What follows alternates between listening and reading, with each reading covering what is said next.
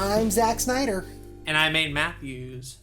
And welcome back to another YouTube podcast, the one-stop shop for anything and everything related to YouTube. The show where Aden literally did nothing but make fake channel artwork for channels that do not exist. And said, fuck it, that's all I'm doing today. And that was it. That was my yesterday. This dude, we have like a good solid hour-long DM session where we're talking about this podcast and a couple of other things. And then he's like, by the way, have you checked my server in the past like 12 hours? I'm like, no, I haven't. He's like, I need you to check something right quick. I go over there and there's a little image. Do you want to describe them or do you want me to describe them? Well, to give you some context, I'll let you describe them individually. I would love some context. But a little bit of context here. I was bored. And that's basically it, really. That's all the context I have. But no. Like, I wanted to work on some thumbnail stuff, and I needed inspiration. But before, like, tackling one of my own things, I wanted to do, like, a little bit of a warm-up type deal. But rather than, like, making channel artwork for a real channel, I instead thought, let's just make, like, a for fun one. And so the three images that were sent in general are all made-up channel artwork for channels that do not exist. And what turned from a warm-up ended up being just a shitpost meme session. And then I made Zach check them all out. But could you describe the images that were in that? Yeah, of course. That art exhibit, as I like to call it. The message says, I'm fucking bored, so I'm going to make random YouTube channel artwork. Number 1, this one is for a fake channel called, and I'm gonna leave out the title for a second. So as from what I can see, there's a purple background with a little satellite from what looks like 2001: A Space Odyssey. Yeah. And in big, bright, white text, it says Bruh TV. So this is a channel called Bruh TV. Yep. And that was pretty funny. I'm gonna skip number 2 because it made me laugh the most. All right, go to number 3. But number 3 is also really fucking funny. And this one, you said this is your favorite. It's got a black and white gradient background with a little Sonic fan fiction type character in the style of those 30s Fleischer cartoons, like Cuphead, and, basically. Yeah, like Cuphead, and in white text, a little funky font and drop shadow, it says "No Nut Gamer." Yeah, you could tell it at that point that I kind of had given up on even making realistic channel names. Yeah, I'm surprised there wasn't more after that. I think you were like, okay, I peaked. I think I'm like nothing I'm gonna create for the rest of the day is gonna be funnier than No Nut Gamer in cartoon font with a little Sonic who's waving. It looks really good. Is the problem? It just looks way really too good. But number 2, yeah, we've got a white border with a orange and yellow gradient background. They're all gradients. The first one's purple and pink. Second's yellow and orange. Third is black and white. That was the kind of a tying theme to them all. But we have a little PNG of a bowl of macaroni and cheese, and in big yellow text, what looks like it would go on the box, just says mac and cheese. Yeah. And that's it. I like the text above it. It says number 2. This one is for a fake channel called Mac and Cheese. It's so fucking funny. But like even to go further with it, it's not just mac and cheese, but they're both tilted.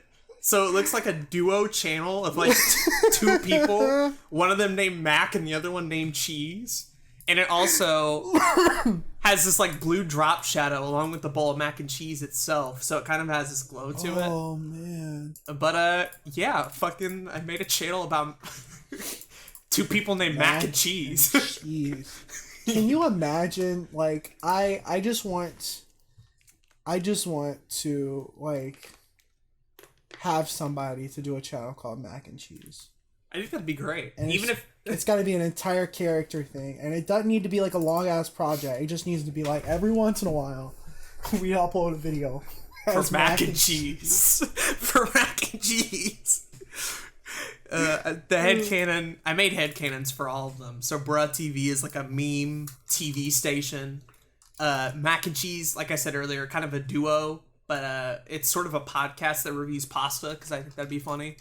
Oh yeah. And then No Nut Gamer is just an incel. There's no special lore behind No Nut Gamer. He's just a. If Mac and Cheese is a podcast, that means there is more potential to do something with that than there would be anything else. The weird thing is the Mac and Cheese one's my favorite aesthetically. Like in terms of the look of it, it works the best, I feel. But I had a lot of fun making all of those and just basically the equivalent of making YouTube artwork shit posts, but they were a lot of fun. It's such a good idea. You could probably make an entire Twitter account just based off of fake YouTube channel artwork. So they're definitely going to Twitter eventually. Good. I'm going to get them on there. Maybe do another series if people like them enough. But yeah, I thought they were pretty epic.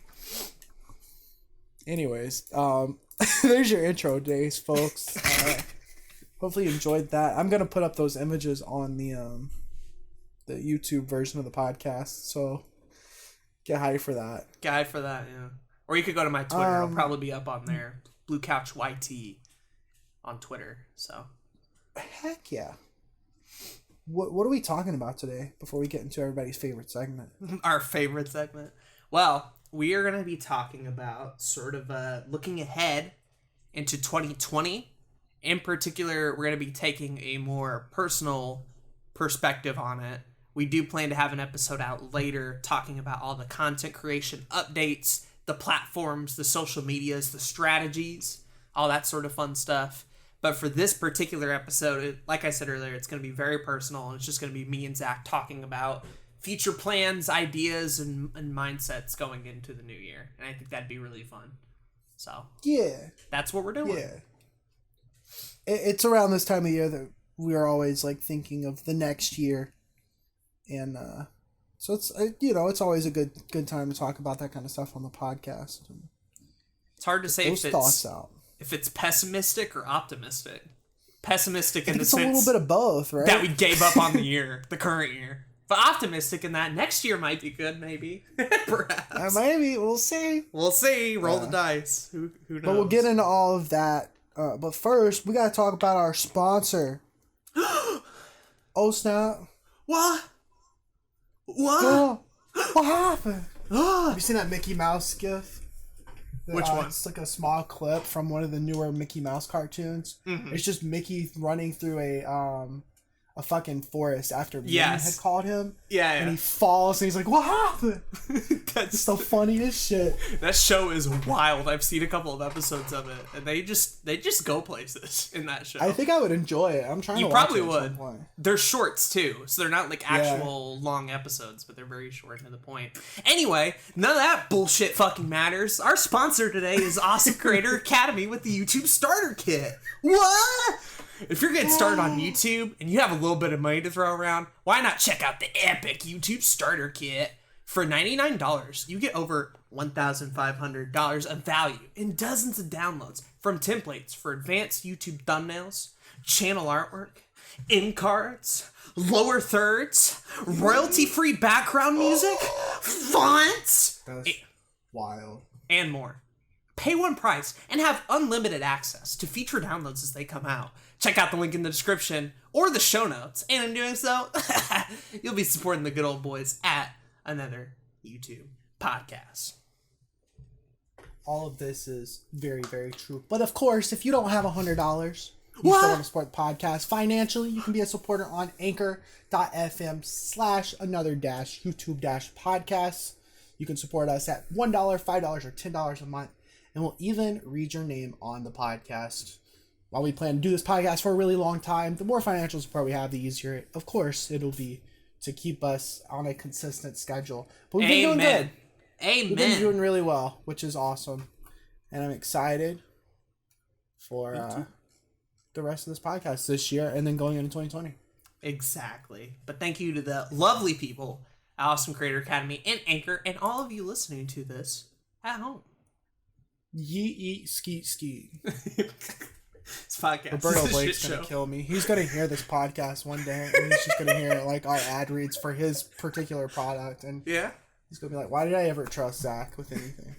Here's my like personal advertising marketing theory here, right? On the one hand, clearly the amount of effort we have put into these ad reads have gradually declined as we continue to do this podcast. Of course. But on the other hand, they've gotten infinitely more entertaining. And from a consumer perspective, I would be more inclined to check out this lovely, awesome Creator Academy for only $99 if the ad read happened to be hilarious as well. So I feel like it's a win-win for everybody, you know? I think so, too. Plus, it's something that I do believe in. So it's not like some random thing we're just putting on here. I believe in it. It fits with our podcast. And it's pretty epic. I concur. Anyways. Thanks to Awesome Creator Academy for that. That's that. Yeah, what's up? It is time for... Oh, shit. Your Week on YouTube trademark TM copyright # symbol. It's my favorite. It's your favorite. It's our favorite segment on this podcast every week. All the weeks. Even though we didn't have it last week. Actually, not that much of a favorite then, I guess. Which means we get 2 weeks of Your Week on YouTube this week. But Aiden and I talked. Mm-hmm. And we're trying to be a little bit, what's the word? Timely? This is not helping the case. Timely, maybe. We're trying to manage our time a little bit better in general, as we've been talking about for the last few months. But in doing so, we're gonna try not to spend an hour on Your Week on YouTube every week. Wow! Isn't that epic? We will still spend 12 minutes on this intro, though. Yeah, evidently. But we had a lot of distractions, so I don't, there's a lot to cover. We did. What happened? It's all I'm gonna be thinking about now for the rest of the episode. It's just that clip in particular. It's so good. I don't remember who started it, so thus you can go. I'll go ahead and go. You go. Go ahead. I'll push it out there. Talk about it. So, last couple of weeks been a little wild. Been putting out the content. September in general was dope. I put out probably more shit in September than I have the entirety of 2019. So that's cool. That's not entirely correct, but it's pretty close. Epic stuff happened. I finally put out my latest album, Grief, on Spotify and Apple Music and all that shit. So that's dope. It's so weird with that album because me and Jay have heard it for a while. So for us, it's not new. But I imagine for everybody hearing it for the first time, it'll be such a jump in quality from the last one to this one. It's so good. For sure. For sure. It was a few month project too, because it's called Grief, and it takes inspiration from the 5 stages of grief and the 7 deadly sins. And honestly, I think it does a really good job at encapsulating my depressive slump for the few months in which it was being recorded and done. It really does kind of sum up your 2019 as a whole, if you want to kind of condense it down to one piece of media. That album, for sure. I think so. Yeah. I think so. But then I also recorded a mixtape in the span of 2 hours a couple weeks ago. And it's... That quality jump that you get with Grief, and even my last album, Why Am I So Awake, it decreases about 100 times down to in the mixtape I like to call it Oopsie. Yeah. A collection of awful ideas. Can you even call that a mixtape? And not just verbal diarrhea? So the reason I'm calling it a mixtape is because it includes some copyright music from other people. Oh, okay. That's and fair. So I can't actually sell it. I have to put it out there for free. For legal reasons. That's why it's called a mixtape. Okay. It's just a mess. It's so funny though. I'm so happy with how funny it is. But it's not something I'm gonna listen to more than a couple of times. And then be like, why did I make this? Why did I do this? Cool. Anyways, Your Everyday Nerd has been going fairly strong. I've been putting out 1 to 3 episodes a week. Actually, it's more 1 to 2, and I'm honestly okay with that. I wanted to get 3 every week, but because of everything else I'm doing, and I felt very creatively. I just felt very creative over the past month and a half. And so I kind of want to see where that creativity takes me and try different things. And not just be like I still got deadlines on myself. I still want to get out 1 to 2 episodes of the show out, but I don't want to feel restricted either. So I'm like testing some things, which is cool. Quick question for the most recent episode, Snow White. Yes. And the 7 epic gamer boys. I haven't asked you about that. I'm curious what you thought about it. Each with the what looks to be a 6ix9ine tattoo on their face. Yeah. Yep. So you probably know which section I'm going to ask the question on. Toward the... I don't. That entire episode had a lot of wild bits. It did. Toward the end, you're talking about each dwarf... And to accompany that, there is an image for each one. I just want to know why, and more importantly, how did it all come together? I guess is my question. Because when I first saw it, I had to pause it each time and be like, "Wait, what does this say?" And each of the fucking punchlines are so good. They're so good. There's so many like funny things. There's a Tinder bit at the beginning too. Oh yeah. But that has some similar ideas. Okay, so I was talking to you about this months ago when we had started watching these Disney movies together, and I was like, I want to watch all of the Disney animated movies, and I want to make videos on them. And so I originally was thinking I'm just gonna do like a video on like a few Disney movies at a time. I'm not gonna have a whole lot to say about a movie that came out in 1937.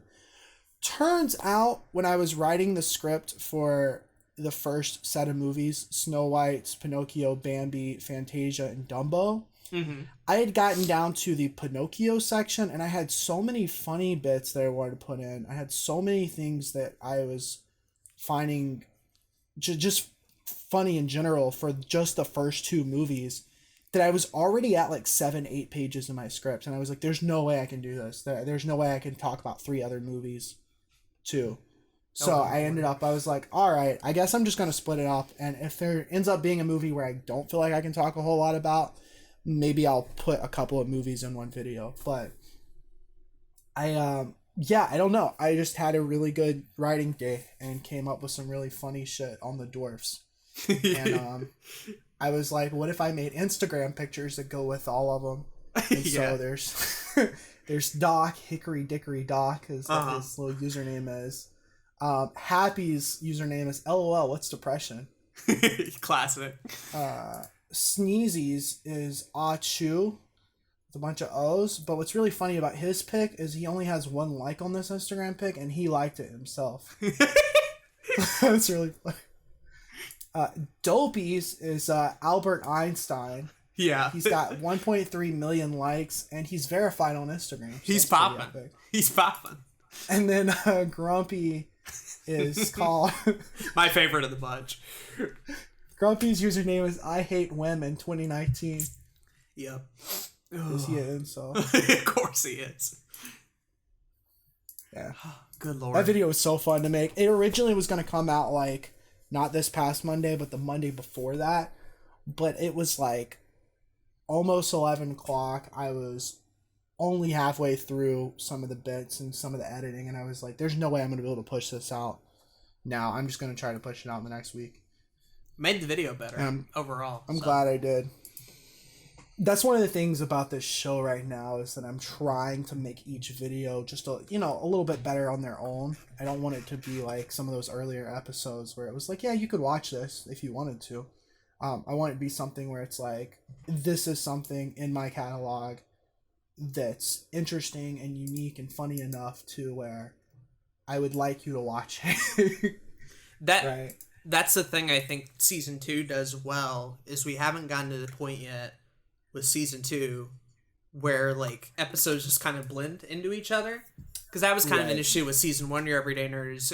You would have like the first couple, and just because the show was new, it was interesting, but then after a while, once sort of a formula was established, you kind of got the gist of the show, and really the only joy in watching it was seeing what bits you would come up with or your opinion, but we already kind of got the format down. Whereas season 2, from a visual perspective, from a comedic perspective, from storytelling, even the thumbnails, I'd argue, each one has been totally distinct and unique from each other. And as a result, I can remember a lot more of them in my head than I can even season 1. And that had 100 episodes. That's so I think each one's a lot better on their own And I imagine once they're in a season all together, once it's done, it's going to be such a stronger set of videos. Yeah, I'm excited. I'm genuinely excited to see what else I can come up with, and try to keep the momentum. That's the biggest thing right now. Sure. I guess last couple of things. Music Monday's been going pretty good. Really happy with the way that's turning out. People seem to enjoy it, which is hype. Made a Spotify playlist of my favorite tracks that I've covered on there. That's pretty cool. And then I mentioned it a couple of weeks ago, but I started doing a newsletter on Patreon because I just wanted to like have something that I could give people on Patreon a little bit more. But I have a newsletter where I talk about all the content that I make every week. And I was doing it by day and like putting every single thing I did Sunday and then Monday and Tuesday.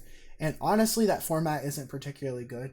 So I changed it and I'm calling it ZSP Weekly. And it's got like, it's got everything that I do, but it's a little bit more readable.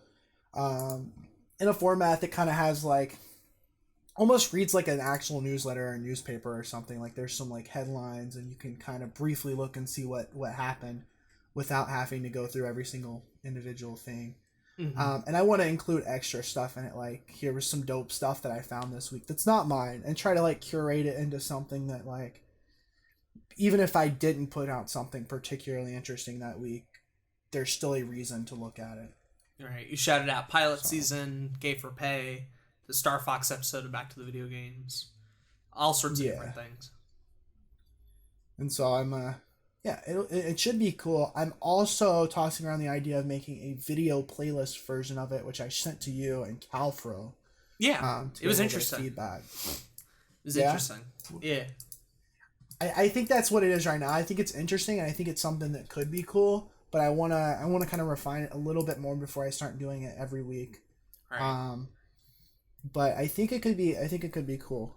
I want to include like different extra clips that you can only see in this YouTube playlist. Kind of some behind the scenes, some outtakes, maybe some Twitch clips, maybe some TikToks, like just different things that I've done that maybe not everybody sees on a regular basis, incorporated in this, because I hear so much about like having email lists and having newsletters and all that kind of stuff, and I've known about that for a couple of years, and I want to do something similar to that, but kind of my own spin on it, and I think this will be cool. And I think it's such a good idea for you specifically with how much you're involved in, that even if you're in the Discord and you have people that follow you, even they sometimes are confused with all the stuff you're working on. And so it can be very hard to kind of digest all of that. And I think the newsletter, aside from just being able to reflect on what you've done, it's also kind of a nice way from the viewer perspective to be like, all right, what fucking random ass video and channel did Zach make this week? All right, now I know. Right. So yeah, because I get worried about that. I get worried that maybe I'm putting out too much, but the last time I worried about that, I scaled back a lot, and then I didn't make as much stuff, and then I got really depressed. So it's in seasons for sure. I think so, and it'll be cool to kind of, put everything in one perspective, so you know exactly what came out, and then you can skip over the things you're not interested in, and go from there. Right. No, it's a dope idea. I'm gonna try to find my own unique spin on incorporating it, because I have a lot of shit I would like to get out there, and aside from Discord, I don't really have a good way of doing that yet. But I also don't like writing, so we'll see. That is fair. We will see how I want to do that. Last thing, I started an anime channel /podcast. Yeah, you sure did. Yeah, it's called Anime Digest. I'm taking a look at all of the anime that came out this year, based off their first episode, and I'm doing a couple of other things with it every week. But we got 5 videos out, 4 episodes in the intro, and it's fun. I don't expect it to grow anytime soon, but I want to watch more anime, and it wasn't working entirely with Your Everyday Nerd, and I still want to make a video at the end of the year or the beginning of next year about all the anime that came out this year. But this is what I was talking about, doing some side projects, getting into some niches specifically for those, like, it's hard to do everything on Your Everyday Nerd. As much as I wanted that to be that show, right. I don't think it's going to help grow that show and make it what it needs to be if I still try to do everything there. That's true. And I think just with the anime episodes in particular, those take a while to do, especially with the type of shit you're doing, where it's not necessarily a review of a series, but like 30 in one video. Yeah, typically. exactly. You have a real habit of like covering a lot of anime in one video. Yeah. And so stuff like that specifically, I felt Anime Digest is cool because it can actually have enough content to stand on its own legs outside of Your Everyday Nerd. Right. And I'm not sure like the video game version of Zach could have had enough content to do something like Anime Digest for. At least not with the type of review stuff you're doing on Your Everyday Nerd now. That might be a future thing. I don't know if I spoiled anything, but my thing with video game content is like I've thought about like a version of that for specifically video games, but I'm gonna be honest. I think Your Everyday Nerd is the best place for that. Plus, we got the Let's Play channel. Plus, I do Twitch streams, and honestly, like video games is probably one of the things where it's hard to make a lot more content on because your average video game takes anywhere from a few hours to dozens of hours to complete. So the joy of making a show about video game related content in the current year. Yeah. It's fun. Yeah. I enjoy doing it very much. I've thought about maybe just doing a show where it's like going through all the NES games, but it's like that's kind of retreading Nintendo history shit. I'm already kind of doing that on Your Everyday Nerd as it is. Plus, I don't want to do a standalone video talking about Clue Land. So I don't think anyone does. I don't either. But no, I think that specifically Anime Digest they're not entirely difficult to make either, which is really cool. I kind of came up with the format very easily. And I'm doing something similar with CW related TV shows and the Arrowverse, and that starts also like next week. So that'll be interesting trying to balance everything. But I think it'll be cool. We'll see. We'll see what happens. But yeah. Dope. That was your week? My week on YouTube. Epic Gamer Week? Heck yeah. He uploaded a Jack and Jill episode of Fire Red. I thought that was pretty epic. Oh yeah. Yeah, I'm still uploading Let's Plays. I forget about that usually. But they're happening. No, that Fire Red series is one of my favorite things we've done this year, if I'm honest. I like having it back and being like, man, the commentary in the show was good. It's really entertaining. It's really funny. Shit's solid. And it's kind of like my one of my focuses with that channel for the end of the year is just like, if we don't finish it, I at least want to get a lot into it just because like I have fun recording them, and it'd be nice to see that series go places because I know you haven't played through that game at all, and I know it's coming up. So. That's true. Yeah. That's true. It's every time I watch one of those episodes, there's like two sides of my brain working at the same time. There's one side from like the entertainment value and the conversations and the comedy perspective, and that stuff's fun. Uh-huh. But there's this also like Pokemon nerd analytical side that just hates every move you're making in the game and wants to write like a bitchy 3-paragraph ready comment. In this battle, you use this Pokemon and this move when in actuality the preferred strategy, like that shit. And it's just a constant telling my brain to be like, Aiden, he doesn't fucking care. This is not helpful I think what's at all. Particularly funny Repress those feelings. We haven't recorded an episode of that since like April, which means it's been a while. Yeah. I'm gonna be even worse at it when we get back. So I'm ready for it. That'll be interesting.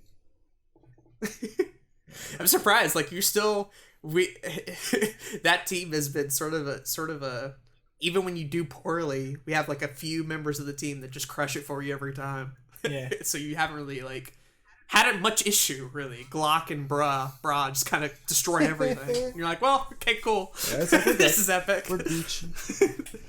This is epic. I agree. All right. So good old Aiden's week on YouTube, trademark TM, copyright, #, etc. Whatever you want to call it. So I have not been at home for the past two or so weeks. That's right. Yeah. Been trying to replace the stupid ass kitchen floor, and we thought it would only take a week, And then we waited through that week, and it didn't come out, and it didn't work. We had to get a different crew of people, and now they're doing it this week, and it might take a little bit longer. I've heard it's actually going to be 2. So I've kind of been away from a lot of the content creation stuff, not by like choice, but because I literally have to. Right. I still have my internet and gear at home, and while I could record, them tearing up the floor would be so loud and obnoxious, it wouldn't be worth anything. So I've moved a lot of my stuff over to my grandparents' house, which is where I'm at now, and am trying to get at least the stuff that I can easily sort of upload, which means like Aden on Anchor, or this podcast, or one of the many lines on your gaming shit that I already have fully edited. I just need the internet to upload it. And then going to my mom's work and actually uploading all that stuff. So a lot of what you've been seeing from me for the past couple of weeks have just sort of been smaller ass videos. Like Aiden talks about a Nintendo Direct from like a month ago. Yeah. But it was already edited, so like I need content. Still a good video. I like the camera angle. I like how it was positioned and set up. Yeah. I love that format in general.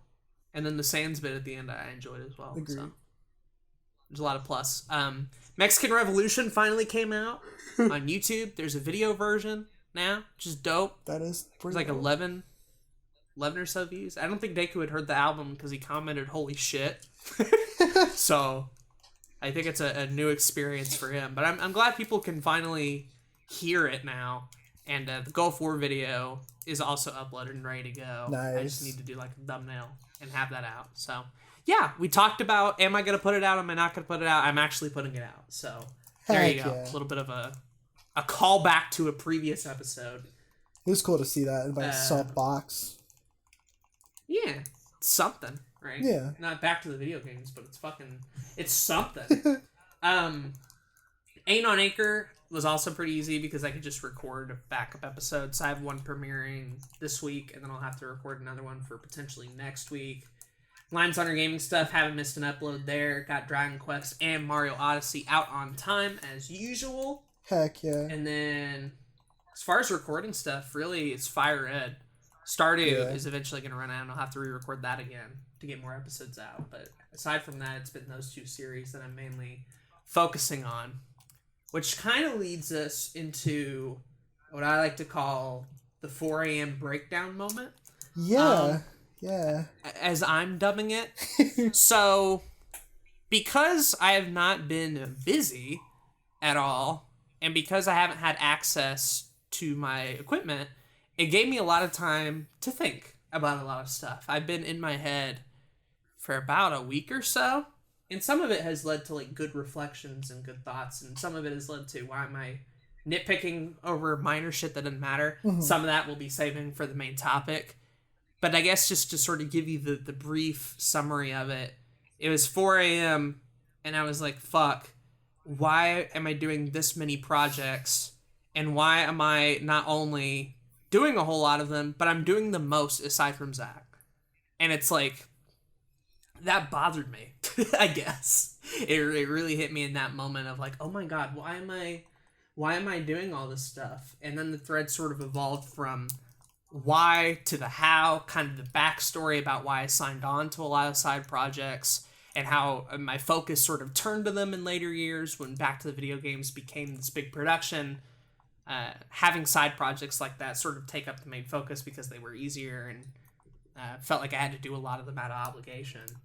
And the thread just sort of ended with like, yo, I can't cancel any of these. I might, who knows. But I think what I can at least do to make myself feel better about all this is to, from here on out, go with the mindset of main channel stuff first. And that basically just results in me not putting myself out on a limb for other people until I can get my own shit figured out first. Mm-hmm. And so that made me feel a lot better, because I'll be honest, like, as great as getting all this side project shit done, it has most definitely come at the cost of potential Back to the Video Games, potential Blue Couch Productions videos, and I would even argue potential growth that I could have had in that period of time by challenging myself into doing more advanced projects because I sort of fell into a comfort zone and an obligation of doing all these side projects that we've talked about 1,000 times. For sure. Streams, Lions Honor Gaming, podcasts, and even taking the step back and realizing, oh shit, I have more shit planned for 2022 that I'm not even ready for. And so I really needed that Twitter thread to kind of just write it all down, see where my headspace is at, step back a little bit, and then at the end realize, like, oh, I need to focus on me first before I can continue this, or I'm gonna burn out or be mad or something else. Right. It's crazy because I think that us two in particular and a couple of other people in our community are in such a weird place where we have taken on so many more of these like creative projects because we understand the potential in all of them. We understand is like huge in a lot right, of them. and it's not even just ROI. It's not even just like, oh, we're gonna grow. This helps our brand. Blah blah blah. It's almost like, it's like, what if we lose out on the opportunity to do these things? Right? Like we have the opportunity now to do them. They're fun. We enjoy them. That sometimes it's hard to realize that sometimes too much is not a good thing. And sometimes too much of these side projects or these other things could take away from what we're doing with our health or what we're doing with our main project stuff. And I think for you, what's happened over the last few months and even probably the whole entire year is that a lot of your side projects have become your main projects, and something like Back to the Video Games has become a side project. Right. And I hate that for you. And I completely understand it, right? Because I've definitely been in the same boat. And you could argue maybe I still am in that same boat. Like, I don't know. But I think that realizing that this has been an issue for you and taking the step to, like, you know, reflect on it is a really good thing. I'm excited to see what that turns into. I think that's the key word in all of this, is just me reflecting on it and having the self-awareness to realize that this still very much bothers me. Mm-hmm. Even though I've put it off for a lot of it, I think was just sort of the smart decision all around, because like side projects in and of themselves are not an issue. Right. There's a reason like I don't go after Zach and be like, yo, why are you doing so much shit or whatever? Because Zach knows what he's doing and why he's doing it, right? Right. There's a bit of self-awareness there and how much stuff he wants to make and how many projects. And if he's okay with it, he's okay with it. I think for me, I wasn't okay with it. That's right? interesting. That's so interesting. And I hadn't been okay with it for several months, one could argue, maybe even a year.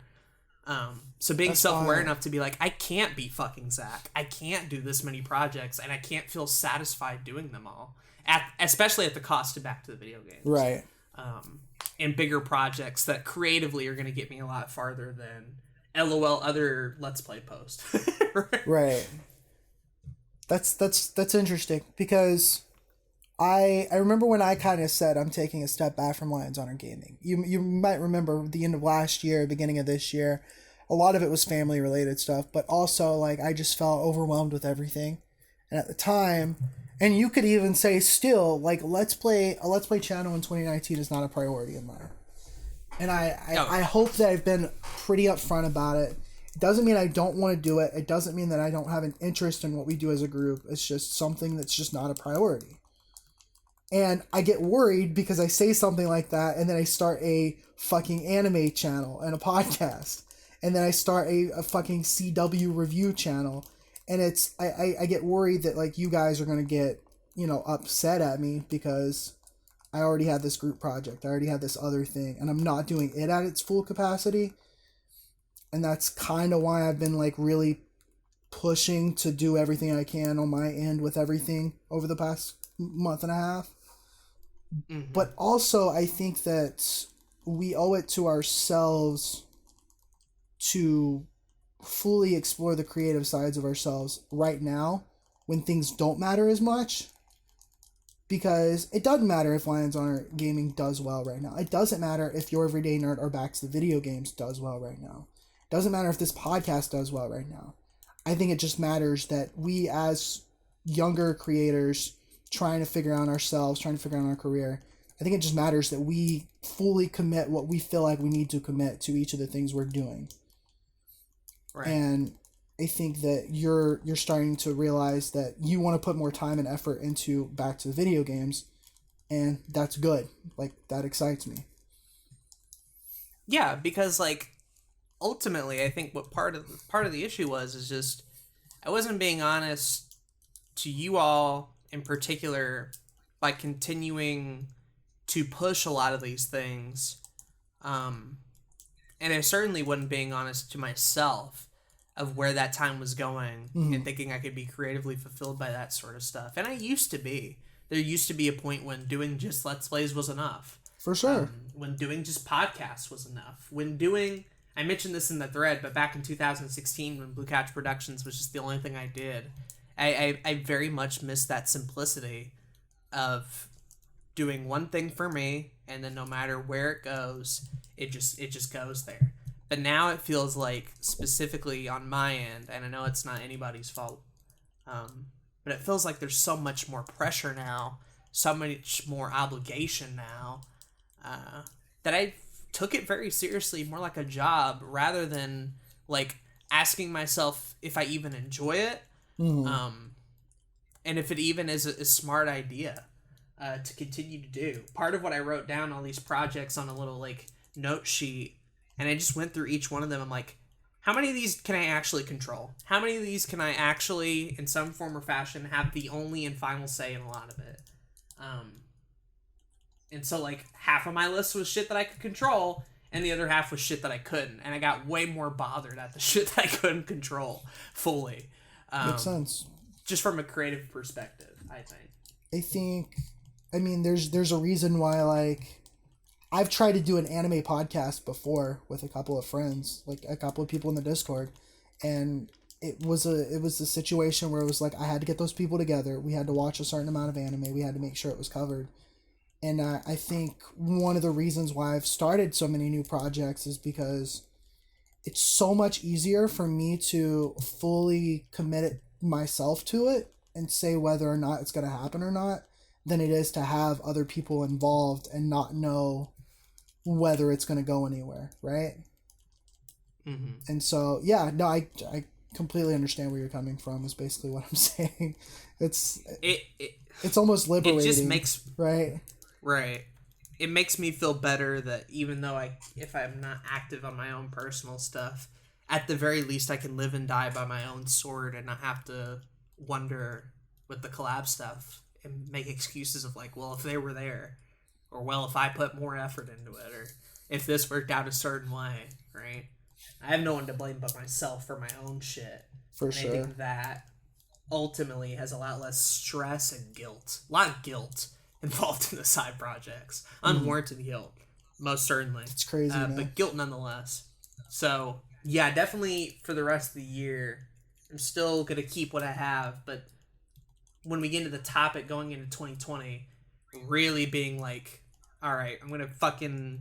Any obligation that I had to people, I'm going to finish. So I'm not going to, cancel any of that until I get my end of the content out. And then at the end of the year, be like, all right, fuck it. I did everything I could. Where do I need to go from here? Right. And I couldn't just do that in the middle of September with all these different things going on. It wouldn't be fair to you all. It wouldn't be fair to me. But come December, I'm going to make sure I have all the shit done on my end, and we'll fucking see, right? But I don't want to push that on anybody. But that night in particular was just sort of a wake-up call for me of being like, yeah, I can't do this for 3 more years and expect myself to grow in any meaningful way, shape, or form.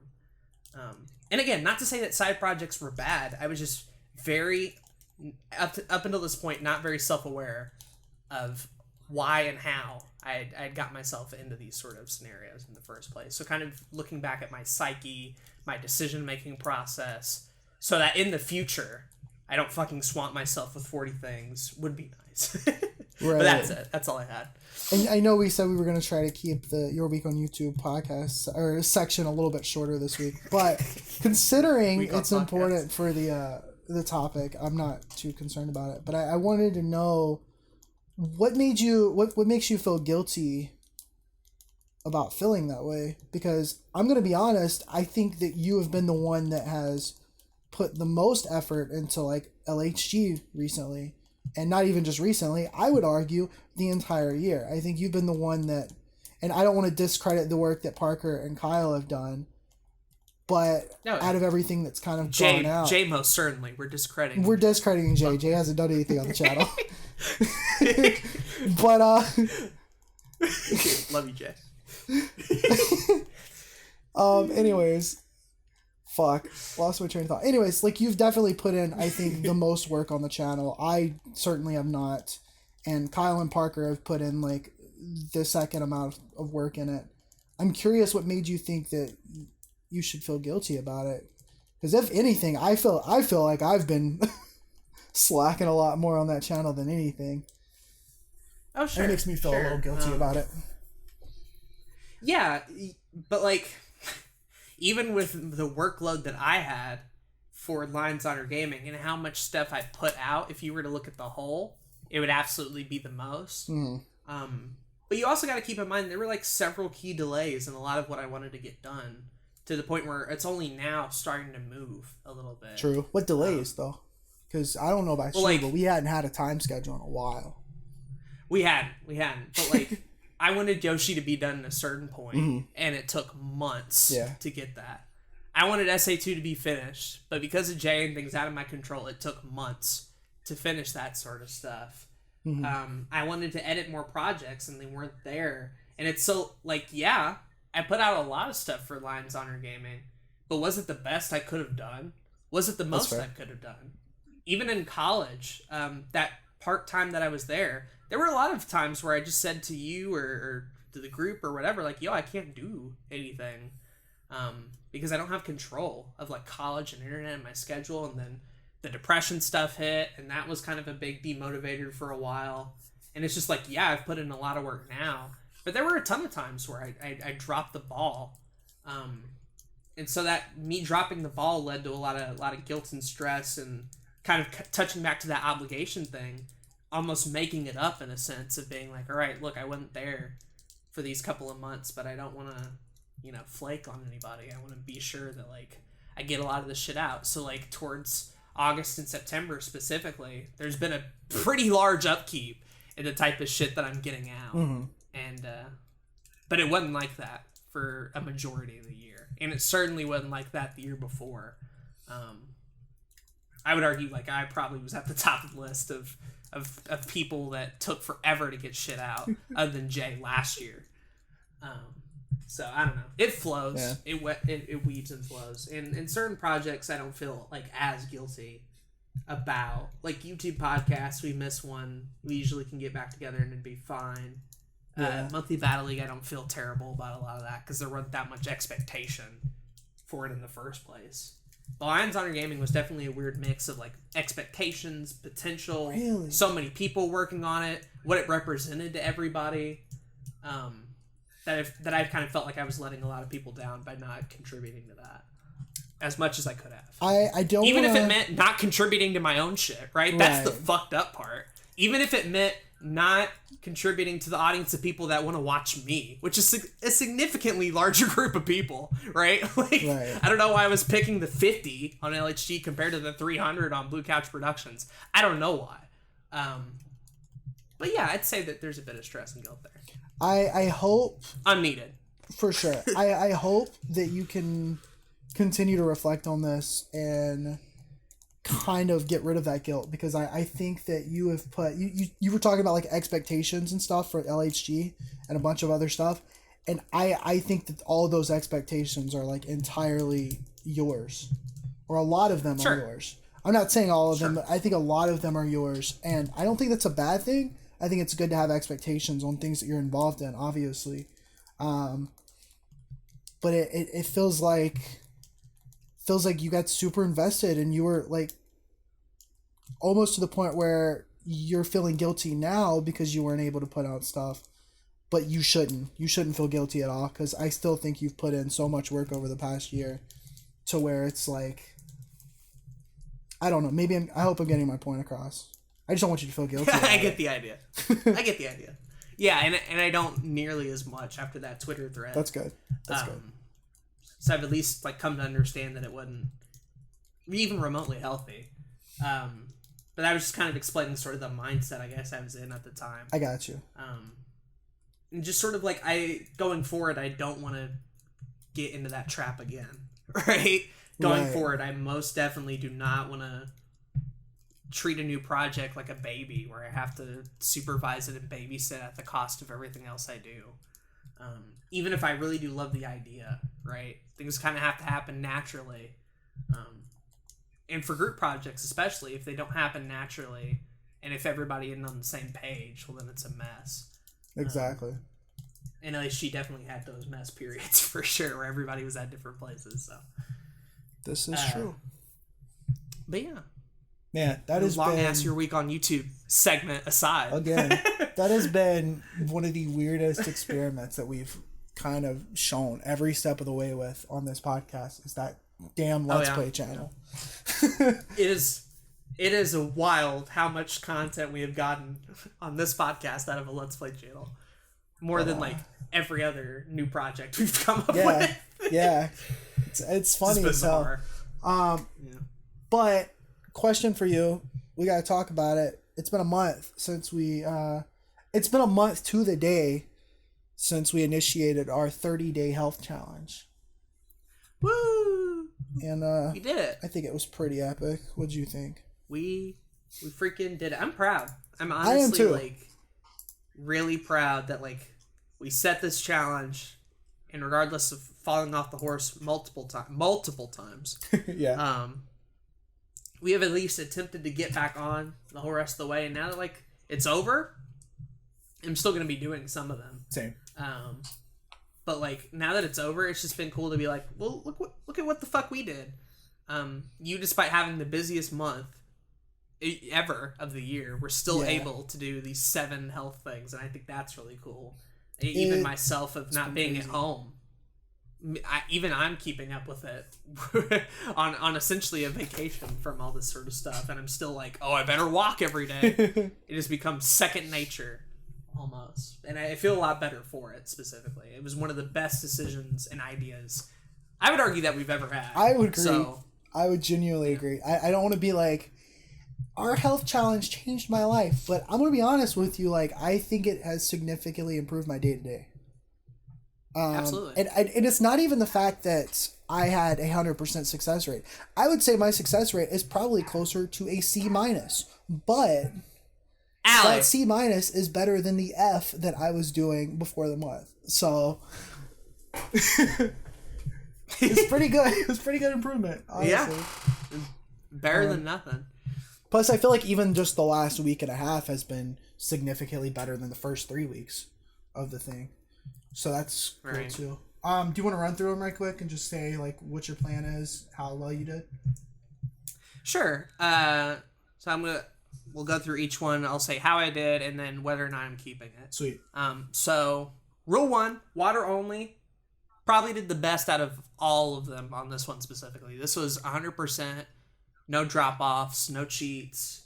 I had a couple of Powerades here and there, I guess, but we both kind of talked about that and we were fine with it. Yeah. Had a smoothie, I guess. But no sodas, no tea, no any caffeine or stuff like that.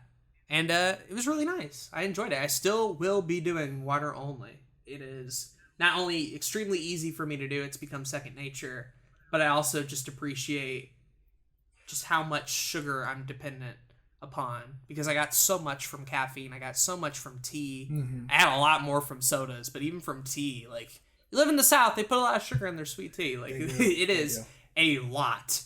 So even going from that to water has just been like, I'm not getting weird caffeine highs and drops anymore. I'm not getting sugar highs and drops. I feel natural most days. And sometimes I wish I had that sugar boost, but, you know, I much prefer this average sort of state of being.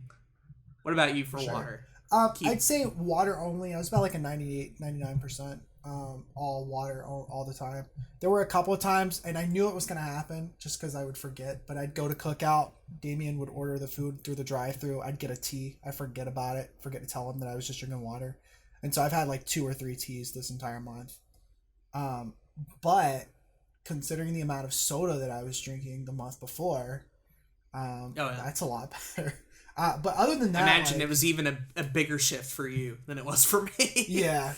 And it wasn't that I was drinking too much soda. It was just that I was drinking soda, and soda's not healthy. And but I've got like a 2-liter water bottle that I've been like filling up every single day, probably a couple times a day, honestly. I got 2 of them. So I've been drinking way more water than I had been before, which has been good. And the occasional juice. We talked about that before. But right, we were fine with that. Yeah, I'm gonna be continuing it for the most part. It'll be around like that 98% where it's like occasionally I'll get a tea, but I'm not gonna buy any more sodas for a long time. If who knows, probably for a very long time, and then just drink a lot of water because it's pretty good. I like water. I concur. Number 2, bed by 12 a.m. And so this is a weird one to calculate how well I did on. Because from a very base level, I technically was in bed most nights by 12 a.m. Now, did it have the desired effect of me falling asleep earlier? Not necessarily, because I had my phone in bed and TV and other such things. But I was at least physically in the act of being in bed by 12 a.m. So I feel like on a very base level, I got that part down. But there were definitely distractions here and there. My sleep schedule definitely isn't great currently. And a lot of that had to do with like stomach pain and working on stuff here and there. But like early on, it was pretty simple and relatively easy. I'd say I'd probably give myself like a 70%. Like, not every night was a winner, but at least most nights I was at least in bed by 12 a.m. And I think that alone is sort of setting the habit, even if it didn't go through most days. Will I be doing it? I'm going to try, I guess. Yeah, I feel that. I'm going to try. I'm not going to hold myself, like, terribly accountable if it's a little bit later or a little bit earlier. I just think, like, the point from here on out is to not be up at, like, 5 a.m. in a Discord call, at least intentionally. Oh, for sure. And that was the main thing of trying to avoid that behavior of staying up late for no reason. Yeah, that's good. Definitely some progress, though, for sure. Yeah. Which is epic. How about you? This is the one I was most worried about, and this is the one that I failed on for like a week and a half. Like, when we started this shit, like, it would be like, oh, I'm in bed by 12. Oh, fuck, I haven't gone to sleep till 2:30. Oh, I didn't get in bed until 5 this morning because I was working on shit. And it was like, I think one of the coolest things about this health challenge is taking a couple of these things, realizing that I was failing at it, and figuring out how could I succeed at it. And that was kind of the real challenge of it. And I did figure out how to succeed on it by the end of the month. In fact, I've been going to bed pretty much before 12 every single night for the last 2 weeks, except for one night.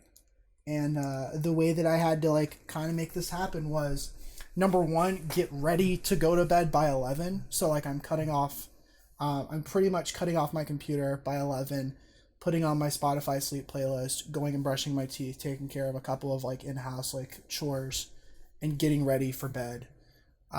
2, putting my phone on the other side of the room so that I'm not tempted to go on it while I'm in bed. So just having good sleep hygiene. And 3, setting up a wake time. So like I was very early on getting in bed by 12, but then not going to sleep till 2:30. And then next thing I know, it's 3 o'clock in the afternoon and I got to be back in bed in 8 hours. I was just LOL. Physically can't do this. I got too much I got to get done in the day. But yeah, that's been very helpful over the last like week and a half, almost 2 weeks. I've been getting up at 7 a.m. every single day except for one day, which I got up at like 8. And it's been great. It's been honestly the best thing on this list, I think, for me. Yeah, because I know how much you were struggling with it and talking about it. So I'm glad you kind of figured a workaround by the end of it. Yeah. It's still not easy. Like, I still have to like... It's been setting my alarm for 7, not setting an additional alarm after that, and like really pushing myself as soon as I hear that thing to just get my ass out of the bed and walk out of the room. It has not been easy, but I think it's definitely made a positive impact on my day-to-day. You gonna continue doing it? Yeah. I plan on doing that for as long as I can do it, honestly. It gives me more time in the day, and as long as I don't run into like the migraine sessions, then I think I'm going to be able to keep it going for a while. Neat. So yeah. All right, number 3, walk and run 2-day rule. I was pretty much 100%, if not like 99%. That's dope. On this one in particular. This one was probably the most fun for me, and out of all of them was probably the biggest health benefit, I'd say. Because before this, I didn't really exercise or even get up off the desk for a lot of the time. Mm-hmm. And even dedicating 10 minutes to walking or running and having that 2-day rule in place meant that at any point, I just felt motivated to do it and wasn't scared about potentially failing it. So I just crushed it. I like walked 20 minutes a day most days. You know, Nice. I made it a thing where I would, like, as soon as I got up, wanted to do it. I'd let my parents know. I walked up and down the street at my grandparents' house. They have a big backyard, so I walked up and down there. I got fucking stung by a yellow jacket one day, which wasn't good, by walking and running. But aside from that, it's been relatively healthy for the most part. I absolutely love doing it. Want to get more into the running side of things because I've mainly just been walking. Mm-hmm. I'm absolutely doing this one for me and because it's so much fun. My biggest change on this entire thing was number 3. Awesome. That's dope. Yeah. For me, this one's interesting because I started kind of doing some walking more often a few months ago, back when I was really trying to like start the whole health stuff before we started this challenge, which has been, by the way, thank you for being an accountability partner for this. I think just by having another person, it has helped significantly more. Your brain can go to it, like what's Aiden doing on the other side, or right? Like you have a goal at least. Exactly. This one's probably a good like 95% for me. I think early on there were a couple of days that I missed. I went outside. I went downtown for like 5 hours and played Pokemon Go with some friends, and then the next 4 days did not walk at all. So that wasn't exactly epic. But since I've been getting up at 7, it's been very easy for me to like do our next rule, meditate a little bit, and then go walk and listen to a podcast and come back. It's been pretty cool. Cool. Speaking of number 4, meditation hours. This one did not go anywhere for me.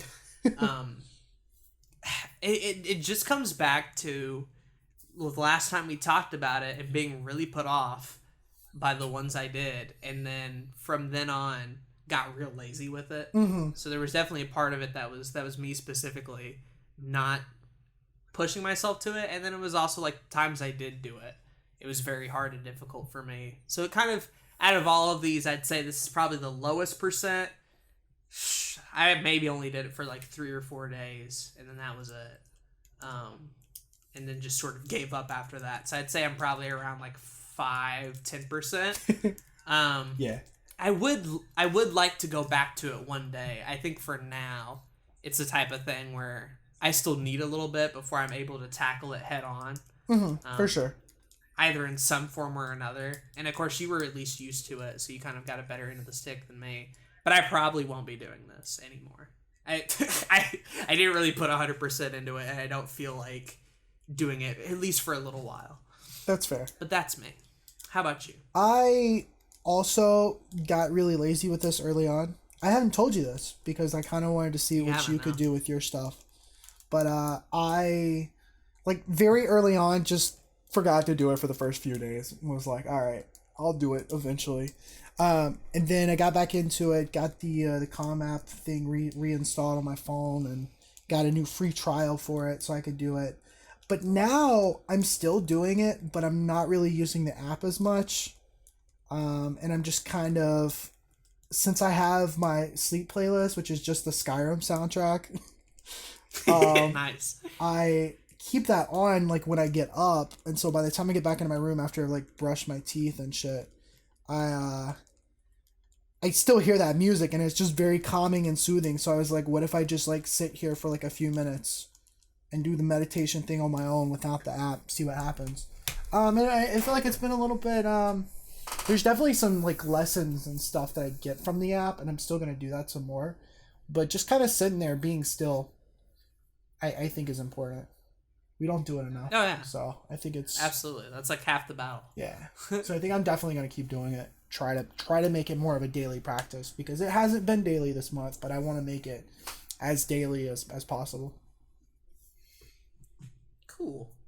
Yeah. So 5 was a big one for me. Shower and teeth, hygiene stuff in particular, I've slacked on for a long time now. So it was finally good to like get back into both of these, going hardcore at it. Mm-hmm. Even if it did take a lot of time, and even if my teeth did hurt, I gotta say overall I was probably around like 80% on this one. Sweet. Occasionally missed the teeth thing, just because like I'd forget, because I'd get out of the shower, change clothes, and then be like, oh, I forgot about my teeth. I also included a little bit of shaving into this, just because like it was right there. Yeah. So I've been like occasionally shaving the stubble and the side hair, not the mustache, though. The mustache staying. So I've been doing that, and I don't know, it just feels really good to shower every day. It kind of gives me that little burst of energy, and it like in general, I just feel better when I'm fucking clean. This is nice. For sure. And then even my teeth, even though there were some days when I missed it, it definitely had gotten better by the end of it, where I didn't feel like I was putting so much stress on them that they were bleeding every time I even had like a bristle up against my gums. You know, it still does that occasionally, but it wasn't nearly as bad as when I first started, and they already like feel a little bit better. This is one that like I wasn't as 100% with like water and bed and walk and run, but I definitely toward the end of it really kicked it into high gear. And I absolutely, again, will be doing this one in the future. I hope so. Yeah, I'd hope so. Yeah, you'd be a little concerned if you'd be like, well, showers are kind of a gimmick. Honestly, don't want to do that. I think what's funny about this one is it's like most people probably saw this one and was like, shouldn't you just be doing that in general? Easy. Like that's what we do every day. And it's like, yeah, for sure. But I think it's when you're in this kind of, doing YouTube all the time, working as an entrepreneur on your own, or, just kind of being at home all the time. You don't go out that often. So it's like, you really don't have to take a shower every day. You're not impressing anybody. No. You're not even with what we were doing, we weren't even that physically active to begin with. So it's like, I'm not sweating or anything. I got air conditioning. But no, it's been another like positive for me, for sure. Just kind of being a little bit more active in brushing my teeth. I generally took showers every day anyways, but even on the days that I didn't feel like it, like I kind of pushed myself to go ahead and do it. And yeah. This is one of those that I'm glad like there wasn't like a shame aspect to, because that would always be the problem of being like wanting to change it, because like every time I would bring it up in my head, it's like, well, like if I say this, then people are gonna be like, you should have been doing that already. Right. It's like, well, I don't want to get shamed into doing it. I just want to do it on my own terms. For sure. And so it was nice with this challenge to kind of come into a pretty safe environment and be like, yo, can we just do like hygiene stuff? And you were like, sure. So that was very helpful for me, just knowing that like wasn't any shame aspect to it. It was just fucking, I really want to do this, and I'd like to have a partner along the way in that one. So that one in particular was super helpful. I agree. Sweet. Number 6. Oh God. What you laughing for? Aiden, yeah. I've got my food journal right here. It's in a notebook. You want me to send you PDFs of every single? I don't want a PDF. Good, cause do not. You might not have anything. Let me. I'll take this one first. Yeah, go ahead. So I was pretty adamant about my food journal very early on. I made sure it happened. Same. And hold on, I'm gonna pull it up right quick. It's actually on my computer. Let me pull it up right quick. I gotta. Mine's at my computer at the house. Gotta log into Evernote. Hold on. LOL. It's been about a week since I logged into Evernote, so. That should give you an idea of where this is going. This is taking forever. Come on. Evernote been stupid today. All right. So I was trying to figure out specific days, but there was. Oh, here we go. All right. So great. Okay, so September 2nd through like the 13th, very solid. 2 weeks, like just straight. Got these down. I'm not gonna tell you everything on the food journal because it's fucking stupid. Everything is awful that I ate, but like I was filling everything out, and then the September 14th I completely forgot, and so I didn't remember the food journal until September 18th. So I had a good 4 days to like fill out shit, but I completely forgot what I ate. So I filled out the 18th, I filled out the 19th, and now it's October 3rd, and I haven't touched it since. I think, like, my problem with this one in particular was, like, I'd remember, oh, it's a 7-step health challenge, and I'd be able to remember the other 6, but for whatever reason could not remember the food journal one ever. Ever. And I think part of that was just, like, I had it on Notepad, right? Like, on my computer, so it was very out of the way. I didn't have to think about it much. So most days I just forgot it. And the sucky thing with that is, like, once you forget it, like, it's hard to go back to it. I kind of wish we maybe had a 2-day rule or something with this one in particular. Because just the way it was structured in general, I felt like it was already kind of setting us up to fail. I will say what helped me with having it on Evernote was I could just pull it up on my phone, too. So it was very easy for me to fill it out. My issue was I stopped caring about it. And it's not that I didn't care about the quote-unquote health benefits of having a food journal. Because I did. In fact, I would say by doing it for a couple of weeks, I kind of realized how bad my health is, and it made me think more about what I was putting in my body. And so, like, I have been making some positive changes in some certain foods and, like, getting these antioxidant-infused juices, like, because I know I need more fruits and vegetables in my life. So, like, it's been very helpful in that aspect. It's just that writing these things down... it's tedious. I forget about it, and I'm glad you got something out of it. I was probably about a week or so fully in, and then forgot again, and then would do a couple of days and then forgot again. So I'd say I did a little bit more than the meditation one, maybe about 20% or so. But no, I did get the same benefit as you of just realizing how much shit I just eat on the daily. And how much of it just, like, isn't healthy. And how much I'll look back and it's just like, oh, today I ate a bag of Doritos. And that's about it. LOL. Yeah. And, like, that isn't really nutrition. Just even just how little I ate was surprising. Which is going back and being like, why does this only have 4 things? Right. And then I think about it. I'm like, well, I only ate 4 things that day. It's probably not the calorie intake I'm supposed to be having there. But unfortunately, I think what really held me back on this one in particular was just the inability I had in controlling it and changing it, I guess. Right. Just because I didn't buy groceries. The stuff that's easy to make happens to be junk food related. And so it was really hard for me to actually change that habit. But I've at least, from the food journal, acknowledged it. Which I think is the first step, ultimately. I think so. I probably will not be doing this. Although I do want to tackle a food-related thing for later on.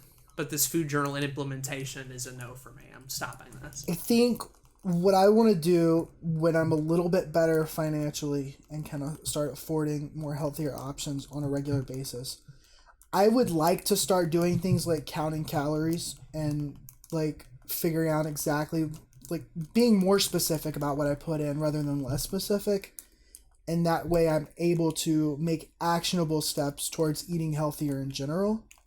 But I'm not going to write down everything that I'm eating right now because it's probably just going to make me a little more depressed than it would help my health, right? Right. Because, I don't eat the best. And, same. It would be like I didn't eat a whole lot today or I ate too much today. Right, very sporadic. Like, some days I'd go ham on a lot of shit, and other days I'd like, I can't have eating. So, like, there was no balance to any of it. Meals weren't even a thing most of the time. It was usually just snack food at random times of the day. Right, there was no really schedule to it at all, which was fascinating to figure out. I noticed that too. Definitely, probably the biggest dud for me though, out of all of these. I think that is the same for me. I think this was definitely the worst one. not the worst one that we like put on the list, but just like I don't think any of these are bad. I just think that was the one that I had the least amount of success on. Right. And then finally, number 7, stop watching so much gosh dang YouTube, and for your case, YouTube and Twitter. I went through a weird thing where I was very strong on the YouTube stuff for a while, for like a couple of days. And then the incognito thing happened, and then I really only used it for like uploading and streams. And then that turned into just using it in general. And then that turned into me having to constantly log in on the incognito tab, and I got tired of doing that. Which decreased the time for a little bit, but then I just moved to mobile, right? And that's sort of where I got to the starting point at. Weirdly enough, though, the Twitter time gradually decreased, not through anything I did on my own, but I wanted the Spotify app on my phone to listen to podcasts, because Anchor's a dumbass on mobile. So I had to get Spotify, but I didn't have enough room, so I had to delete an app. Wow. And I don't need Twitter app anymore, so I deleted the Twitter app for Spotify. Nice. And now the only time I check Twitter is by going to Safari, typing in mobile Twitter, and logging in, which means that like somehow I've conditioned myself to never really want to check Twitter other than a couple of times a day. But that wasn't through this challenge at all. It's just so happened to coincide with all this going on at the same time. But no, YouTube, I definitely fell back in old habits for sure by the end of it. I'd say we're more around like the 20% range. It started off very strong, and then I just realized I like watching people. I like watching content. I like staying up to date and informed. I realized I watch way too much, and I waste an inhumane amount of time on it. But it was just so easy to do, especially when I was bored or whatever and wanted to check out stuff. And then seeing your guys' stuff and with how much you were doing this month, it just got harder and harder the more I went on it. So, what about you? How'd you do on this? I know you had some struggles. I definitely had some struggles early on, because it was like I'd be watching a bunch of YouTube and then, I got to upload. And now it's gone into, it's told me I can't use YouTube anymore. It's like, well, fuck, I guess I'm getting incognito. So, to be 100% honest, I was pretty good for about 2 weeks. And then I had started uploading more and more. And I was so frustrated with getting that damn stay focused on my screen. I got rid of the app. Really? Wow. I never went that far. However, I will say that my YouTube and Twitter consumption has been like 90% less this entire month. Like, the only reason I got rid of that app is because it was getting to be an issue that I was uploading so many different types of things, and I was looking at analytics, and I was doing stuff for clients that I could not have that be a distraction anymore. It ended up being, it was so weird, because I set it to 3 hours one day. I changed it from 2 hours to 3 hours, because I also had Twitter on there, and it was still like cutting off because I spend so much time doing this content creation shit.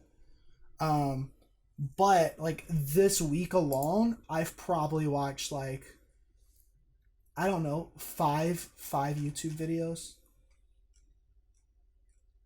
Like, crazy. Significantly less. I watched Matt Diavella talk about the key to happiness in a distracted world, and I just had that on the background while I was doing other stuff. I watched this guy named Jimmy Zhang earlier today while I ate. And then I saw maybe like 1 or 2 Anthony Fantano videos yesterday.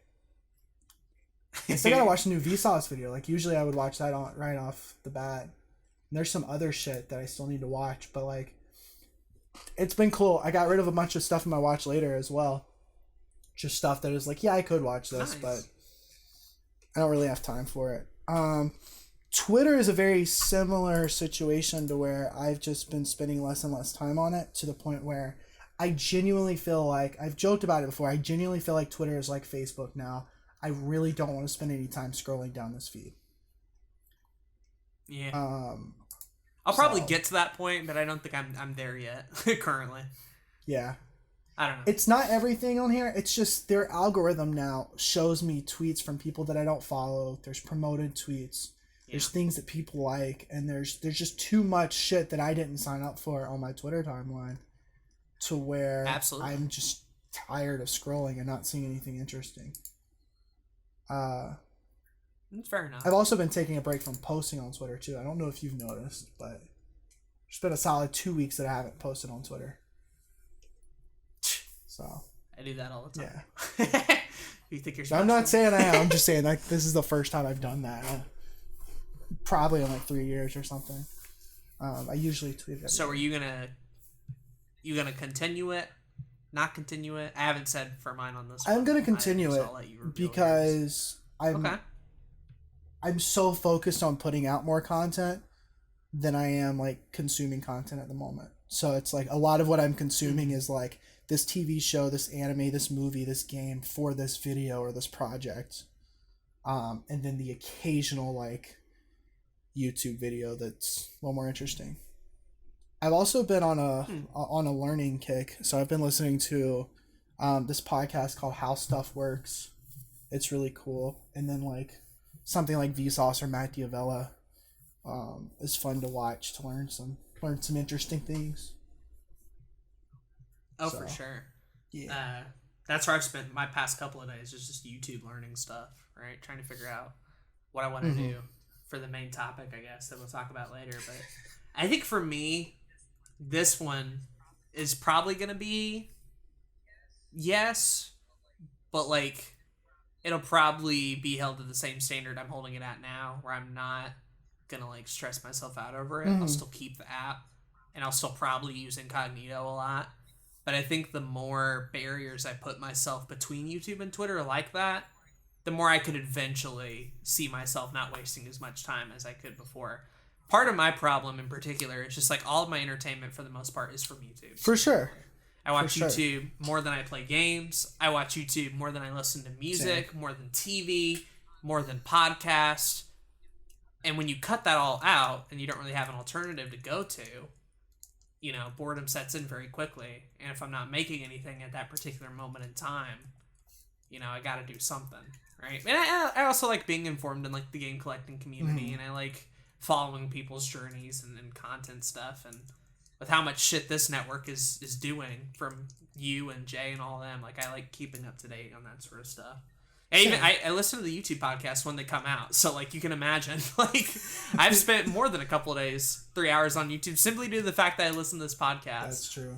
Outside of its recording, but even now, I can do that on Spotify now. Usually, right when it comes out. That's actually how I listened to all of Titans in the Trash Bin, was through Spotify. So who knows? Spotify might be my saving grace on a lot of this shit. I could probably transition from YouTube into Spotify and actually learn a few things and maybe even stay on there more than I do YouTube. But we're not there yet. I think we could probably do an entire episode on how to be less distracted in the internet age. Oh, for sure. I think that'd be kind of cool. It's not like a new topic. Like a lot of people have been covering like digital minimalism lately. But I've been watching and reading a lot of stuff about digital minimalism and not watching as much YouTube and stuff.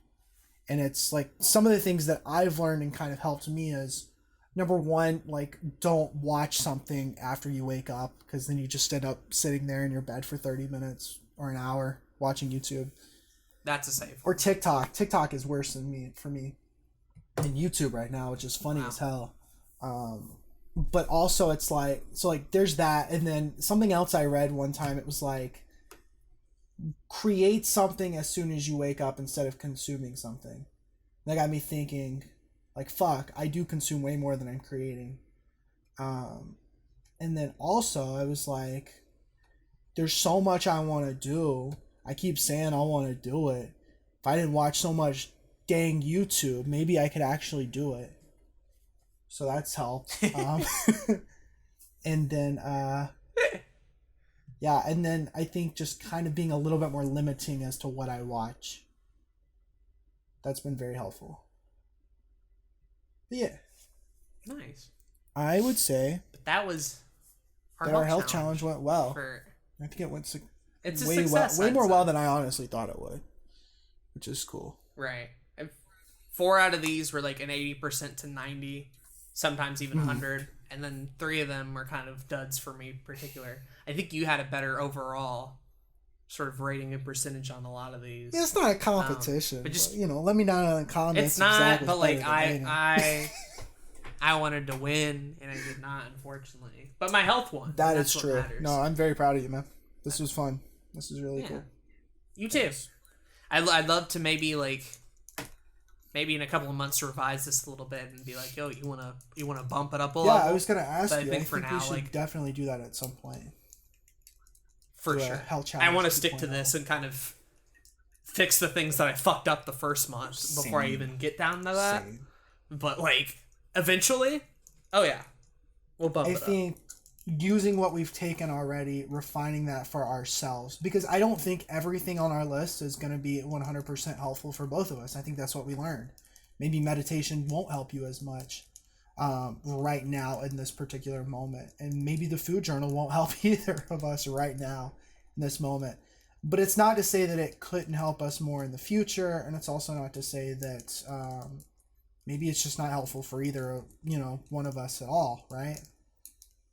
So refining that for ourselves, kind of figuring that out in the next month or two, and then it would be really cool to kind of see if we need to add something else. Maybe we decide we want to do something a little more rigorous with the food aspect of things. I definitely want to get into, like I said, calorie counting a little bit more, making sure I'm eating the right. Maybe we have a rule or something where we say we got to eat 2 vegetables a day or 2 fruits a day or something like that. That would be really cool. I concur. I don't know. I think it'd be really cool to have some more specific food aspects, and then maybe we'll have something else that we want to bring to the table in a couple months. Yeah, I'm totally down to amp it up in the future. Sweet. Well, I think it's crazy how much it helped me creatively too. Oh yeah, all that shit's interconnected. You fix one thing and then it can lead into other aspects of your life. It just goes to show how important a lot of this health stuff was, and even by making, in the grand scheme of things, very very minor changes, we could have went a lot harder on this. Just the minor changes alone had such a huge impact. Not even necessarily on my creative stuff. More importantly, my mood. I just felt better. I wasn't bitchy as much as I usually am. Did it cure your depression? I'd say it canceled depression, Zach. We did it. Canceled depression. We did it. We canceled culture depression. No longer back in our lives anymore. They left. They got Harvey Weinsteined out of our body, never to show up again. That's great. Real shit. I know we want to move on to the main topic, but how did it help with your depression? I'm curious. Oh, so in regards to depression shit specifically, walking and running was sort of an opportunity to kind of think a little bit about my situation and what I'd be doing about that. Because before, when you're sitting on a computer and you're working on things or just watching YouTube, you're very much focused on that. Walking and running kind of got me out of the house and realized, what do I want to do with the next couple of months and years of my life? And needless to say, a lot of the things of figuring out my financial health or wanting to move back out to South Carolina, a lot of those ideas came strictly from that walking and running, because that was the only time I had to myself. Shower and teeth physically kind of help with that too, right? Of being feeling nice and feeling clean, my mood relating to that as well. And then when the bed stuff did work out relatively well, I find that I had a lot more energy to tackle shit as well. I don't think water has necessarily changed my mood. That one's just a physical health thing that I like. Yeah. Yeah, I honestly, I think it's definitely helped my mood significantly. There's still been some moments over the past month, even this past week, where I was like, fuck, dude, I'm depressed. Life sucks. But I've been trying to be, again, everything connects. I've been listening to certain podcasts, watching certain videos, reading certain articles. And it's I'm trying to actively combat the depression. I'm trying to actively combat the health issues that I have. And just by trying more than I have in a long time, it's definitely helped. Sure. So. Because I feel like we were just so passive with it. Yeah. for a long time of just like accepting that it was a thing and that it couldn't really be changed and that we just kind of had to deal with it. Where like dealing with it wasn't the answer. It was just like actually rebounding, right? Yeah. And that health stuff was definitely the first step in like actively rebounding from that. I've also been redefining like what the fuck happiness means to me as well. I'm trying to like figure that out a lot more and, you know, get in tune with all that kind of stuff. Helps. Definitely helps. Even anyway, like listening to your recent come up episodes, like the different sort of topics you're mentioning and you're talking about have, from a viewer perspective, been kind of a breath of fresh air compared to the obviously major depression early episodes of the come up, which felt like a fucking like, all right, better get out the popcorn and watch the soap opera of Zach's life unfold in front of me. I get worried about that shit, right? It's entertaining, it's like, fuck. But it's very sad boy hours. yeah. I'm sure. It's like, fuck, is he gonna end it? That's the appeal of the come up. You never know when he's gonna end it. You never know when it's over. It's a guessing game. It's the appeal. Oh, man.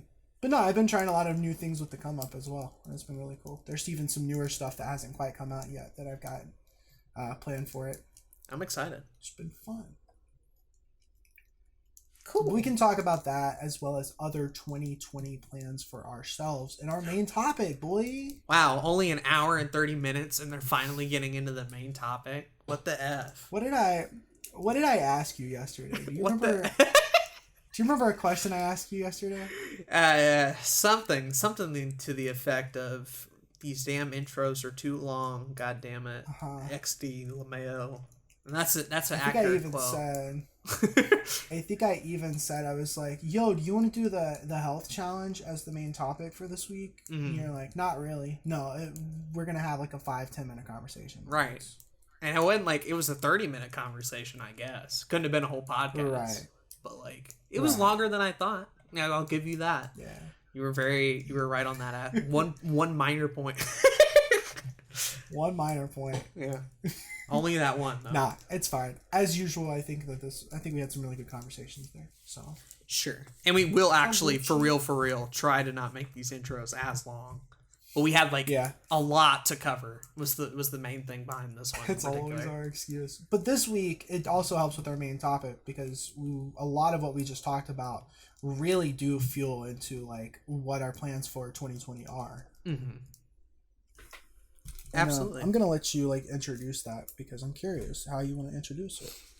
Yeah. So, 2020 stuff was obviously going to be a conversation of the podcast because around the end of a current year going into a new one is typically the time when a lot of YouTubers get together, at least with themselves or with friends or with the network, and kind of plot out what worked about last year, what they want to do for the upcoming year. And that's sort of what I want to talk about today. But again, keeping in mind that it's from a more personal perspective, not necessarily talking about all the technical details and big long form strategies, but more of just like the shit I'm doing on a micro and macro level to try and be sure that Blue Couch Productions has a better 2020 than 2019. And I do this every year. Even 2018, 2017, at the end of 2016 when Blue Couch Productions started, having these goals, having these aspirations, having these milestones to get to. And in particular, I really do love talking about this sort of stuff with Zach specifically because kind of like me, Zach can really get into this sort of shit. And we can really go into like micro conversations and details and questions of ideology and all sorts of shit. Whereas like with Jay and Parker, it's just like, LOL, Skyrim Part 50 in year 2020. It's just not as interesting, right? There's not as much to talk about on that front. So like, what he's saying is we're out here making classics and hits. Yes. It's basically making big money moves, so and but no, it's we've done similar things before on the podcast. We've got our like 2018 year in review. We're still going to do one of those for 2019 at the end of the year, so don't worry about that. We're still going to talk about like 2020 as a whole for like YouTube content creation, other content creation stuff that you might want to do in 2020. Think of this episode more along the lines of when we rebranded my channel, Zack Snyder Productions, when we talked about kind of... There's a couple of episodes where we've kind of talked about like goal setting and scheduling in 2018, that kind of thing. Think of it along those lines. You're right. We're going to get into like channel details, questions. We're going to ask each other how we feel about the other's channel, like type shit. Mm-hmm. You know, we'll just get into it. We'll just have fun. Not sure how long this is going to go exactly. But hey, there's a lot of interesting stuff to cover, and I always have a blast with these conversations, so I'm excited about this. In general, I even wrote notes down. I have notes, not prepping for this podcast, but because, again, haven't really had any access to internet, so I've had a lot of time to think about this sort of stuff. So I actually have like stuff to go off of, which is cool. Dope. It's funny because when I think back to the last few years, specifically 2016, when I got like serious, quote unquote serious by YouTube, like it was around October. Yeah. It was like, and then 2017, it was around October when I was thinking when Zack Snyder Productions started. And then 2018, it was around October and September that we started Lions Honor Gaming. So it really is around the same time every year that we kind of start thinking about these things. It's true.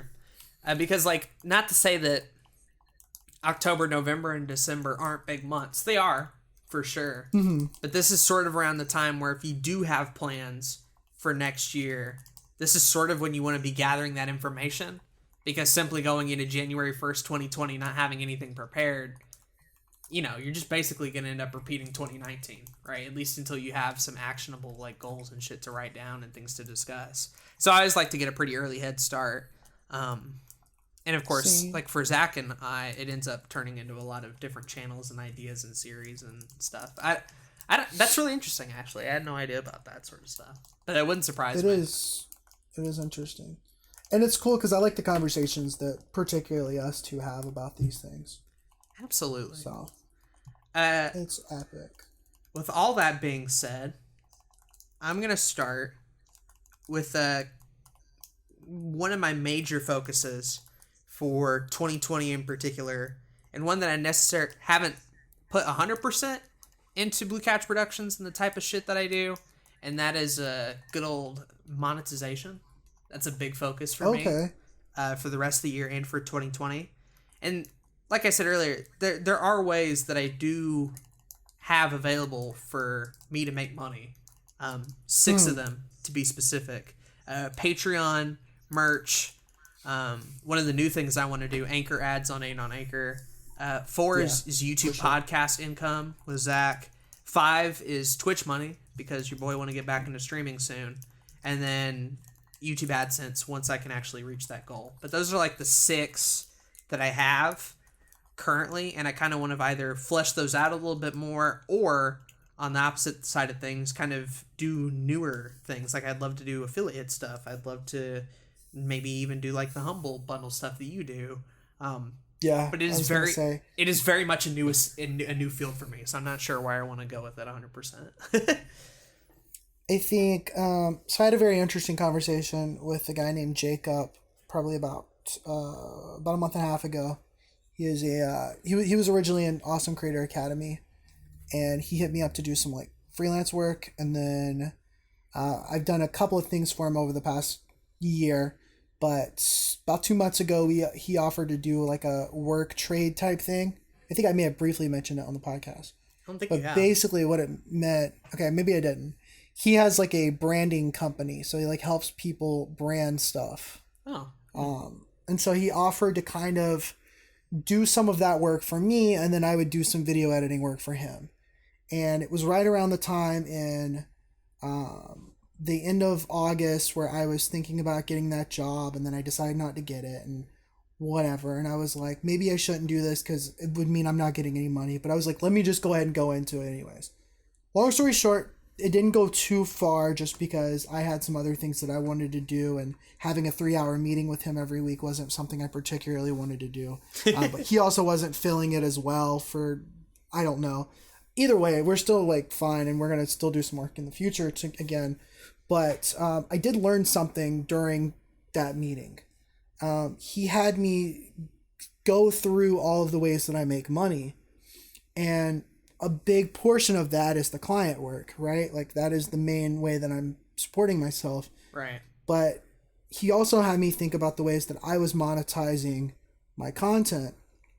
And what I realized is that over the last 6 months, I've made over $100 doing the things that I do.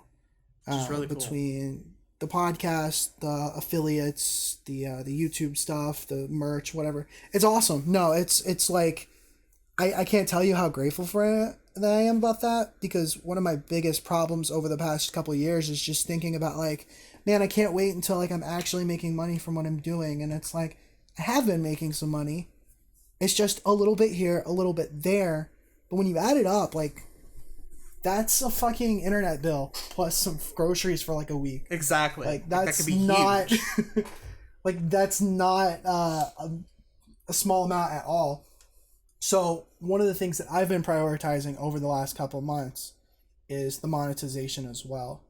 And what that's kind of looked like is to kind of help you kind of get into that. Sure. Is one, every Your Everyday Nerd has a sponsor section. Mm-hmm. It originally was set that way anyways, but I don't know if you noticed, but I got really lazy with it. They're the best part of the episode. What are you talking about? I don't mean in the execution. I think the execution definitely could have been better. But I mean, like, when I started doing the B-Sides episodes, those were entirely unsponsored because I planned on doing more episodes a week. And so I didn't want to hit up a sponsor section in every video if there was going to be 8 videos that week. But also, it would just get to the point where it's like, well, I don't feel like doing a sponsor read. I don't feel like recording that. And I was recording them in bulk, and I was going to, like, edit them and put the same clip in multiple videos, and I just didn't feel like doing that. But going into season 2, I've been recording the sponsor section while I'm recording the episode, so it's a little more entertaining. And I actually get it in the episode. Right. So that's one thing I've been doing. I also realized that the most affiliate sales that I've made has definitely been Humble Bundle, because a lot of the people that in the Discord, in the community, are gamers. So like gamers, representing that more often than something like Skillshare or Bluehost. Like there's a bunch of affiliate programs that you could get started on right now. So definitely check those. I'll send you the ones that I have an affiliate with. Yeah, that'd be great. Because you could just sign up for it, and maybe you don't use them all for Blue Couch Productions, but maybe use them for Aden on Anchor. Right. Maybe use them on something else, right? And then the other thing that Patreon is a big one. I've been really pushing that lately. And I do get worried that maybe I'm pushing some of this stuff a little bit too much, but that's also why I've been putting out more content in general. Because I want it to be earned. I don't want it to just seem like I'm begging all the time. Right. But Patreon is one, trying to figure out like what exactly I can offer for cheaper. I have like a $25 tier for Your Everyday Nerd episode requests, and I changed that down to $7. And I've already heard like a couple of people in the group that want to like hit that up at some point. But even just kind of what was the other thing? There was a big one. Oh, podcast. Fucking Anchor, dude. Yeah. that's on the top of my list of shit to actually do. Anchor gives you money for like just putting out podcast episodes, and like I'm not gonna lie, like that's one of the reasons that I'm going so hard into podcasts at the end of this year and next year. Is number one, like there's a lot of content I want to do, and we can get into this later, but there's a lot of content I want to do. I've been putting off so much of it for so long, when in actuality I could just turn it into like shorter podcasts that I put out, and I can have Anchor sponsors on there and start making more money now than I would be doing any kind of YouTube video. Exactly. Like you can make money quicker through podcasting than probably through your streaming or YouTube content, for being honest. Yeah. At least with where it's at right now, specifically. For sure. So I would strive to, I'll definitely send you like all the links and shit that I use. Oh, absolutely. I recently started prioritizing Amazon affiliate links in certain videos, like Music Monday. Very easily can just put CD links in there. I got an affiliate with Vudu, like the movie streaming platform, so I can put like links to movies. I'm going to be talking about those in Your Everyday Nerd from now on, if the movie is on there. But we talked about doing a monetization episode at some point. Right. And I think once I can help you like kind of do a lot of that stuff off the podcast, you'll be a little more knowledgeable and we can fully make that episode like really good. And that was the thing. I just really wanted to dip my toes into a lot of this stuff because it was there. Like the Patreon's been there since the beginning. Merch has been there for at least a year or two. Aden on Anchor for a year or two. The YouTube podcast for a year or two. I've had that Twitch open for a long time. And YouTube AdSense, like, I eventually want to work toward that and have that as a form of income. But definitely writing all of them down was the first step. And then two, the other thing I did was just write steps to sort of implement it and make it better. So, like, Patreon is $3 for everything I do. You get the end card, you get an Aden on Anchor, you get a back to the video game suggestion within reason, you get a Patreon roll, you get, like, everything for $3. And I actually got Possum. Awesome. Possum actually donated to that, like, not last night, the night before. So that was pretty cool. Nice. But yeah, the Patreon had been updated a lot recently. I figured why not go ahead and actually like update all these other forms of income and see if I can't make it better. So like a list of things I wrote down. Number 1, enable and record Anchor ads for Aden on Anchor is the first one. Probably the easiest thing I could be doing and the quickest thing. 2 was recording ad segments for the Patreon and the merch specifically. I feel like most people don't even know I have shirts a lot of the time, and I put a lot of work into them, but I don't talk about them, right? So like there really isn't a point to that. But even like having merch in like streams or popping that up there every once in a while would be like a totally cool thing.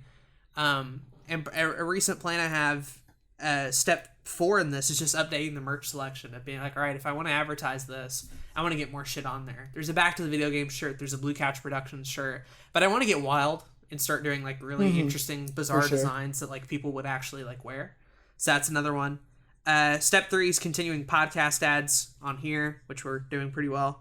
5 is work toward AdSense, and then 6, probably the biggest aside from the Anchor ads, is just streaming more. I've been an affiliate for a long ass time, and if I actually stuck with that, I probably would have been able to make more money through affiliate Twitch than anything I've ever done on the internet. More than Patreon, more than YouTube, if I had actually stuck with it. Of course, now I don't have the internet fixed yet, so I can't. But, like, I've been working on that stream layout. I've been making sure that I know what games I'm going to play. Pokemon Sword, when it comes out in November, I'm going to be on that shit. That's going to be cool. And it's just going to be like, man, when this stuff actually starts popping off, I have alerts, I have a jar now. There's all these little micro things that I've added to the stream to sort of incentivize that sort of shit. I think could just put it in a lot more people's faces and be like, yo, people really want to see me stream. That's how I got big in the first place. Can you imagine if I actually tried, right? Like how big that could be potentially? And that's just sort of the thing with a lot of these is like I've had these for a long time. None of these are new, but it's been so passive and so like most people didn't even know about it. I think going into 2020, I at the very least want to make people aware that these options exist. And it would be so cool to just have money for this sort of stuff and not even necessarily spend it, but like have a nest egg or save up for a better piece of equipment or use that to improve Blue Couch Productions. Like buy one of your 4K backgrounds or fucking get a graphic designer to get those the sort of lower thirds done better than I could ever do. Like there's so many opportunities I could spend money on that sort of shit. And the easiest way to do that is through these monetization methods. But obviously I also asked Zach about other methods tomorrow because there's a lot of shit, specifically with Humble Bundle and affiliate marketing that I know next to nothing about. But that's definitely one of the biggest focuses I have for 2020. Just making people aware of it and making sure that each of these methods have their best foot forward. No, that's awesome. I think it's going to be... I think you're going to make, like...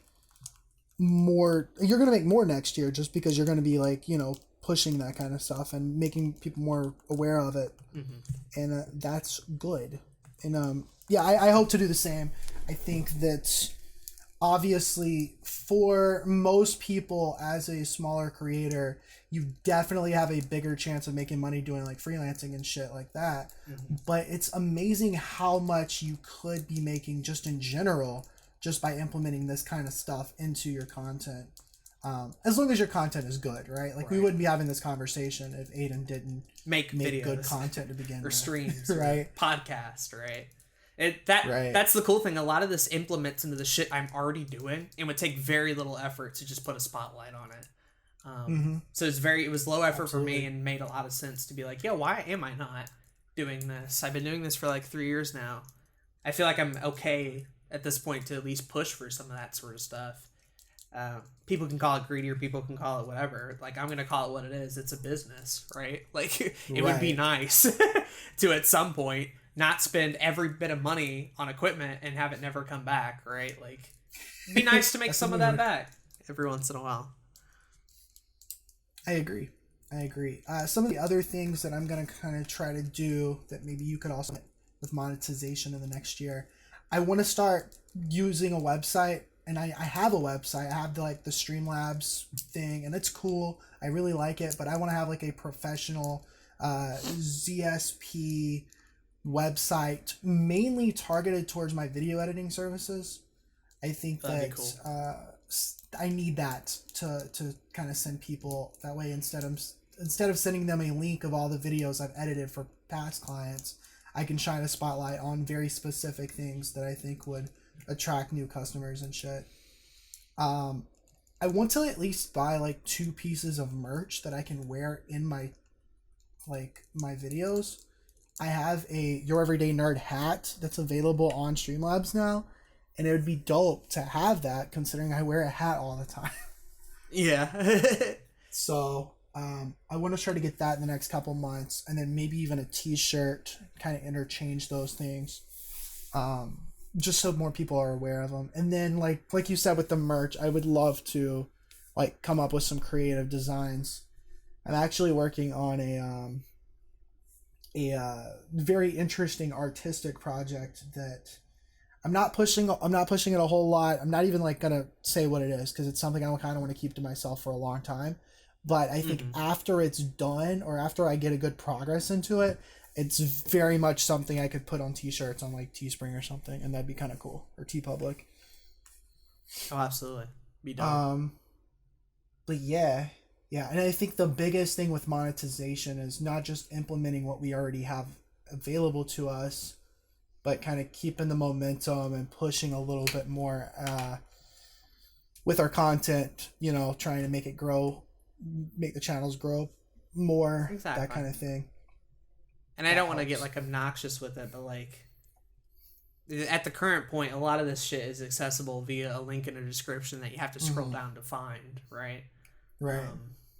And I feel like more people could be at the very least aware of it, even if they don't use it. That's fine. Like, I at least want the option to be available for a lot of people, and to have multiple options is the thing. I wanted to be sure that there wasn't just 2 sources. I wanted to be very sure there was a little bit of diversity and all the shit that I did. I even went as far as going through each project that I'm working on in 2019 and like literally making a column being like, is this in any way, shape, or form potentially monetizable in some form or fashion? And it didn't have to be, right? Like, a lot of this stuff I'm still going to do out of passion, but like I looked at it, like Back to the Video Games could easily do that. Aden on Anchor could easily do that. Twitch could do that. The YouTube podcast could do that. The only like 2 I couldn't justify, aside from like socials, which like I could do realistically if I knew what I was doing. The only 2 I couldn't really justify for financial shit was multi-battle league, which is like, why? That's like putting so much effort into something with so little like viewership. I wouldn't even personally stress that either. Yeah, I'm not. But the other one, Art Gaming. That was the other one. Stress anything there? Yeah. I feel like it maybe could be more than multi-battle league, but it's also not a thing that I'm like worried about at all. But those were the only 2. Yeah. No, I also want to... We've been talking about YouTube AdSense and YouTube monetization probably since the beginning of 2018 when they made the new rule where you had to have 1,000 subs and 4,000 hours of watch time. And I've been very much like, it'll happen when it happens. I'm just working on my content, just figuring out what I want to do. I feel like I'm at the point now where it's like 2020, I am making it a priority to have 4,000 hours of watch time and 1,000 subs. Like, that's going to happen in 2020. Like, why not, right? You have the content, you have the expertise, you have the following. I think like, so, right? Why not, like right? It's so close. I'm at like 800 something subs now, and I've got like 2,900 hours of watch time. So I'm so close to it that all I got to make sure I do is just put that shit out consistently, like I've been preaching for the last fucking 2 years. We'll get to that one later. Yeah, it'll happen. So that's definitely something I wanna prioritize. And real talk too, like, I'll let you get back to it, but like, no, you're good. I think most people, like, that goal is easily achievable for anybody in this Discord in our close friend group in 1 year. I think Jay could do it in 1 year. I think Parker could do it in 1 year. I think I could do it in 1 year. I think Calfro could do it in 1 year. Patient, even if she really wanted to. I know she doesn't care, but like, you know, there's a bit there I think you could actually work off of to do it. Any of us could do it, but it comes down to a lot of factors, and I don't know how much a lot of us are willing to put in that amount of work. And some people don't even want it either. Yeah, like, you want it. That's true. Right? That's true. And that's a big factor. I want it. I'm not necessarily sure if Parker or Jay even want it, but like, I'm just saying the option's available. All the monetization shit that I listed off is available to anybody in our friend group. Mm-hmm. You could have a Patreon. You could have a merch. You could have your podcast tomorrow and have ads running on it that quickly. Like, you could be streaming and making money off of that if you put a little bit of work into stream layouts and figure out how that shit works. Like, all of this shit is available to anybody. And the only reason I'm, like, late into the game doing it was just, like, I didn't feel comfortable in doing it for a while. And I think that's totally fine for people not feeling comfortable. A lot of people in our Discord have been doing this for years now. I think it wouldn't be the end of the world if they started leaning into that a little bit more, if they wanted to. For sure. It's definitely got to be something that if you want to do it, you got to be very comfortable with, like, I think the thing that's going to, we've talked like about 1,000 subs, and that really feels like the barrier to entry for a lot of this. Mm-hmm. And I think it's so much more obtainable than we kind of realize, because it comes down to having the niche, making consistent content, not even like a bunch of content, just consistent content, and putting out, and having really solid thumbnails and titles. Like, that's literally what it takes. And so I'm very intrigued to see what's going to happen with something like this Anime Digest channel, or this CW Arrowverse review channel thing in the next, like, few months, because I have a feeling that it's either going to completely flop or it's going to do better than someone like Your Everyday Nerd. Either one or the other. I think it's one or the other. I don't think it's a middle ground thing at all, just because it's a very niche product that I'm doing a very specific thing and I'm doing it consistently. I'm curious to see that, like, how that's going to work. Yeah, but I say that, like, do what? Fun fact, I was listening back to Come Up, and in an early ass episode, like maybe March, April, you had made the prediction that you were going to hit 1,000 subs by, like, July. Really? Yeah. And you're like, I could totally be wrong about this. And I'm like, yeah, well. Yeah. I'm not surprised. Because I think you could do it, like, by the end of the year. Like, you know, I still believe that. Absolutely. Yeah. There was a lot happening in July where it was like I was putting out, or in March, I was starting to try to get myself out of that depression hole then. And I was putting out more episodes. And so I thought like I would have more videos out by the end of this year on that channel, but that did not happen. Mm-hmm. So, but that's interesting. That's funny. Yeah. That's epic. But I think legit everybody has the foundation in our Discord to actually do that. Like, anybody, if they wanted to, right? I think you're right. So, if that does anything for you. Cool. What's the next thing you got on your list of things to prioritize? So this one's just a mindset thing in particular, that might not necessarily apply to you, but I have a feeling it will. In 2020, not 2019, because I still have a lot of things that I want to finish at the current rate that it's going at. But in 2020 specifically, kind of tying back into that Twitter thread, I am, number one, not going to give a fuck about what a lot of people say about current content.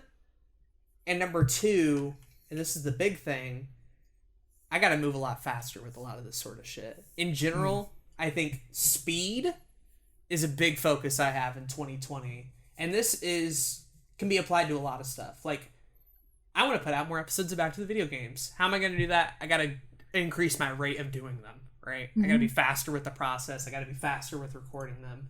I got to have shit planned ahead, because you can't do an episode of Back to the Video Games without playing the fucking game, right? Like, simple things. But even as far as, like, if I try an idea and it's just not working and I'm not enjoying it, I'm not going to go onto Discord and ask for people's opinions. I'm not going to go onto Twitter and make it a big thing anymore. A lot of shit is just going to be like, if I don't like doing it, it's gone, and that's it. I can't afford anymore at the current rate that I'm going to have everything be dependent on my friends and on my audience. Because ultimately, like, going back to that Twitter thread, if I'm not happy, if I'm not having fun doing it, and I'm doing it out of obligation, then that shit's not fun for anybody. And so, especially for 2020, with projects that I currently have, and with new shit that I plan on starting up, I'm going to be incredibly quick with that sort of stuff. If I try something and it doesn't work for like 2 or 3 episodes and I'm not enjoying it, I'm moving the fuck on, right? Because I cannot afford to have months of a year, like I did this year or last year or the year before, going off on these tangents and not coming back with anything when I could have figured that shit out in 2 weeks by myself. You know, I don't know why I'm intentionally slowing myself down. So speed, most importantly, is going to be like a big thing for 2020 for me. I'm tired of going at a snail's pace and relying so much on other people's opinions for my own shit. We have talked a lot in the past about like kind of Gary V quote, macro patience, micro speed. And like, I've made that my fucking wallpaper on my phone like last month. It's so crucial, guys. It's so crucial. It's so helpful to just kind of, it's like we talked in the time management episode. There's so much downtime that we give ourselves that like some of it's necessary. We've talked about like the stillness and meditation is important. The reflecting in what we do is important. But like most of the time we waste a lot of time. Absolutely. And when we're trying to do the goals that we want to do, and from what I'm hearing from you as well, like there's so much time that we just sit there and we don't do anything productive, or we play a little bit too much of a video game or whatever, or too much YouTube, whatever it may be. And so I'm really happy to hear you say that you're going to be like moving a little bit faster, because I'm obviously trying to do the exact same thing. I can't afford to anymore, right? I can't have another year of you know? Not if I want to do anything with it. Right. If it's a hobby, sure. Hobbies are fine, but like I don't want this to be a 10-year hobby that goes nowhere. Like, and if I'm going to do that, I'm going to have to start acting like I need it to grow at a 5-year rate rather than a 10-year rate. And that's a mindset thing first and foremost. Exactly. Not even a work ethic thing or a hard work thing or a time management thing. Literally telling myself I don't have all day on this shit and things have to get done. Things have to get uploaded. Things have to be finished. I can't rely on people for everything like that. And so especially with the shit that I physically can control, like Blue Couch Productions, Aden on Anchor, Twitch streams, Monthly Battle League, the socials, like that stuff in particular, we're just going. And even with the collab stuff in particular, I'm going to start getting a lot stingier on that shit as well, at least from my end. Other people can have their own rate and their own flow doing things, and that's totally fine. I respect that. Agreed. But I gotta go. You know, I gotta go. I can't afford going this slow again. Okay. So I guess a couple of things from coming off of that, a couple of things from my perspective, what I'm doing, everything. Moving fast is definitely like probably priority number 1 for me in 2020. I think I got too many ideas for me to be sitting on so many of them for so long. I am so fucking frustrated with saying I eventually am going to go do an anime podcast. I'm eventually going to go do this idea, that idea. And so like I literally have just started working on ideas that I didn't plan on working on for a long time.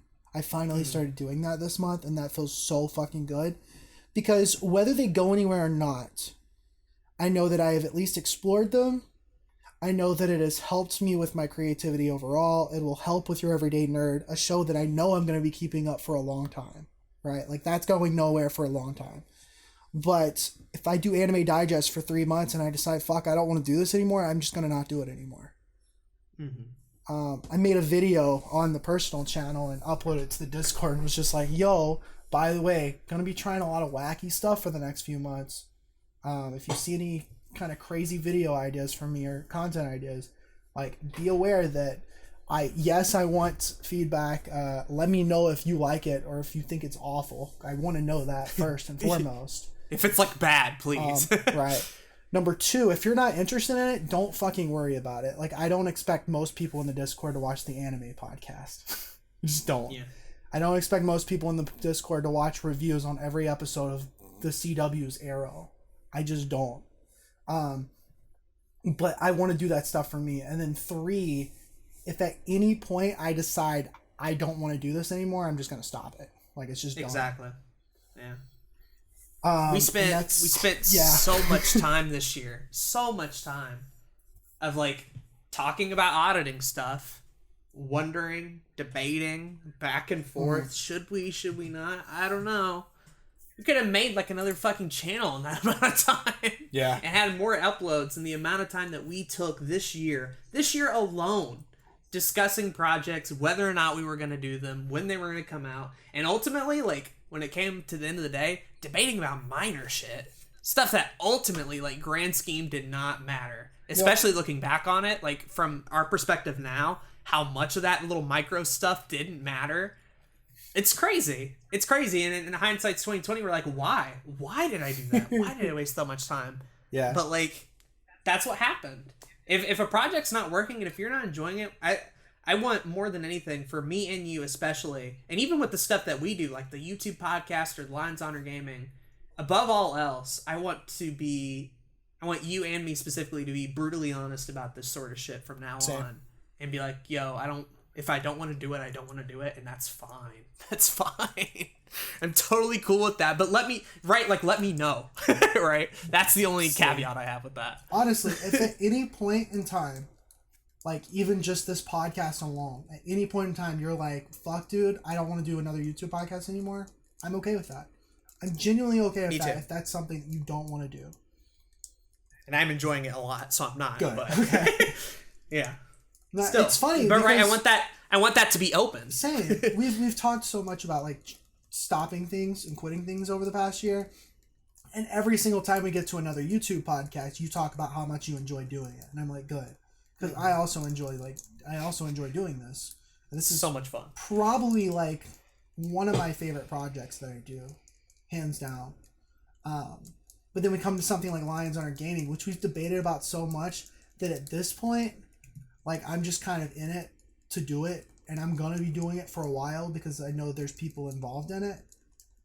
Mm-hmm. But I'm giving more of my 100% towards that project is my my support for my friends, my support for the content that they want to make, and being there when I can, right? Because I don't think that I need to give 100% to a Let's Play channel.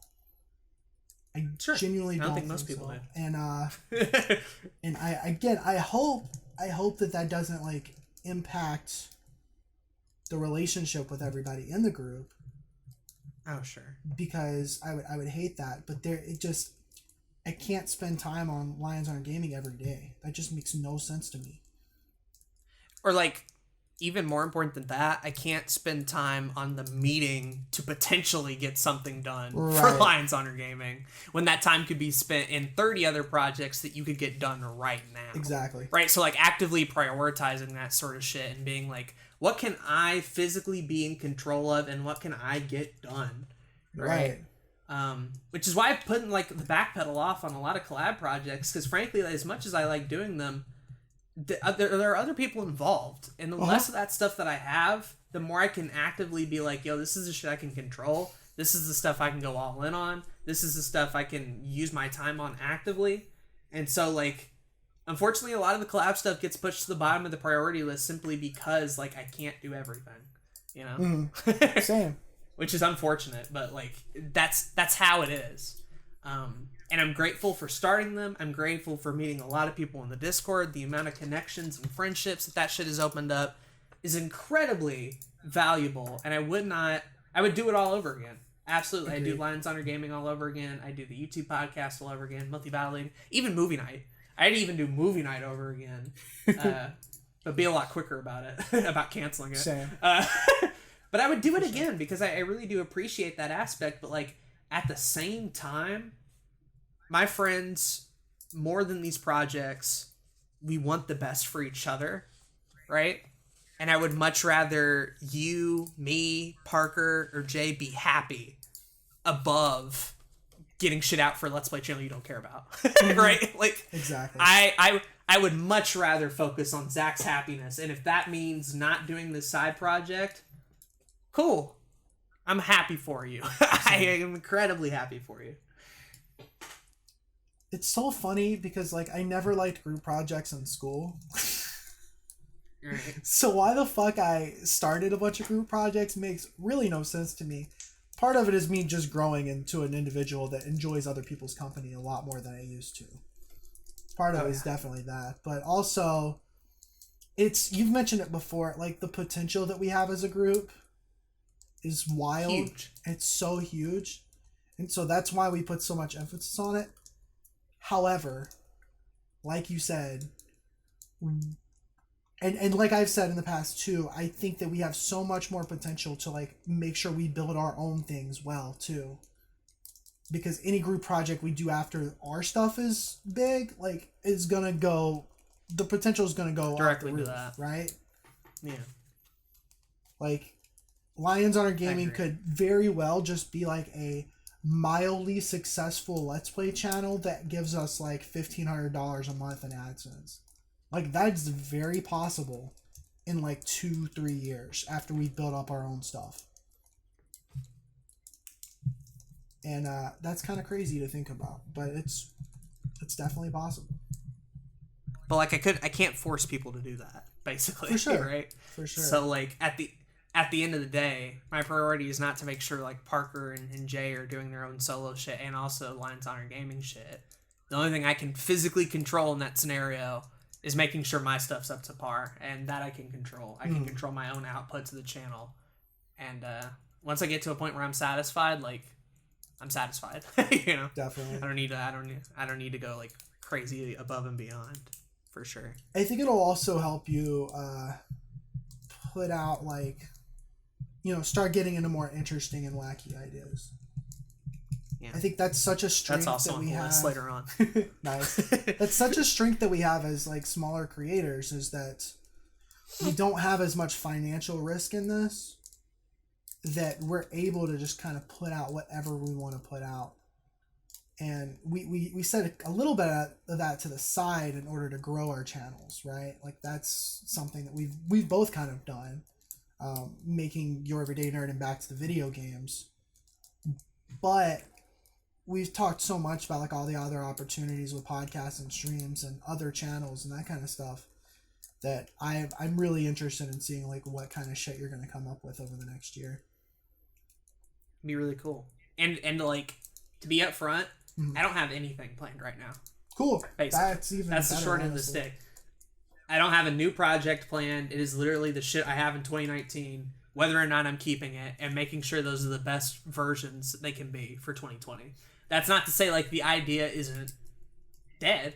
Absolutely not. The whole thing's open. I could totally get an inspirational push and be like, I'm gonna do a fucking No Nut Gamer channel, LOL. See what happens.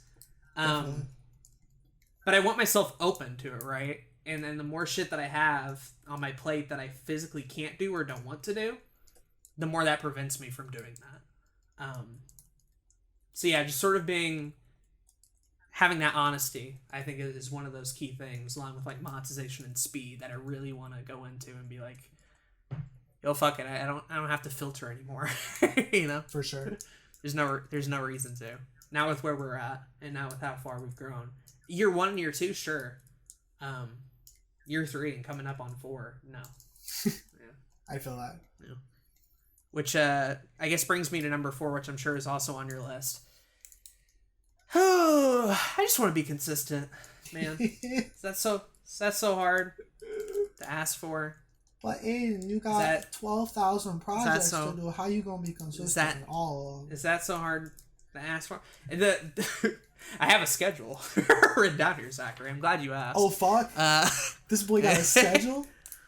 It's very, very early stages, temporary. I'm gonna change like every little thing about this. I can guarantee. That's still wild though. But I at least like I looked over like all the shit that I'm doing currently, which is about 7 things. Blue Couch Productions, Aden on Anchor, Twitch streams, socials, LHG, Monthly Battle League, and the YouTube podcast. 7 total projects. And all of those I could do like one a day. Yeah. Or once a week, more accurately. Right. So 1 back to the video game, 1 Aden on Anchor, 1 Twitch stream, maybe 2. 1 episode of LHG, maybe 1 Monthly Battle League video, probably not. And then 1 YouTube podcast like we've been doing. Like all that shit can be easily done once a week. Which can give me time for like working on bigger projects in general and stuff like that. But like basically what I mean by consistency is no matter how low of a standard I set for myself. And right now it's like weekly. Because daily is, I've proven to myself many a time that is not physically possible. I feel you. I'm not going to write it down again for another year and then fail in January. I'm tired of that. Mood. But weekly, like, I've cut out a lot. I'm auditing a lot. Weekly is totally possible for the amount of shit that I'm doing right now. And I think, like, no matter how low I set that bar, sticking with it is going to be, like, one of my big priorities of being like, yo, if I say 1 back to the video games a week, come hell or high water, you're getting 1 back to the video games this week. Right? For sure. For sure.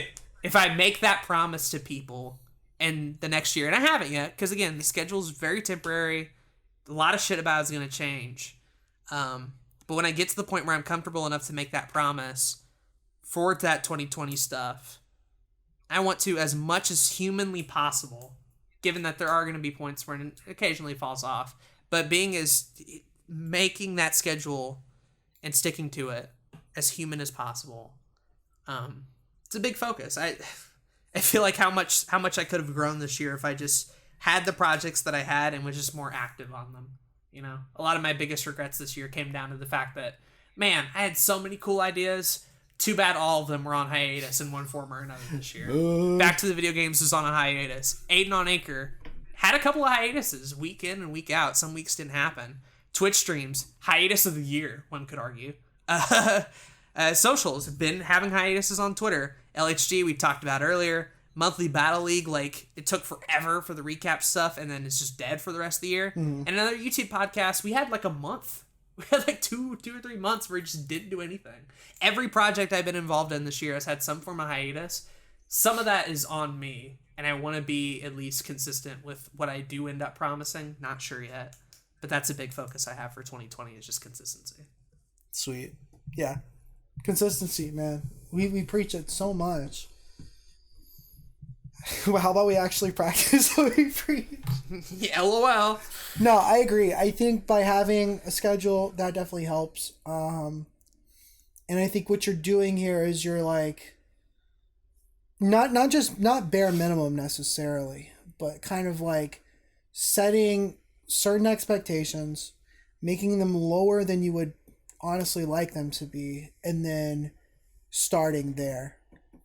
I found as a out, baseline, at least. Exactly. I found out about this thing recently called mini habits. And it's like having, like, a lot of us want to do a lot of different things, especially when you're a creator and you're going down this path.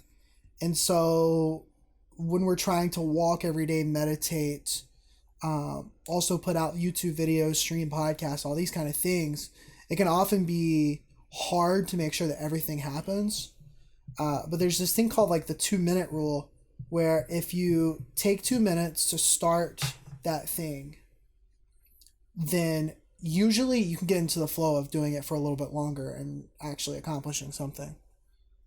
Mm-hmm. So like, with the walking thing, I've started to say, okay, there's been a couple of days in the past month where I didn't go walk like I wanted to. So how can I make it a little bit easier? Well, my 2-minute thing is putting on my shoes, turning on a podcast on my phone and putting in headphones for the podcast. All right, I've gotten this far. I might as well go walk outside. Or like for YouTube, it's like, all right, I'm going to yesterday the YouTube podcast, the one that took me fucking 3 hours to get through, figure out how to like get it accomplished. Anyways, I was like, I want to go ahead and start working on the YouTube podcast. I'm probably not going to get it done today, but it was the Calfro interview. I was like, I just want to get the audio mastered for like one track. And so I did that, and then I was like, I might as well get the rest of it done. And then 3 hours later, I'm done with the episode and got it rendering. And it's Thursday as we record this, which is like 3-4 days before the actual upload goes out. So that's cool. Like YouTube podcast is good for this Sunday. So yeah, that's definitely helped with consistency, I think, is taking everything, like even Your Everyday Nerd last night, I was like, I got 30 minutes before I need to go to bed. I need to work on a script. So I had a script that was already recorded or written, but I knew I wanted to like revise it and do some more stuff with it. So I pulled it up. I was like, I'm just going to work on it for like 5 minutes. And then I worked on it for 20 minutes and I got it finished. So cool. That kind of stuff helps, I think, a lot. No, absolutely. Breaking up tasks, doing a little bit here and there. Mm-hmm. Kind of getting you at least involved in that sort of stuff. And then end up working on it for way longer than you thought you were. Exactly. I think also by jumping into all of these projects again over the past month and a half, it's been very helpful to just kind of see like, here's all this stuff that I got to get done. It's not just one thing, it's multiple.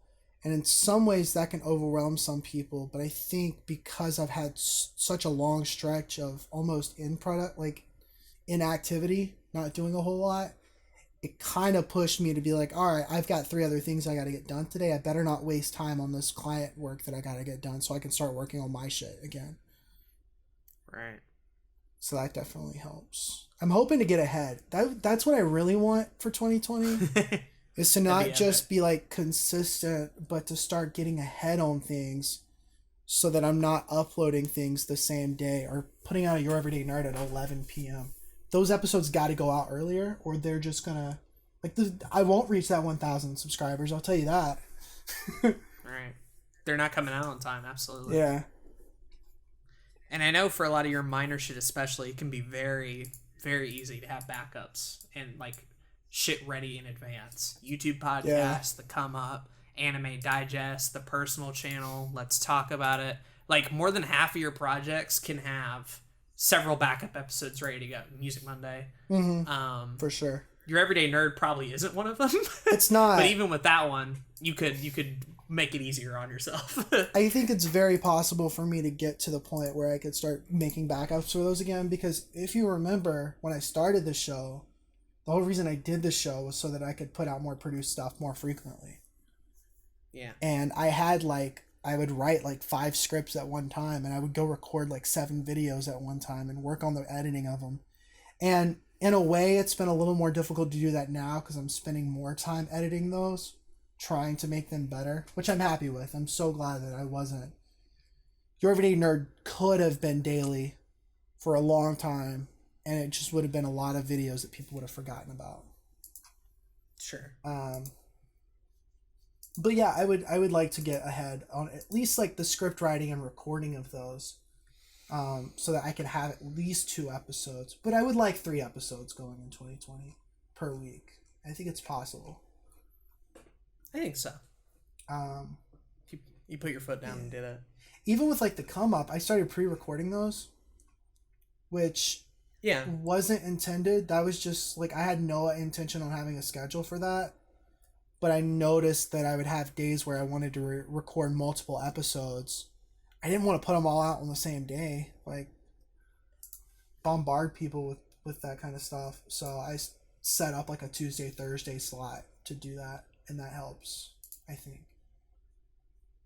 Absolutely. It just makes us a lot more listenable when they have a bit of distance apart at the very least. I think so. For sure. Cool. Number 5, another one we kind of talked about earlier. Just the way I'm describing it is just sort of like get wacky, you know? Mm-hmm. Just like I want to lean into the weird Aden that tells damn Daniel jokes and wacky shit on Discord compared to the YouTube Aden, which feels almost not even the same person a lot of the time. It can. Like, smaller videos for sure. I think you're but right. For, like, back to the video game specifically could really use a lot of LOL, let's fucking just do random shit.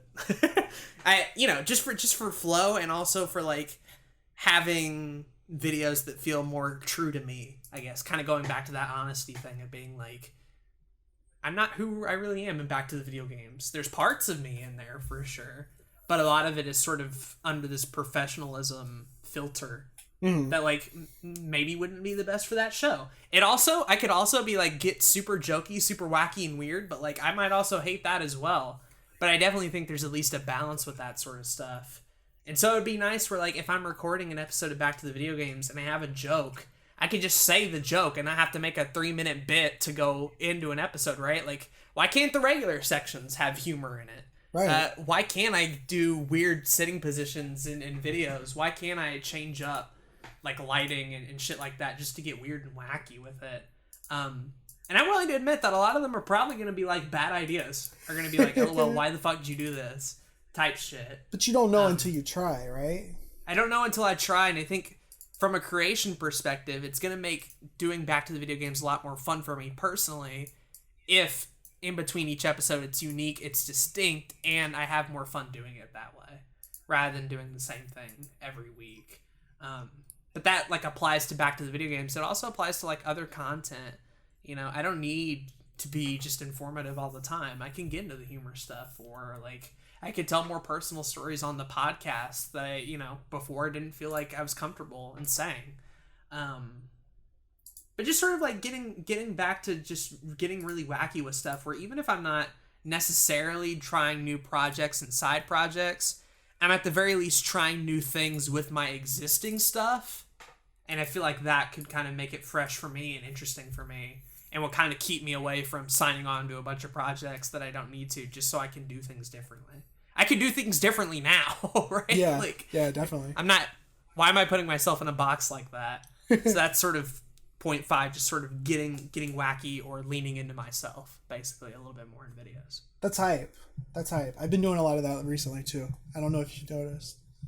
Oh, yeah. Season 2 is full of it. Season 2 of Your Everyday Nerd, for sure. But even, like, in the Zack Snyder, like, personal channel shit, just kind of getting a little more out there with the comedy and, like, bringing in different bits from different projects into one thing is so cool. Because why not? Like, it works. Yeah. But I also like what you said about, like, the personal side of things. Because I've been really getting into that shit, too. Just trying to, like, fully open up about shit I never thought I would talk about in, like, an audio format or a video format. Mm-hmm. Speaking of, I had a conversation with my dad last night. Oh boy! Remember that podcast thing I was telling you about with the Calfro interview? And you guys were like, "Did you do it? Should fucking do it." Haven't done it yet. Haven't done it yet, but I mentioned it to him. Ooh. I mentioned the idea. The plot thickens. It was such a weird conversation to begin with, because my dad called me yesterday to talk about, like, some shit on YouTube that my sister was watching. It was like one of those fucking channels that got like 7 million subscribers and do like very specific things that are targeted towards kids type thing. The masses that enjoy LOL, here's a funny ghost pepper that's actually a gummy bear. But he called me to talk about that and the new he thought he was informing me about the CW crossover event happening this season with the Arrowverse. Thanks. I didn't know. Thanks, Dad. I knew that, but thanks. Anyways, had like a really good conversation with both my parents last night. First, like, one that's memorable in a while that wasn't like, LOL, bills suck. We might be homeless. Oh shit. Gotta figure out how we gonna pay the rent. Like, that kind of thing.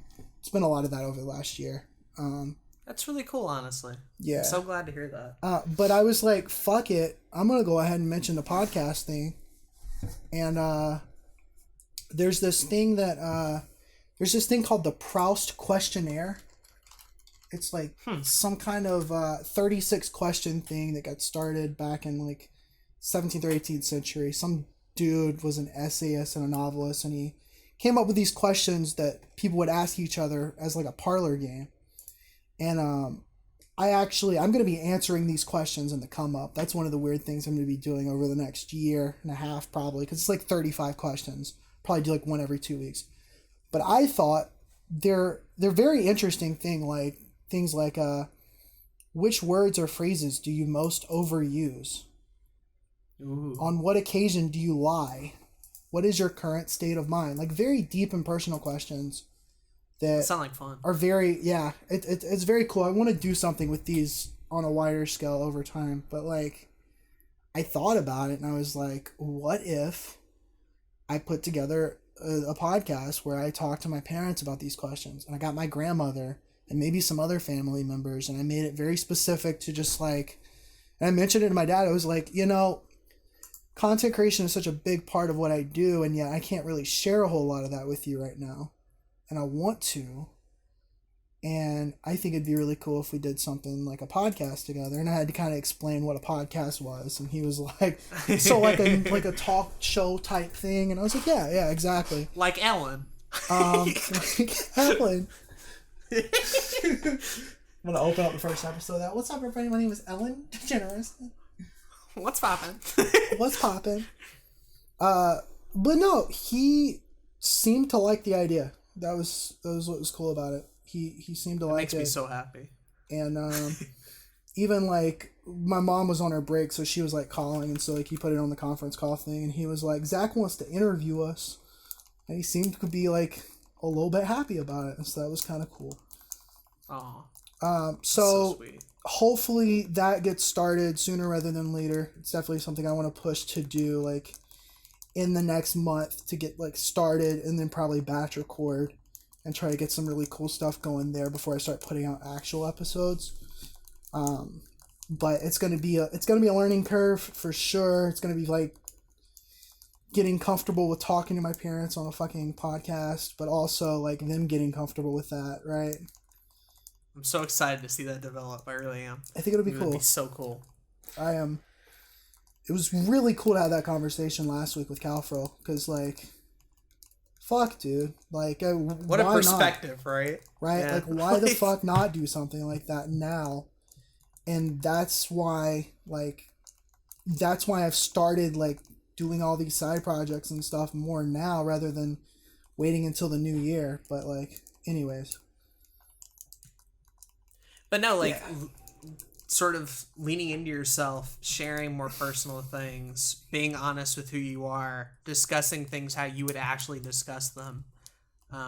We put a filter on ourselves, whether we like it or not, consciously or subconsciously, even on this podcast, about the things we say and how we say them. And obviously, like, some things are definitely off limits for sure. But, I feel like there's a lot of personal stories from my childhood and from conversations we've had, things that would legitimately add value and make the podcast better, that I hold off on, either due to that filter or embarrassment or shame or something else entirely. And it's like, I could be helping so many people right now, but for some reason I don't want to lean into myself on that. And I feel like all of my content, whether it's on regular projects or side projects or podcasts, would be a lot better if I stopped trying to filter myself through that and was just straight up like, whatever fucking happens, but at least it's my voice, and at least it's something that is me in the video. Exactly.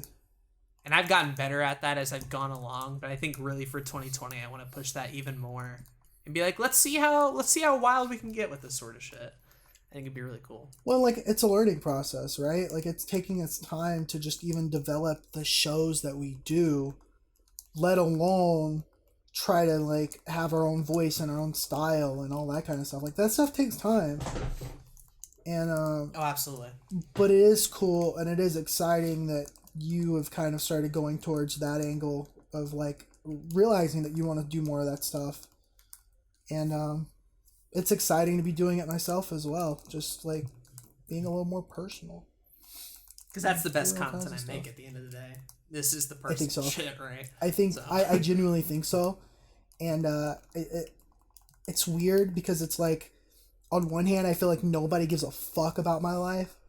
But on the other hand, I know that there's probably like something that'll help people, Mm-hmm. And so I'm trying to like frame it in a way where it can also help people. But It's like that whole Gary V don't create or document versus creating.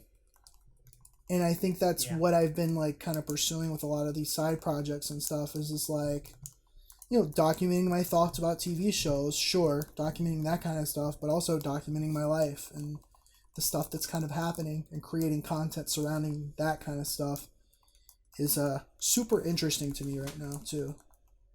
Especially with the come up recently and what you've been talking about. I feel like I'm learning a lot about you as a person, and that's just fascinating to hear through. And also like the shit that we have in comparison, right? The shit that I've gone through, and I'm like, yo, I had no idea. Like, exactly. you know, it right? would have been such a cool conversation to have. But it's through that podcast, through the personal channel, that I'm finding out like all sorts of stuff. Stuff that like maybe 1 out of 10 people care about, but like for those 1 out of 10, that shit's fucking gold, right? Like that's the stuff people want badly. For sure. There's so much I've said on like camera or audio recently that I've just never even like put into perspective or said to somebody else, and that's really cool. Yeah. I agree. Let's see. Do I have any more? Monetization, speed, honesty, consistency, get wacky. I think just the last one that I have off the top of my head, and there could be more later, but the last like major one that I have, and this could be any time during the year, is just moving down to South Carolina and doing it like for real this time. I think like I'm not gonna like force myself into it, but I definitely like by the end of the year want to be in that place and want to be actively working on stuff in some form or fashion. That'd be really cool. Yeah, that would be really awesome. That's more of just a life goal than I guess a YouTube goal, but it could lead into all sorts of these other ones for sure. It's absolutely. I mean, we say that, but is our YouTube goals and life goals not like super intertwined right now? Oh, for us, probably. And it's some people might say that's a bad thing, work-life balance, but honestly, like as somebody who's creative, like our creative stuff is what keeps us moving. It's what keeps us going. And so like I feel like it's very much interconnected, and I don't see any way of like kind of stopping that interconnectedness. Sure. Personally speaking, there's certain things like maybe not doing a whole lot of reading comments all the time, looking at analytics all the time, like that kind of stuff, keeping that out of your personal life. But like other than that, it can get toxic for sure. You have to have a balance with it. Other than I found that like working on my health, prioritizing that has also worked on my YouTube stuff. So absolutely, we talked about that earlier. Yeah, for sure. It all connects to each other. This one for me, I guess, would just kind of put everything a little bit into perspective and kind of take me full circle of like having a comparison point from the first time I did it to the second time, and like realizing how much has changed in that period of time and where I'm at now. And I'd hope that by the time I did it for real, that I'm even better than I am now, right? And I'm able to like really, really be like, yo, let's fucking do this, because like I've talked about it to you before and everybody in the group, like even on Aden on Acre, I believe in you so much from a potential perspective, from a human perspective, from all that sort of stuff. And the longer that I put that off for some self-fear or worry or anything like that, the more I feel like I'm actively damaging where I could be in the next couple of years. And like regardless of where it ends up, I really want to follow you and your journey specifically, and I'd have a blast on my journey as well, having someone like you around in actual life. Not even just YouTube stuff, but as a real life friend. I think that'd be super beneficial. I mean, honestly, the same is coming from me to you, man. Like, it's having somebody who is so like drenched in this YouTube stuff is way more helpful than I think some people realize. Because like I know bigger creators and I talk to other creators on a daily basis, and then I have other friends that are like somewhat into creating things, like some people in our Discord, in our inner circle, And then I have some friends that just don't do anything online, even remotely to what we do. And I value this friendship so much because it genuinely helps me feel like I'm not entirely crazy. And I'm like, like, because not only are we able to like bounce ideas off of each other, but it's like you understand where I'm coming from. Right. And that's super valuable. I hope I haven't taken that for granted at all. I try not to either. I try to think about that every day. Of being like, am I using this? Am I not using it enough? Am I going too far? A lot of different questions like that. Even with the Aden on Anchor episode for Zach that I did, I had a big worry, and I even DM'd Patient about this, is being like, is this weird? Am I weird for doing this? And it like, in retrospect, it's stupid. Like, I want to compliment a friend. Let me fucking do that. Why do I have to have anxiety over that? I think you're right. But there was a legit period of time where I'm like, oh, this is gonna sound creepy. This is gonna sound weird. This is gonna make no sense to anybody who doesn't know who you are.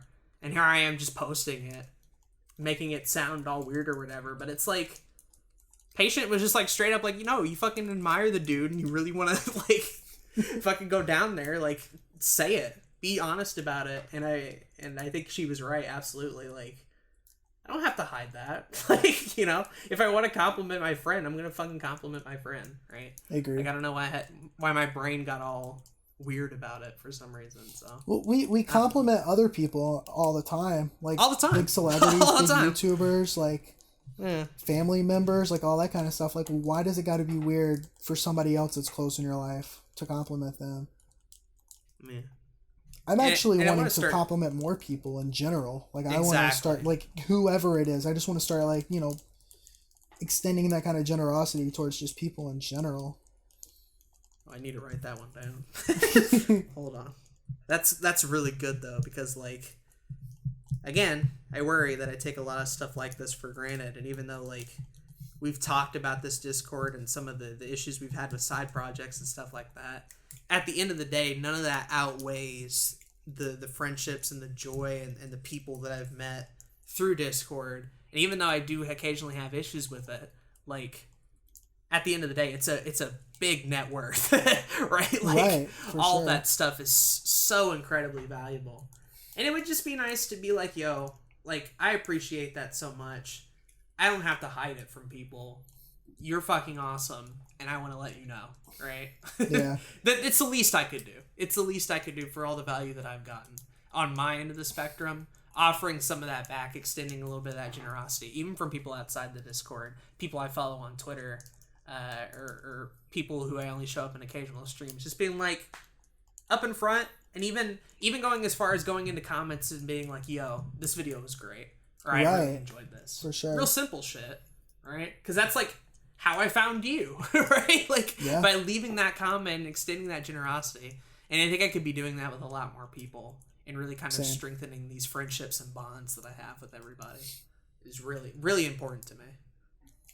Yeah, and I don't know if I told you or not, but like when you uploaded that Aden on Anchor podcast, like originally I saw it, or you'd said you uploaded a new episode, and I was like, oh shit, that's dope. I'll check it out, and I'll check it out later when I go for like my walk or something. But I was having a pretty shitty day that night, and I was like, and so I just decided to like look at the topic just because I was kind of curious what you were going to talk about, because you had said you had a couple pre-recorded or something. And I was like, what the fuck? Like, oh, okay. So I ended up listening to it immediately because, we're self-centered human beings, and anytime we see our name, we got to click on it. Oh, we got to click on it. It says Zach on it. It says Zach. Oh, he's talking about the director. You're pretty awesome, dude. No, but seriously, I was having like a pretty shitty day, and that definitely helped.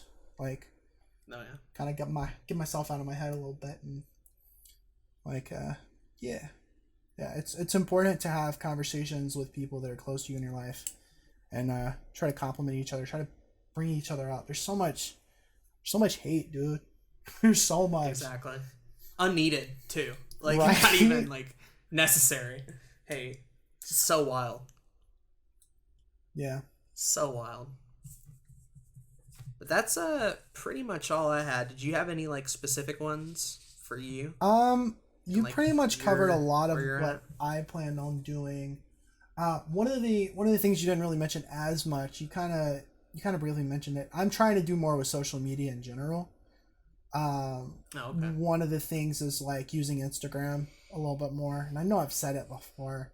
And it's not that I haven't used Instagram in the past. In fact, I've got some very much like blog post type things where I'm talking about stuff that I've talked about on the Come Up or on the personal channel. I've got like posts of like very like, I did this today, that kind of stuff. But I want to use the Instagram stories more and just talk about what I'm doing there and kind of promoting stuff a little bit more there. And same goes for Twitter. Mm-hmm. I think that there's so many things I could be talking about on Twitter every day. I was listening to another Gary Vee thing earlier last week, where it's funny because I haven't been listening to him a whole lot lately, but I heard something from him last week where he was talking about how he says put out a whole lot of content, put out like 100 pieces of content a day, and he said, but I want to recontextualize that because one piece of content could be a tweet on Twitter. It's like, yeah, you're not wrong. He's like, why aren't people just talking about other things that's going on in their life on Twitter? Like, why not? If you had a good coffee today, you could post that. If you had a good flight, you could post that. There's something in the news that interests you, you could post that. And I think about all the things that I send in DMs to you or Jay or even like Damien or Marjak or something I put in the Discord, and it's like, I could be tweeting that shit too. Like, it's not very specific. You could, actually. There's a lot of good Twitter material. So, like, that's something I want to go forward. I'm still kind of on my little hiatus from posting on Twitter, but I'm starting that back up this weekend, next week. I'm just going to post a lot there. And on Instagram, too. But I think the biggest thing for me was I had a lot of these same questions and moments of reflection last month.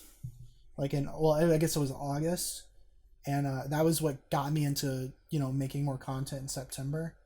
And so like my biggest thing is not waiting for 2020 and just kind of you were like go 2019 all the way, because it's like we get these patterns of every time around this year we're looking towards the new year and we're trying to figure out what we're going to do, how we're going to make things better and shit. But like, I know my patterns. I do that.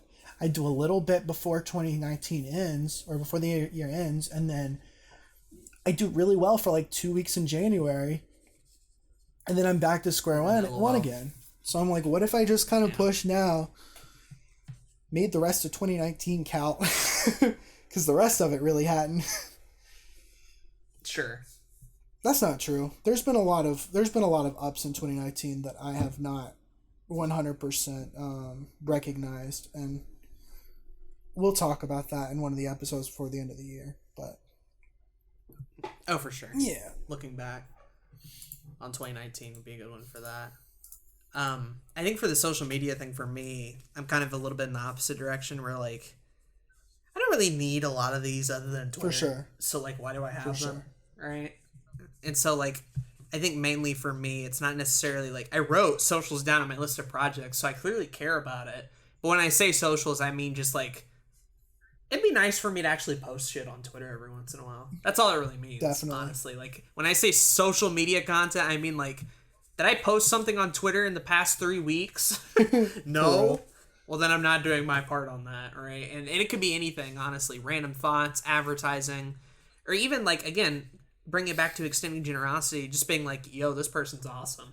That's it, right? Like if I can't think of anything else, the least I could do on Twitter is be like, yo, fucking Jay made a cool video. And then I'm done for the day, right? Like that's so easy to do, and I wish I did it more, but I don't.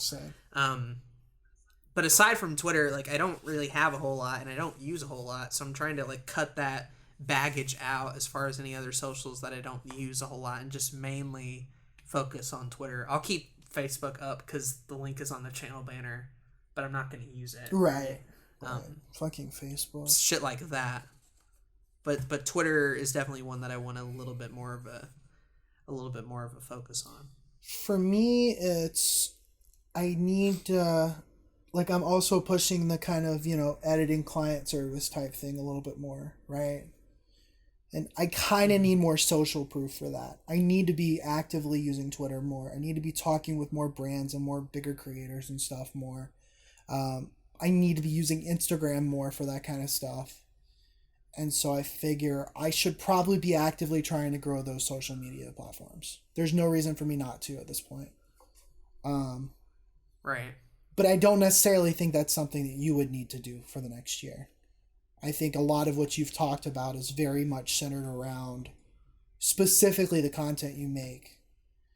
And you've kind of, figured out what you needed to do there.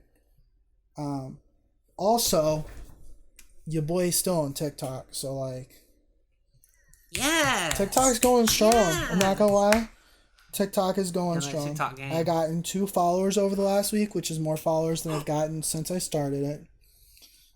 Which is cool. But what's more dope is like everything I've posted in the last like 2 weeks has got over 100 views on this app. Wow. Except for one, which had 0 views for a while, and now it's only got 4, and it's baffling me. It's the only one that's got like 4 views in like a month, and I'm gonna play it for you. I think you'll appreciate it. Okay.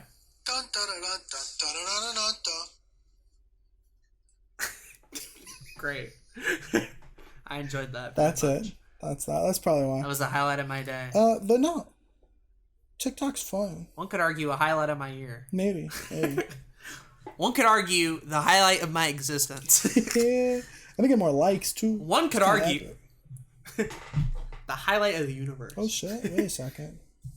Yeah, I've gotten up by like 100 likes overall on the platform in like the last week, so that's pretty epic. Anyways, TikTok's fun. It's stupid. I shouldn't be using it as much as I do, but it's fun. If you're interested in like what the hell is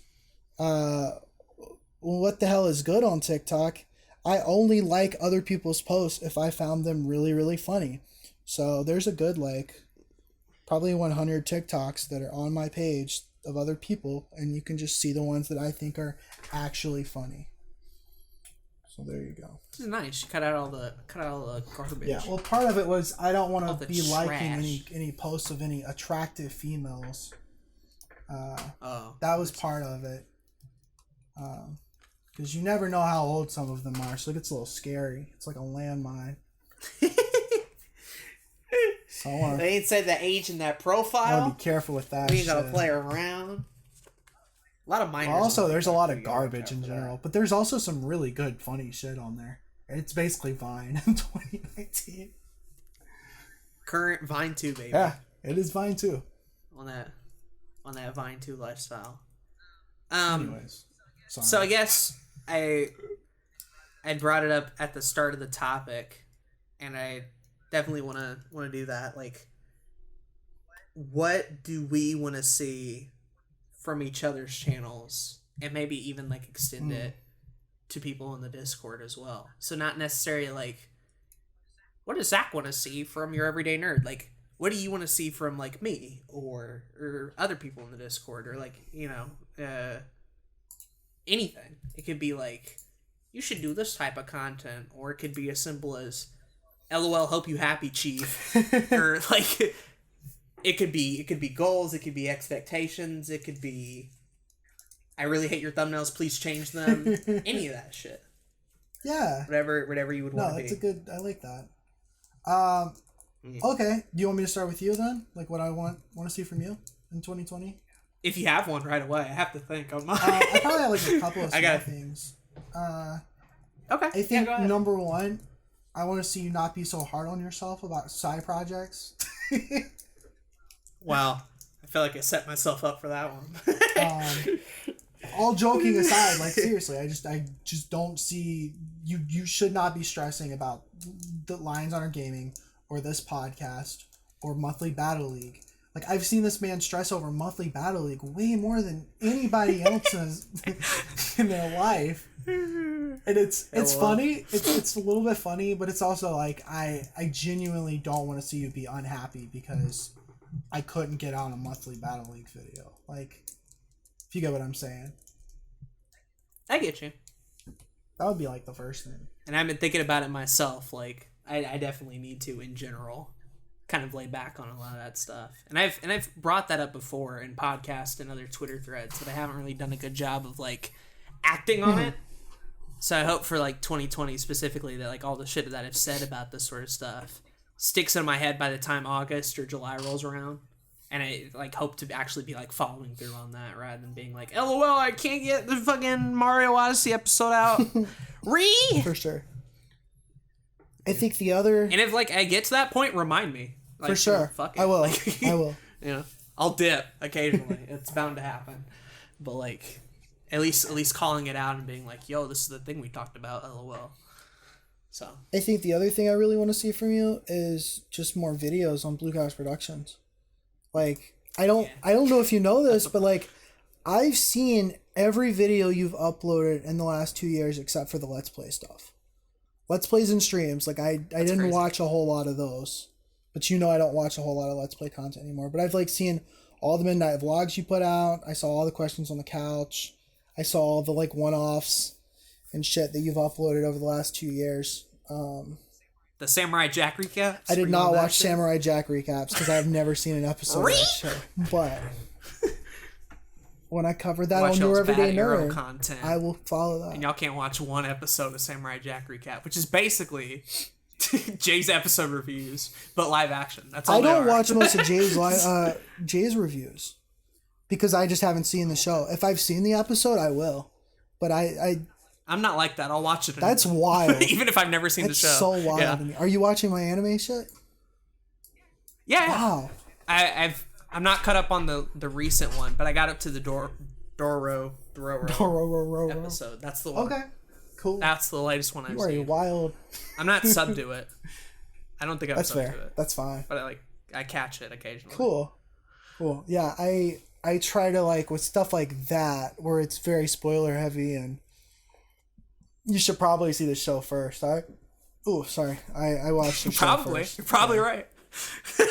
But no, I just want to see more back to video games and more interesting stuff come from Blue Couch Productions. Because I watch pretty much everything you put up on here, so. Just dope. Yeah. And I agree on both of them, so. That's pretty epic. Let's see. I'm still thinking about mine. It's tough. It's a really tough question. What do I like really when it comes down to it? Because I don't want to use like LOL do more Your Everyday Nerd. Right. That's obvious. Right. Right, like for sure. A monkey could have told you that one. Yeah, that's true. I don't need to be here to also say that.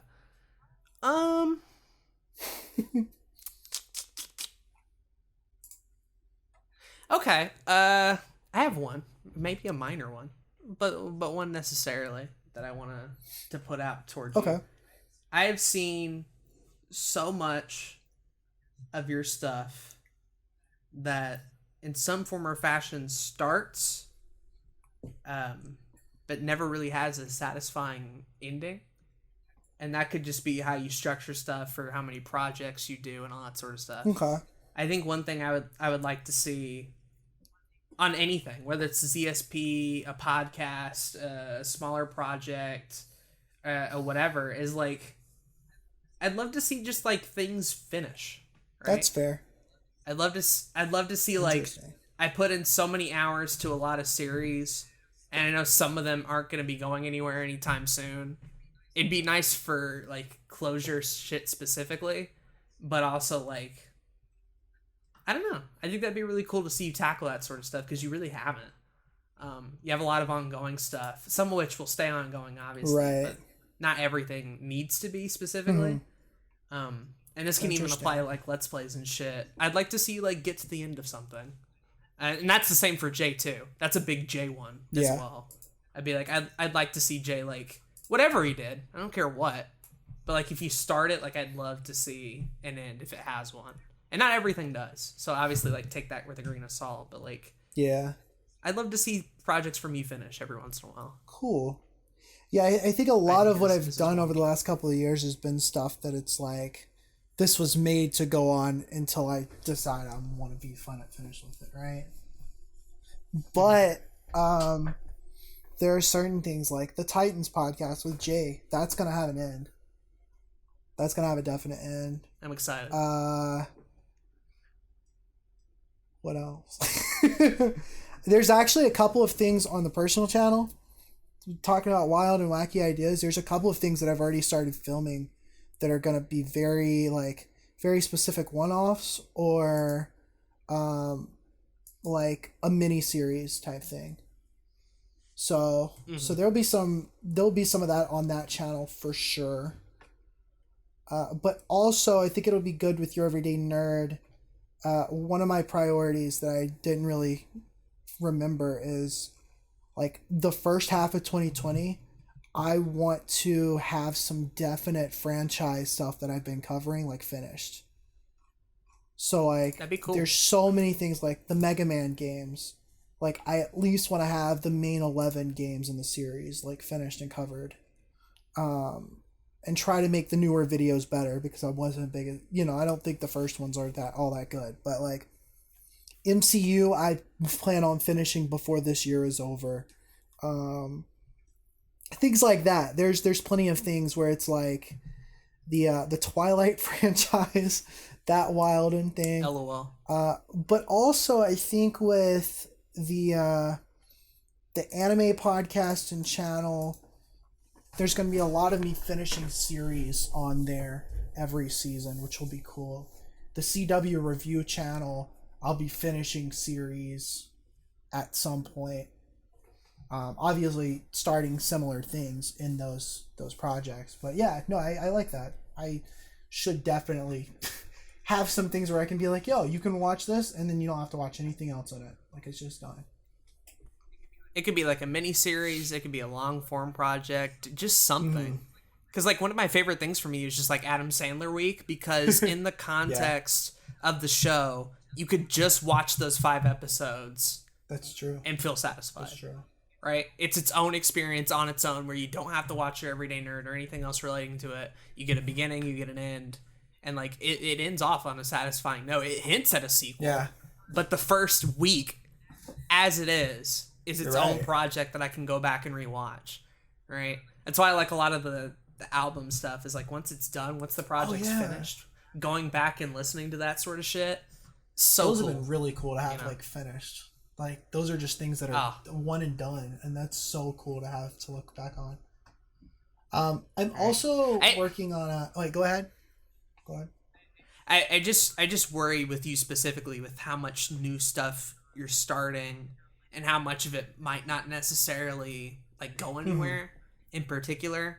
I would like that even if it doesn't go anywhere, there's at least some sort of satisfying ending to it or a place to leave off on. Definitely. Because I feel like you have a pretty bad habit of just letting go and then, being done or having long hiatuses. You're right. Stuff like that. No, you're entirely right. I mean, it started with the Let's Play channel, right? Started with Nintendo the History. Fire Red even. Like, we haven't finished yet. I want to finish Fire Red. Like, that's a priority of mine. For sure, on that particular channel. I also want to get together a playlist of, like, my greatest hits type thing before the end of the year. Like, my favorite videos. And I'd love some feedback on that as well, too. Just, like, trying to figure out, like, what was the best of the best shit that I could just be like, if nobody's ever seen me, like, here's my shit. Here's some place to start, pretty much. But also, I still plan on applying to that Adobe Creative Residency again in January. And last year, when you apply to that, you're supposed to have, like, a project that you want to do. And last year it was, I have Your Everyday Nerd. I'm going to use this as the project. But I have a feeling that's not what they were looking for. Probably not. Plus, there's probably some other reasons I didn't get in. Whatever. Looking towards the January application, I've actually thought of like an actual project that would be like a 12-part series thing. And I won't go into specifics because I don't want to promise this and it not happen. Sure. But like there's like a definite ending to it. It was a project that I had that was going to be ongoing for a long time. I want to bring it back. I want to make it like a very specific thing, do it in a specific style, have it go on for 12 things, be done. And I think that would be really cool. If I can get into that program, then that would be like one big definite project that would have an ending, and that would be dope. it wouldn't even like necessarily have to be YouTube stuff. Like if you wanted to like do a short film or make a tiny Flash game or like again music stuff, like anything that I can look back on and be like, look what you actually finished. How much of that I can go back and rewatch. Which is why I have like goals for this podcast to get like 50 episodes, right? Yeah, at least that's fair. Then that's interesting. You can get through 50 or just a section of 10. Mm-hmm. And podcasts are weird because they can go on forever. But like even with Titans in the Trash Bin, I've been listening to that series partially because it's been really funny and really interesting, but also partially because like I know that this has an end and I know it's achievable for both of y'all to get there. Yeah, for sure. So I feel as a viewer that like the time investment that I'm putting in is going to be worth it because it's probably actually going to be finished. Right? I'm not going to have to worry about it dropping off and be like, man, I wish I didn't get invested into this. That's a good point. No, like I know it's going to end eventually. So like, you know, that's a really good that's I think that'd be cool for you specifically is to have projects like that where they're small or big that at least finish would be really cool, especially with how much you have going. That helps me a lot. I should definitely prioritize that because I have like I have a book idea I want to get done. I'd like to do that in 2020. A book would be cool. You said short film. There's actually like it's not really like an actual film type thing, but I have a project for the personal channel where I'm like taking a bunch of old footage and putting together something that I guess you could call it a short film. That's what I'm gonna call it at the end of the day. But I think it'll be cool. We'll see. Absolutely. Sweet. Absolutely. Was there anything else with you specifically that I'm trying to think. I'm probably gonna listen back to this and be like, fuck, I forgot. He is so fucking fat. If he could just stop eating lose some weight. Burritos. Let me stop eating a damn burrito. Fuck, is there anything? I guess with you specifically, I kind of worry about burnout shit. Yeah, me too. But it's like, me telling you that isn't really gonna like change any of it. But like, because I know you and I know the type of shit you're working on, so like, I trust that you at least have a general idea of what that is and like how not to do it again. Right. But I feel like I'm not the only one who has brought up that fear to you before, and I don't really get that thrown toward me. Not a lot of people in the Discord get that thrown at them. You definitely seem to attract a lot more of that. LOL, Zach, why are you going to burn yourself out again? Yeah. But I know you. I know the type of person you are, and you're going to do it regardless. But I don't appreciate it, right? Like, sure. I definitely appreciate you being worried about me burning out, because it's definitely possible. It's definitely happened. But I think that I'm not going to say this time it'll be different. I'm not going to say that. That's a setup for failure. But I do know that this particular moment in this year, after doing the health challenge, after prioritizing a sleep schedule,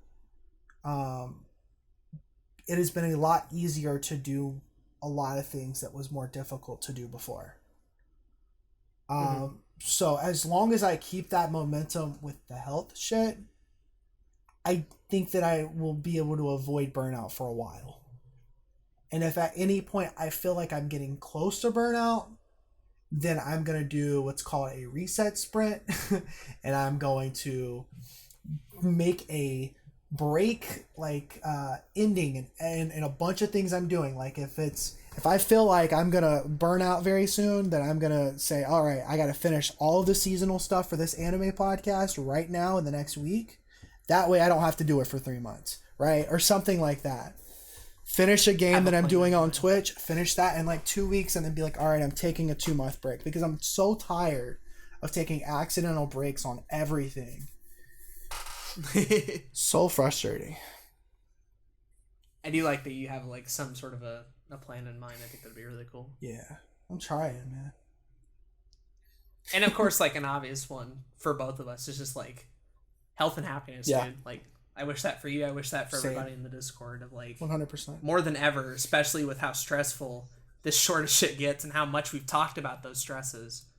At the end of the day, like, I wish the best for you. I wish the best for Jay, for Parker, living their best life, doing what they love doing, being happy about it, and being healthy people at the same time. Because like that's brought so much value to me. And I hope everybody like achieves some sort of that throughout the year, no matter what they're doing. Me too. That's just an aspiration I have for everyone in general. Priority numero uno. Fucking what? Okay. What? Okay. Huh? Okay. All right. No, I agree, 100%. I want to be happy, and I want to be healthy, and so that's like if at any point I catch myself falling into really bad habits again, like that has to be taken care of first and foremost. Before the YouTube it's been stuff, crazy too else. Because like with telling myself I have to stop working on stuff at 11 p.m. like it's been frustrating because like I still got shit to do, whether it's for the next day or whether it's client work that needs to be done or whatever, like, but I gotta make it a priority. It's gotta be, right? Mm-hmm. But yeah. I'm trying to think if there was anything else I had for you, but I think I've said my big ones. I think as far as your content goes, it's really solid, honestly. I think the thumbnails are good. I think titles are good. I think the editing and shit is good. The production value, right? Like, yeah. For guys where we're at on our channels, like I think we're doing really solid with our production value. And it's only gonna get better as you do more, right? Absolutely. So, as I learn more about that stuff. Mm-hmm. But like, like it'd be cool to see like do DSLR stuff one day. That'd be cool. It'd be cool to see like actual big boy lights on your everyday nerd set. It'd be cool to for sure. have a poster in the background instead of the shelf, or change up the setting occasionally. And even for me, shit like getting the green screen and focus right every time is like a big challenge for me still. Creating visual interest is still a big challenge for me still. Creating interesting topics, responding to the community is something I don't do a whole lot with my series in particular. Wow. Like people give me a lot of great ideas and I don't follow up on them ever. But that's a weakness of myself that like I need to work on specifically. Another priority has just been like using my Discord a little bit more. I've really slacked on like being active in my own server. And it's because like I'm in the DMs of friends all the time, and like we even have like a group chat for like just a few of us. Right. And it's like there's a whole lot of people missing a lot of other people, and these are things I could be saying to this entire group of people. So I've been like making that a priority even in the last few days. But yeah, that's interesting. The production quality of Your Everyday Nerd will not be changing a whole lot as far as the lights and the camera and stuff in a while. Sure. But there's room to grow. There's definitely room to grow, which is really nice. It's just not a big priority for me right now. My priority with that show like you haven't hit the ceiling. The fucking comedy and the pacing and the writing. That's my priority for that show. Besides consistency, of course. Pacing's been really good on a lot of them recently. Sweet. I feel like that can continue to improve. Agreed. There's definitely more I could do there. Even getting like up to the level of the Minecraft shit every week, right? Like that episode in particular has a lot going on that even the storytelling aspect I feel can even be expounded upon in later videos if you want to go like that far into I think so. I think for back to the video games too, it's even like picking games that are personal to me and have a story behind That would be awesome. Is going to influence a lot of what I pick rather than so this game came out before I was even a fetus. Right. And we're going to talk about it. One thing I noticed with like your show, and it's so early that it's really hard to like say a whole lot about back to video games. But like one thing I noticed with the few episodes is that they can sometimes get a little bit too much reviewy, and that's not a bad thing. Like that's what you're trying to do is you're trying to review the thing. But I would love to hear more about like how it personally impacts you. Making it a little bit more relatable is definitely a thing I could work on, for sure. I've been wondering if I should do the opposite. Get more informative. Yeah, just a little bit, not much, but like a little bit more. Like basic shit, like research details, stuff like that. That's one thing I want to do. It's just like have release dates, have developers, have like when it came out, the impact it had, that sort of shit. For sure. and even going as far as for back to the video games, just going outside of typical safe topics like top 10s and verses, and doing more like Starlink type videos where like it's not comfortable to make, but it's how I feel. Yeah. That type of shit in particular, I really feel like can give the show a bit more of an identity, as opposed to like the Kirby episode or the Tech Mobile video. The Tech Mobile video is actually really good. But like, you get what I'm saying. You know what I'm saying, right? Like that type of shit that's personal to me specifically, I could do a lot more of. That'd be cool. But yeah. Anything for anyone else in the Discord or I think, okay, so let's see here. I would love to see Jay finish an entire season of television and reviews. And I'm like trying to help him like keep up the motivation with that kind of shit. Even if it's just Titans season 2, like that's fine. I just love to see him finish an entire season. One thing I talked to you yesterday in the DMs is about like having creator calls.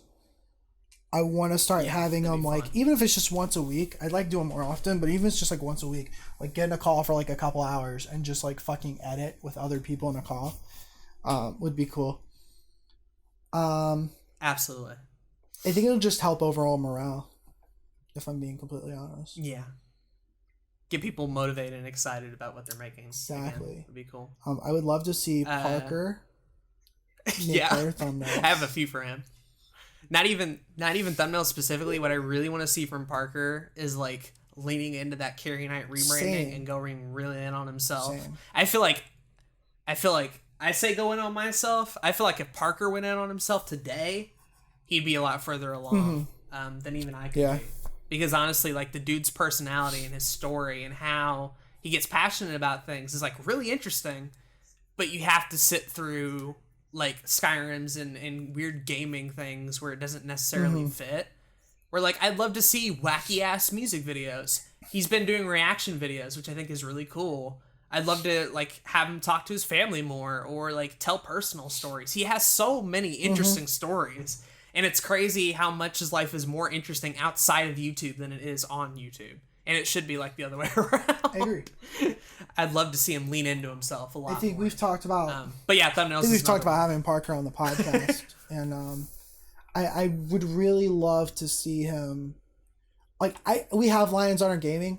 I would honestly be okay if like he got rid of his dumb intro and made better thumbnails. Like to have his gaming stuff exclusively on Lions on our gaming. If he was okay with that, I'd be okay with that, because I think that out of all of us, he has the most outgoing personality. He is like, he could honestly, I haven't told him this, and I don't think he listens to the podcast that much. So I think it's okay. No, we're good. We're 3 hours in. He's not getting honestly, like he made a joke one time, or actually it wasn't a joke, but he was like, I only want to have at least 5 million subscribers at some point. Like that's all I want to have. And I was like, Parker, you gotta be joking. Like you gotta be kidding me. But honestly, out of all of us, with the personality that kid has, I think he has the biggest chance. Absolutely. Absolutely. The potential is huge. He's just gotta... It's just crazy to see what it's being spent on instead. Like it's wild. He's just gotta push more content out. He's gotta make more content that's not just Let's Plays. I think he could kill it on... And he's already got a viral video on TikTok. But if he like made more TikToks, if he made more Instagram posts, if he was more active on Twitter and like made just like, even if it was like 3 videos a week on YouTube where it's super personality driven, I think that he could be big in like the next 3 years. Absolutely. I think so. Yeah. Just to sort of round up, I guess the Lions on our gaming group. We can talk about Kyle real quickly. And Kyle has impressed me a lot this year in particular with like doing for fun and profit type of shit. That's been like the actual content that I've wanted to watch from Kyle. Because again, I don't care about the Let's Play stuff, and it's always more interesting when he talks about game design stuff. And the dude, like script writing, as far as coming up with topics and stuff like that, really has that down. I even gave him like a thumbnail template, which isn't wonderful. I'd probably change it now. but like it's better than nothing. Right. Honestly, like you probably know what I'm gonna say for Kyle. It's just like fundamentals, right? It's just like make sure the audio mixing is good. Have like a link. Make sure like the fucking again. It's so hard to find Kyle because his link at the top for his YouTube channel is one thing, but then it said another thing, and it's just like really basic stuff that if he like tweaked a couple of tiny things, For Fun and Profit could be going places because the content alone is great. Just from a technical aspect, it's missing a few things for me to widely recommend it to everybody I know. I agree. Because the writing's there. Yeah, I think his strength is 100% writing. I would love to help Kyle get his videos up to a higher standard just in general. I honestly want to try to like get this guy a copy of Photoshop and like get him to even just start touching it, or fucking what's the other one you use, GIMP.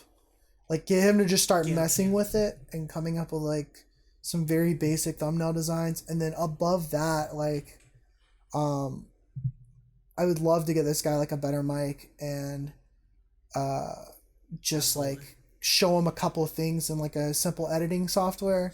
I think is For Fun and Profits with better thumbnails and a little bit more solid on the editing side of things and a better mic, and switching around the titles, just like having the titles be like his last episode, writing for Soul Calibur protagonist. If he made that like the writing in Soul Calibur for protagonist is weird or something like that, like he would get more views entirely and the videos would do significantly better. I think Kyle could I think he could succeed if he had somebody help him with the video side of things, because he's a writer first and foremost. And Calfro has been occasionally helping with editing and stuff like that, and I appreciate that. But like, need a bit more permanent Definitely fixes. And I guess with like Calfro in particular is like, I'm just excited to see where that dude goes in general. Same. It's like I'm gonna watch anything this dude fucking puts out entirely, and it's just like, however much I can get from Calfro is just like, yes. Yeah, I think it's funny. It's like anything from Calfro. I don't really have a whole lot more actionable advice for Calfro because he knows what he wants. He knows what he's doing. And after talking to him, I completely understand like exactly where he's coming from, his purpose and his goal and shit. And it's now, as the viewer of his content, like I just want to see more. And I know I'm going to get it at some point. But I don't want to pressure him about it either, because I know that that's part of his process. Me neither. Like, take your time. So, take your time, but still. More the merrier. Definitely. There anybody you I guess real briefly. On? Oh, Ramson? Ramson? I'd love to see more shit from him in general. Like, that dude is so talented in the editing department. And I love his content now. Don't get me wrong. But, like, if he could edit back to the video games, I'd pay him to do so. Like, it's good. Shit's good, dude. You have a talent. Fucking, like, I agree. I'm so jealous. That's all this is. This isn't even advice. This is just like, you make really good shit. Yeah, I'd love to see him do some more weird stuff. Interesting stuff. Just more stuff in general, I guess. And that's how I feel about a lot of people, like in the server and in the community. Yeah. I'd love to see Patient kind of lean in more in the photography and just like doing that shit all the time. That'd be so dope. I know she's kind of doing the whole like Inktober thing, but with photography. It's like a new photo every day, which is cool. Absolutely. And then it's like, I'd love to see Damien make more progress on his game this year, put on an actual demo. That'd be dope. I'd love to see Marjak get back into some streaming if that's what he wants to do.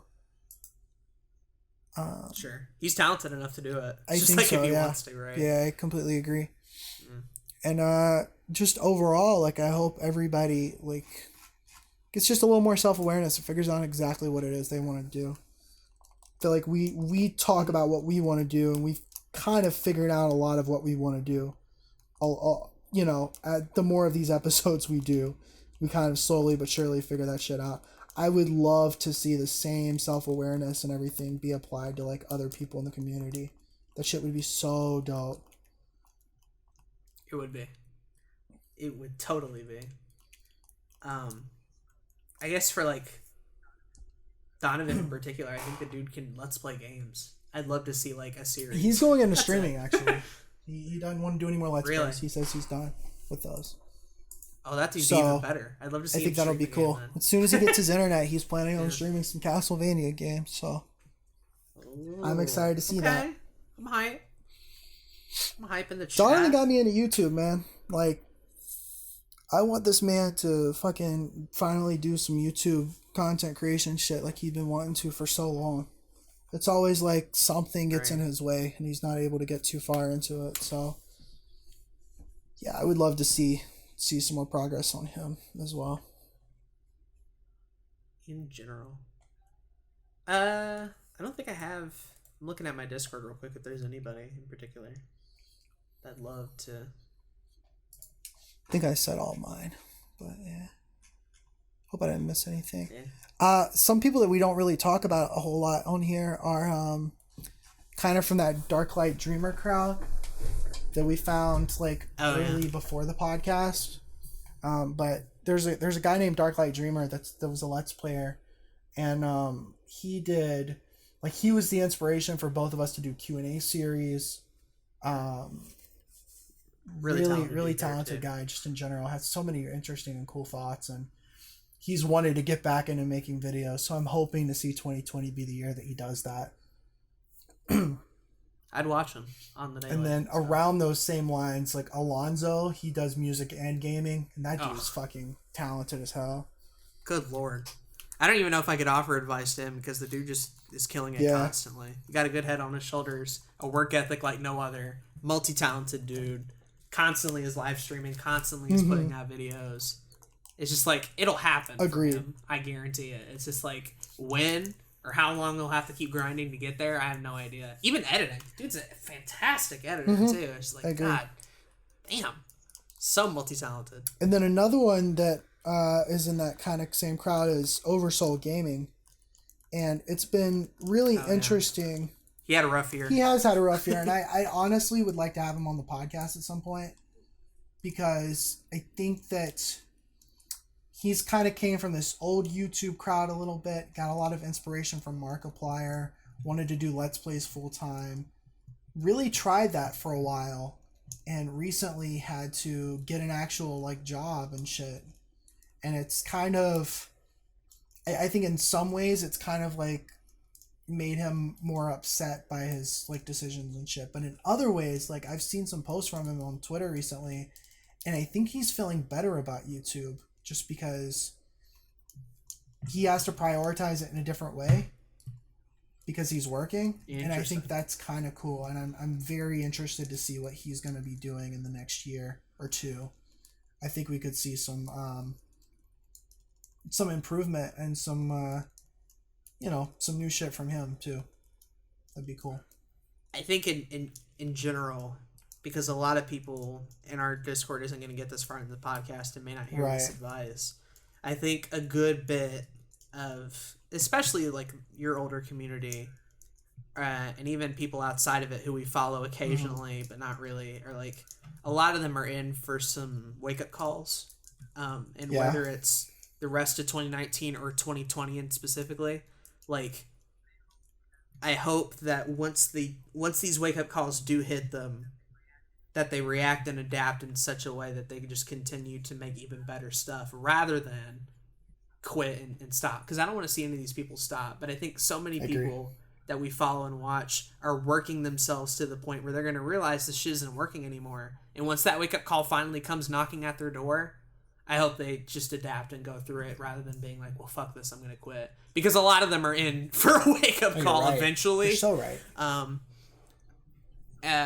So whenever that does happen, I hope for the best of them that they take that with all that means and actively improve their content. I hope, like, if I'm in for a wake-up call this year, that, like, I see that and recognize that and move forward. Like, Same. I'm ready for it. I'm ready for shit to hit the fan. I'm ready for an idea that I've been working on for 3 years to not be viable anymore. I'm ready to have to move on, like whatever I have to do. But especially for a lot of these channels, a lot of them are going to be in for a wake-up call if they don't follow any sort of advice and want to do it their own way. And I respect that.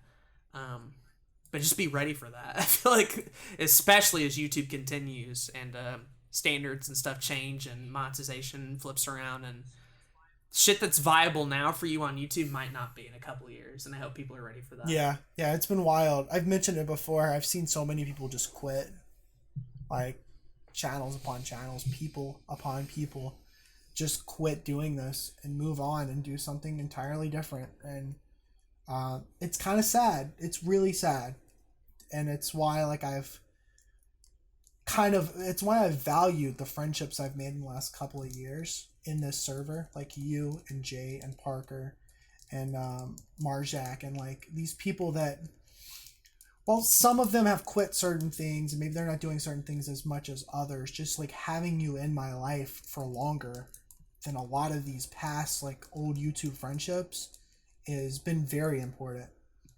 And I think so. One of the things I kind of want to do for next year too is just be more communicative with a bunch of people that I used to be a lot more communicative with. I think that there's so many relationships I could be maintaining a lot better that I'm just not, and that's something I need to work towards. Even not just for YouTube, just like as a human being, right? Just like close friends and relationships in general.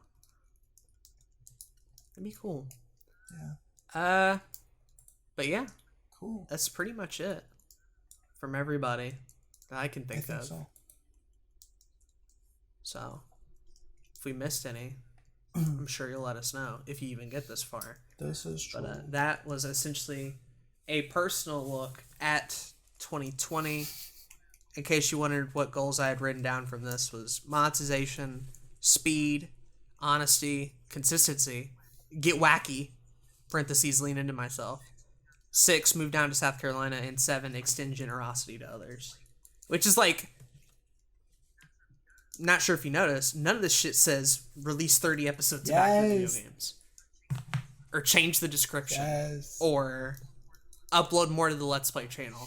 All this shit is like a practical 1 word, sometimes 2 words, like behaviors, like active habits that are going to help me more than any like daily upload goal that I set for myself, which I think is a smarter way of going about it than how I used to. Go check out our goal setting episode from 2018 if you haven't seen it already, because we talk about setting realistic goals that aren't tied to like numbers necessarily and have actionable shit to it. Because it's a good episode. Yeah, I think I don't know if you noticed, but I basically agreed with like everything you had and was like, yeah, these are also things that I'm gonna work towards as well. And I added a couple of smaller things like social media and communicating more with people and that kind of shit. Client stuff. Shit, yeah. Specific to you. Heck yeah. But that's our topic, ladies and gentlemen. We're en route to the longest podcast episode of the series, and we're still not done yet. Because we have 2 comments from the same human being known as Leah/patient. And I guess to extend the length of this episode by another hour, she left us 2 novels of comments that we are going to attempt to get through. She really did. I want to extend the podcast even longer because fuck it, why not? I want to break the record. Aden and I were talking yesterday, and I kind of mentioned this earlier, but like, I was saying, also for another YouTube podcast, I think we should focus on making future episodes a certain length. That way, when we get together to record, we're not under the mindset that we have all night to record, and we put more thought and energy into what's important to say in the episode. You're like, I like that idea. How long were you thinking? And I would like to say, considering we started recording at like fucking 9 o'clock in the morning or 8 o'clock in the morning for you, we didn't have all night, but we had most of the day. So it isn't the worst thing that we did this morning. Plus, this particular topic is like so open-ended. There was so much to talk about. And I'd been wanting to for a lot of this stuff for a while. A lot of that was sort of built up. Exactly. I just think it's funny. Dang it, dog. I just think it's funny that we were talking about like an hour and a half to 2 hours, and now we're on our route to like our longest episode ever. LOL. I'm gonna tell that dog to Go shut for up. it. Hold on. I'm not gonna edit because I don't want to edit any of this. So Yeah, just I'm just gonna say that this situation is very funny, and appreciate Aden for messing it up. No, it was funny, but seriously, as Aden gets the dog taken care of, going forward, especially once we start interviewing more people, we're gonna try really, really hard to make the intros shorter, especially like the Your Week on YouTube. It shouldn't be 40 minutes to an hour every week. There's no reason for it. Like I didn't even talk about everything this week for the Your Week on YouTube section. But because that stuff tied into our main topic, it made more sense to go a little longer this week. But in general, our intros, our outros are going to be shorter. In general, our comments, like the more comments we get, we're not going to be covering as many of them per episode. Yeah, this is probably going to be our longest episode, but it's going to be our last episode, probably over 3 hours for a while. That's what I hope, at least. So basically, you're a hack. And yeah, my name is Zach Snyder, man. You ruined the Batman podcast. v Superman's like 3.5 hours, so like. I'd rather you watch. could either listen to this episode or watch that movie. I'll let you decide. Cool. So we got 2 lovely comments from Patient. No others, thankfully. Yeah. I'll cover the longer one at the bottom if you want to do the top one. Let's that one. Okay. Time management, episode 42. Got a comment from Patient. Calfro read the last comment that was on there from Calfro. So Patient says, Jay needs to stop skipping Your Week on YouTube since it's actually like the second best part. The best part is when I come into it. Okay. When you get me in on those Smash recording sessions, I need to up my kill count. Okay. You got a mic? You gotta get a mic in order to get on. How's this working? How's this working out? My issue isn't time management, straight up just motivation. I feel like time management comes almost naturally to me, ? I can get everything sorted out in my head, but then it comes to actually doing the thing. My body just feels like a rock and I decide to sleep instead. I'm going to elaborate. Okay, so first off, I think that 2-minute rule I said earlier really helps with that. Like if you can break down any task you need to get done into a 2-minute habit, I think you'll be able to like get that motivation a little bit more. Cause not only. Mm-hmm.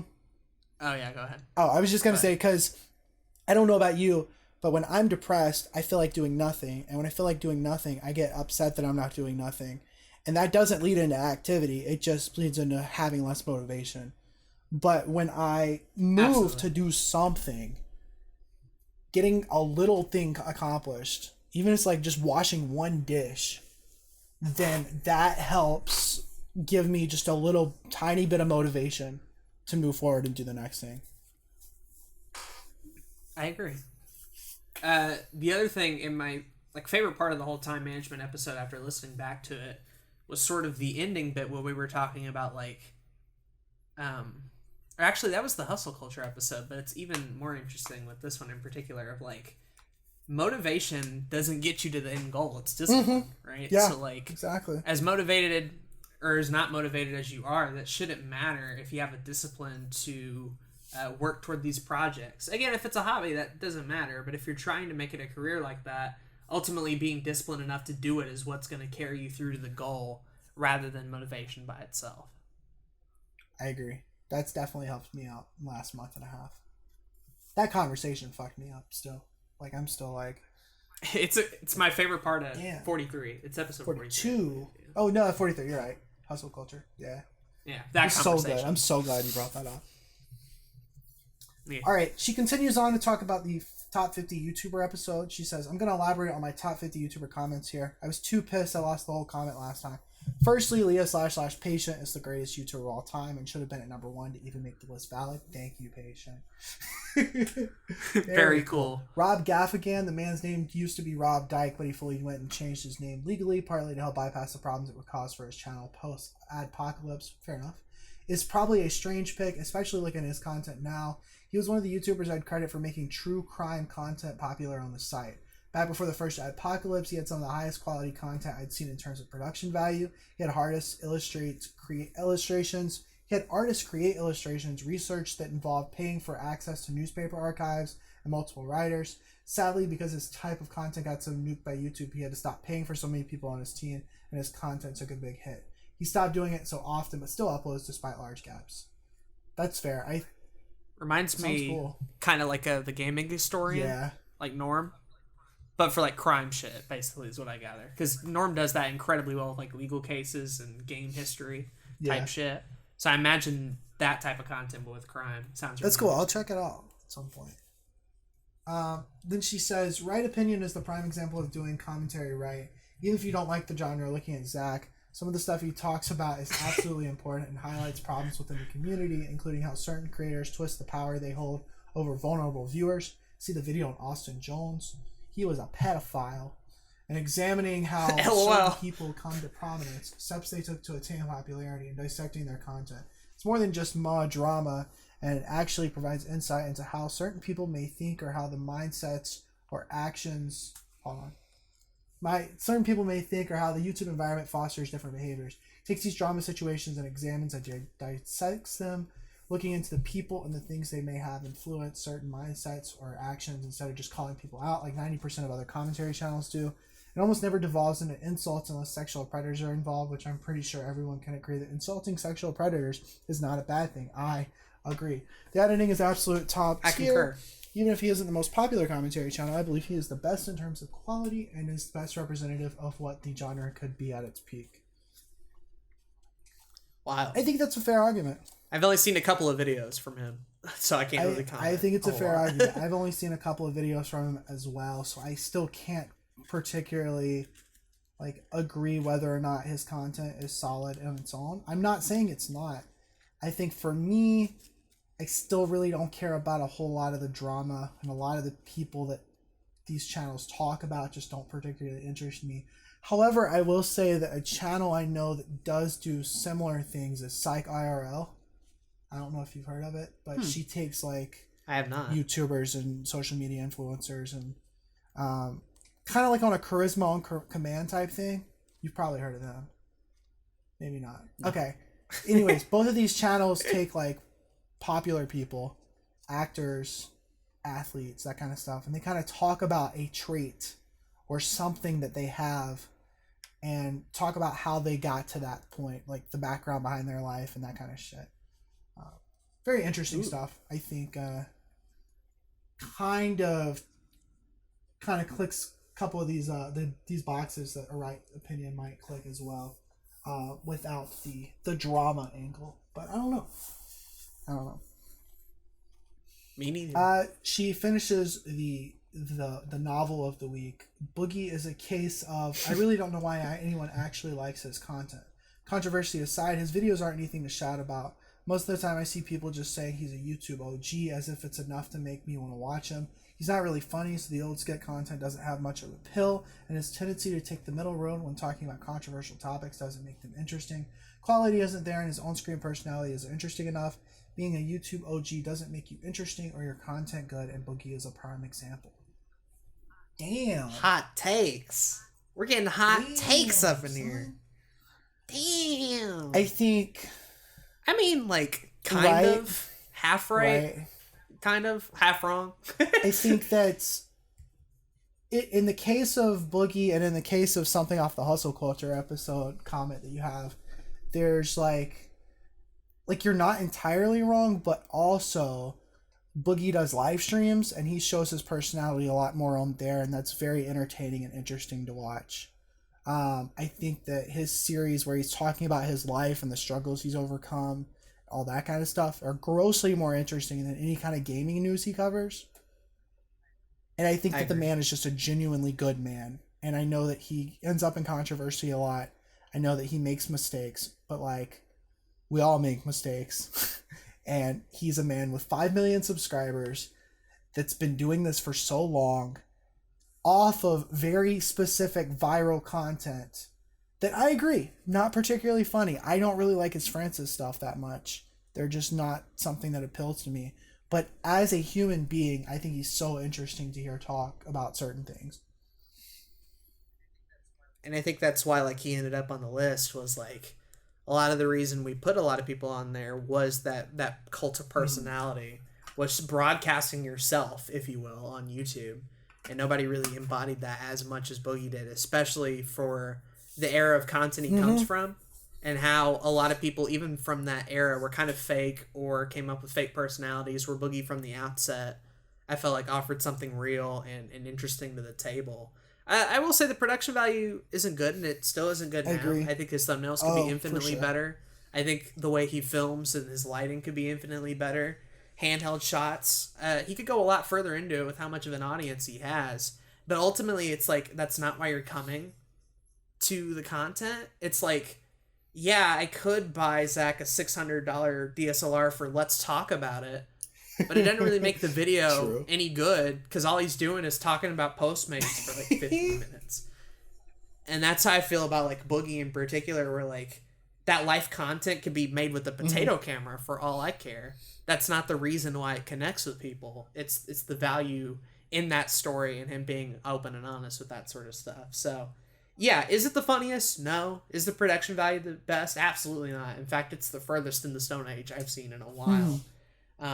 But the real life stuff, the personality, the live streaming stuff, it's why people come to YouTube, man. And it's a prime example of like personality being king over all else. And you know, out of all of the OG YouTubers, I'm going to be honest right now, from what I've been seeing from him on Twitter and some of the things he's talked about in some of his recent videos, I think that Boogie has the potential of making some big strides in the next 5 years, because he is actively getting help. Like, he's actively got people that know shit about content growth and YouTube and shit like that, that's helping him kind of figure out.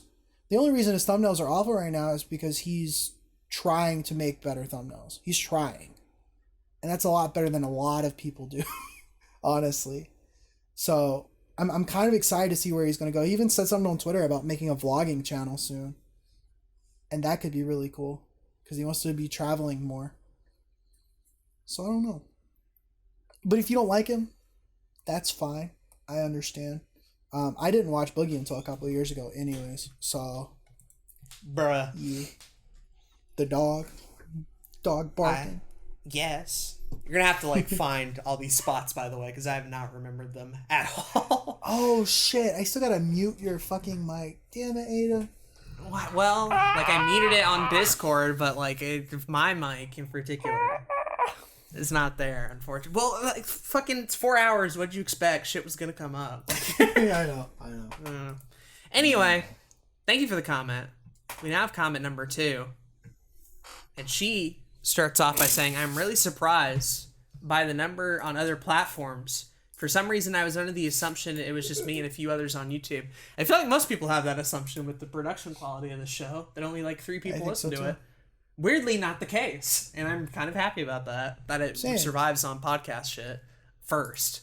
And then YouTube is a bonus. So, like, yeah, it's dope. Otherwise, it wouldn't be as interesting to do. Anyway, here begins the assortment of thoughts I had during my favorite segment of the podcast. Hey. Aiden really starting to nail the whole sponsor readings, too. I hope you enjoyed this one. This one's pretty epic. Music Monday is also hype, and I'm really looking forward to recommending you some weird-ass albums. Dennis from the SpongeBob film would absolutely be able to hunt Zach down and clap those cheeks hard. That's kind of hot. It's kind of hot. Then she goes on the biggest tangent about hustle culture and her relationship with it. It starts by saying, I'm writing this at night and I'm fairly ill, so take everything I say with a pinch of salt because I might just be a bit mentally fucked up right now. LaMayo. She starts by saying, God damn it, dog. Anyway, I'm just going to ignore it. I'm just going to be like, fuck it. Just ignore it. It's fine. Yeah. So my so-called history or hard work feels hard to pinpoint since my childhood memories either don't exist, are extremely blurry, or negative and unrelated. I know as a kid who put a lot of value in academic success. I placed a lot of value in being the smart kid. This carried on to high school age 11 to 16 for us UK people, up until I hit around 15, which coincided in a serious drop-off in my mental health. I barely ever studied, and if I did, it was exclusively on the same day as the exam. Luckily, I seemed to be really good at just absorbing information, and I got through my high school exams with 10 qualifications, all A. A plus for you Americans, to C. I worked hard when I placed my own value on grades, and when that illusion finally faded away and my mental health started to collapse, I stopped giving a fuck. The grades didn't make me happy, so what was the point, right? Hard work for me was very much about feeling some kind of identity and self-worth. When that wasn't enough, it all collapsed, and it's really visible in how miserably my first year of college, age 16 to 18, went for me. I ended up failing my first year, restarting completely with new subjects, and leaving at 19. It didn't help that I never really had any solid idea of what I wanted to do with my life. Most people don't.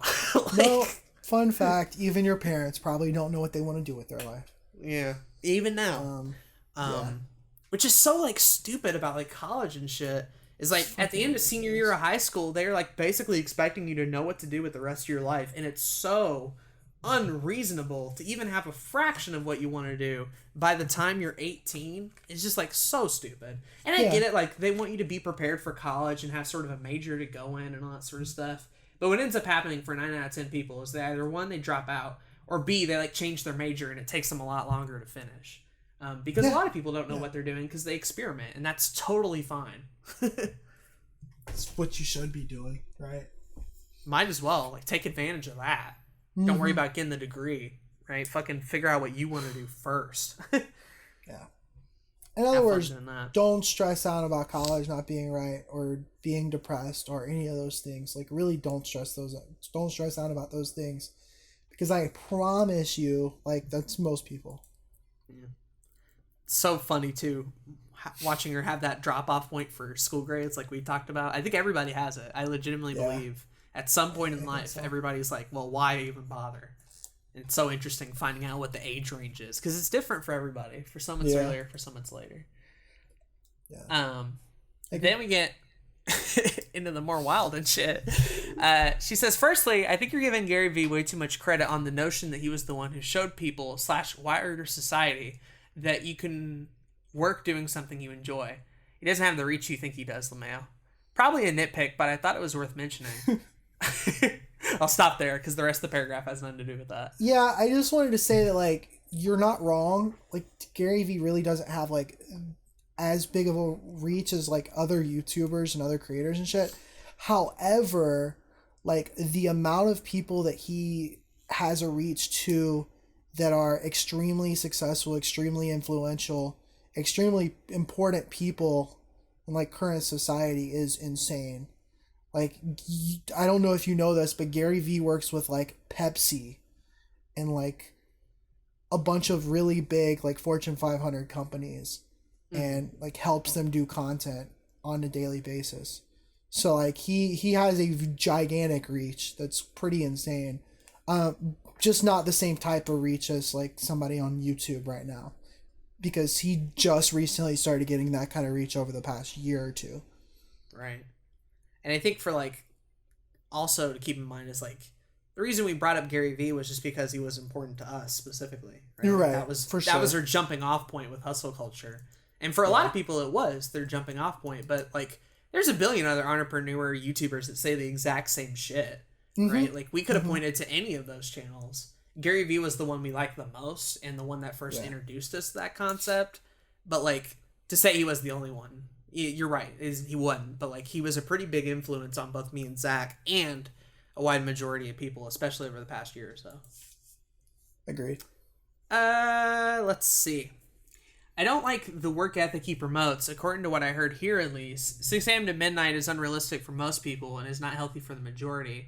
A schedule like that is not only detrimental to a person's physical health, but their mental health too. The majority just aren't built for that, and I don't like it being shown as something to aspire to. Physical and mental health is, and always will be, significantly more important than working, for me. Taking time out to watch something or do anything that doesn't provide some end result is not a bad thing. Taking time out to switch off and rest without having to think about work or pursuing some end goal is healthy. I don't care who you are, every single person needs a break. Nobody, no matter what they say, can work constantly and never ever switch off. I don't believe that taking every passion you have and trying to make money from it is something we should promote to everyone. If you want to do that, go ahead, but I don't want everything that I enjoy in life to be tied to work, because I will eventually resent it. It'll stress me out and I'll lose all enjoyment from it. We're slowly growing into a generation of people who believe that everything they do should be monetized, and that isn't right for everyone. Not everything I do has to go anywhere, and I'm perfectly fine with that. If I enjoy doing a thing, I'd rather enjoy that separate from work. We'll stop there for a little bit because that's a lot to unpack. Yeah. The crazy thing here is like I don't disagree. I don't either. Yeah. Like I completely agree, 100%. I think the thing that's so interesting about like Gary Vee and a lot of the stuff that we talk about that he talks about is like he does promote a schedule of working from 6 a.m. to midnight, working your face off all the time, pushing to do the thing you love and making it successful. Like he does push that. However, he also is, and I think he's only started to be more communicative about this in the last like few months and shit. But like he wants people to also realize that like maybe that's not for you. Mm-hmm. Maybe you don't need to work all day, every single day, because maybe you don't want that kind of lifestyle, that kind of success. Maybe your success is different and it takes less work, takes less time. It's all about, it's why we talk about self-awareness so much. Right. And that's why he brought it up from the beginning. Gary Vee has pushed that self-awareness thing from the beginning because like your work ethic is tied to who you are as a person and what goals you're reaching for in the first place. 6 a.m. to midnight is reasonable if you're going for some 6 a.m. to midnight type goals. Like, what are you trying to be, right? What's the end goal here? A millionaire? 6 a.m. to midnight's rational. In fact, I would even argue, like, necessary. Whether, if it's a content creator, on the other hand, and where you value success and what you think success is, that wildly changes for people.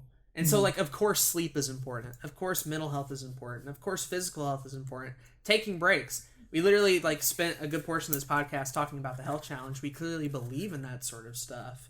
But it's also like having a good work ethic on top of that shouldn't be something to detract from your mental and physical health. Like having a work ethic is healthy. There's definitely points where it can go too far, and there definitely is a balance to it. But I don't necessarily agree with the idea that like having any form of work ethic or working hard in general comes at the cost of your mental health and physical health inherently. It can, but not like if you play it smart and if you know who you are. Self-awareness, again, being a big key to that. Agreed. Completely. So that's just how I feel. I do have a little bit more to say about that final bit, but she brings up in the next paragraph with a better line that I like even more, so we're going to keep reading along. She says, if it wasn't painfully obvious from the above paragraph, I don't like hustle culture. It's heavily based on the notion that earning money will bring you some degree of happiness, which is an ideology I don't entirely believe in. There are things in my life that won't ever make me money, and I don't want to ever turn those things into work. I'm fine with that, and nobody should berate me for it, which is why I resent hustle culture, because people have done exactly that. The amount of times I've seen people dismiss others because they are happy with the small things they have and aren't working toward a fucking goddamn empire, it's stupid and pisses me off unendingly. It inflates people's egos and leads them to value money above all else. In my experience of the culture.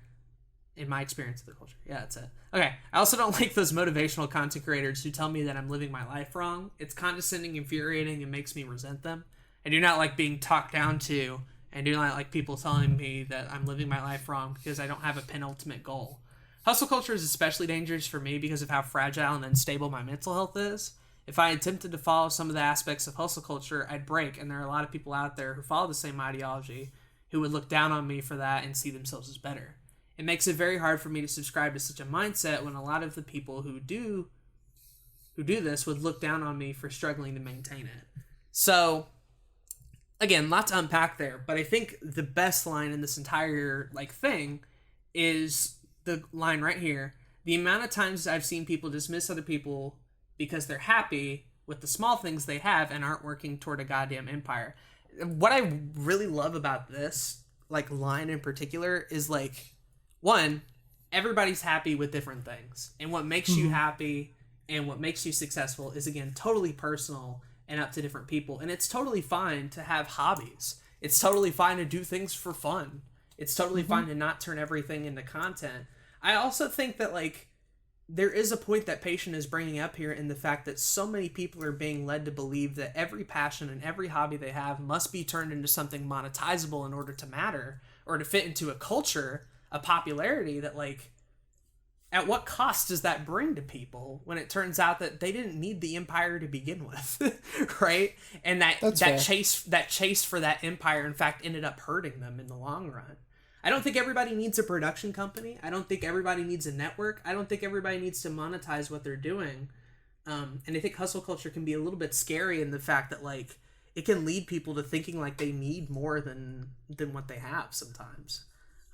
But again, like I would say earlier, like a lot of that comes down to self-awareness. A lot of that comes down to knowing yourself first. And if you don't know that, like, hustle culture ain't going to change a damn thing about that. Like, you have to know who you are and what you want. And if what you want is the empire, then you're going to have to work like you're building an empire at the end of the day. Yeah, no, 100%. I think it's like when I talk to somebody, even in our circle of friends that like does YouTube, that maybe doesn't want to do it as nearly as much as I want to do it. Like, it's very hard for me to give the exact same advice that I would take to them, which is why even like doing this podcast, we usually have a bunch of caveats to everything we say. Yeah. It's why, like, when we were talking to Calfro last week, that we have, like, we contradict ourselves a lot because of the way that a lot of this comes down to self-awareness. I know that personally, for me, that I was going down the route to be a music teacher, and I realized that I would not be able to spend even a fraction amount of the time that I wanted to on content creation because I would be a teacher all day. And I realized that would suck and I would hate that. And I have tried over the last like few years different jobs and different things, and every single time it came down to it, I would get frustrated and honestly like upset and sad and depressed that I wasn't able to put as much time into creating things as I would like to. And so it taught me that like I'm the type of person that I have to like I want to build that empire, right? Mm-hmm. Like, and I don't want to be cliche with it, and I don't want to be like this, you know, this dude where it's like maybe empire's not even the right word. It could be. I have no idea. I just know that there's so much I want to do, and I have such a passion for it, and I know the amount of work it takes, and I'm just willing to make that happen. And it's taken a lot of self-awareness. It's taken a lot of, you know, mental health breaks, sacrifice, restructuring, replanning. It's why I'm so grateful that we did the health challenge. Absolutely. And it's not something that's going to happen overnight. It's not. Anyways, like, I know that's me, but that's not everybody listening to this podcast. And that might not be you. That might not be anybody else in the group. It could be. I don't know. It's something that you have to figure out for yourself. But also, before you can even accept the advice, you have to know where you're coming from, right? Otherwise, it doesn't matter what we say in this podcast. Like, if that's not you, this doesn't help anyone involved, right? Mm-hmm. But also, I do want to say that, like, as I am working towards, like, these big goals, these big plans, all that kind of stuff, I am really hoping that I am showing my gratitude for what I do have right now as much as possible. Mm. I think that has been something that I've been working towards a lot. Just like, dude, even if you just watch this one stupid video of me talking about Papa John's pizza, like, I am grateful that you took your 5 minutes to watch me talk about Papa John's pizza and make a couple of jokes. Sure. Like, I genuinely am happy that, like, somebody has taken the time to watch my shit. And I don't want to take any of that for granted. I think one of the things that's frustrating about doing this, like, podcast and the come up and some of the personal channel stuff is that I am constantly talking about growing, but it's because I'm trying to, like, you know, I'm trying to take the actionable steps to do that. I'm not just saying I want to do it. Like, I'm trying to make it happen. Mm-hmm. But I don't want people to feel like I'm also not grateful for who's there already watching. Right. Like, the thing about me and Zach, like, we enjoy the now just as much as we will the future. Like, right. We've stressed a lot about the process and the journey and the come up and the down and everything in between. Which is why we, like, thank everybody for, like, writing comments and even being invested in this shit to begin with. So exactly.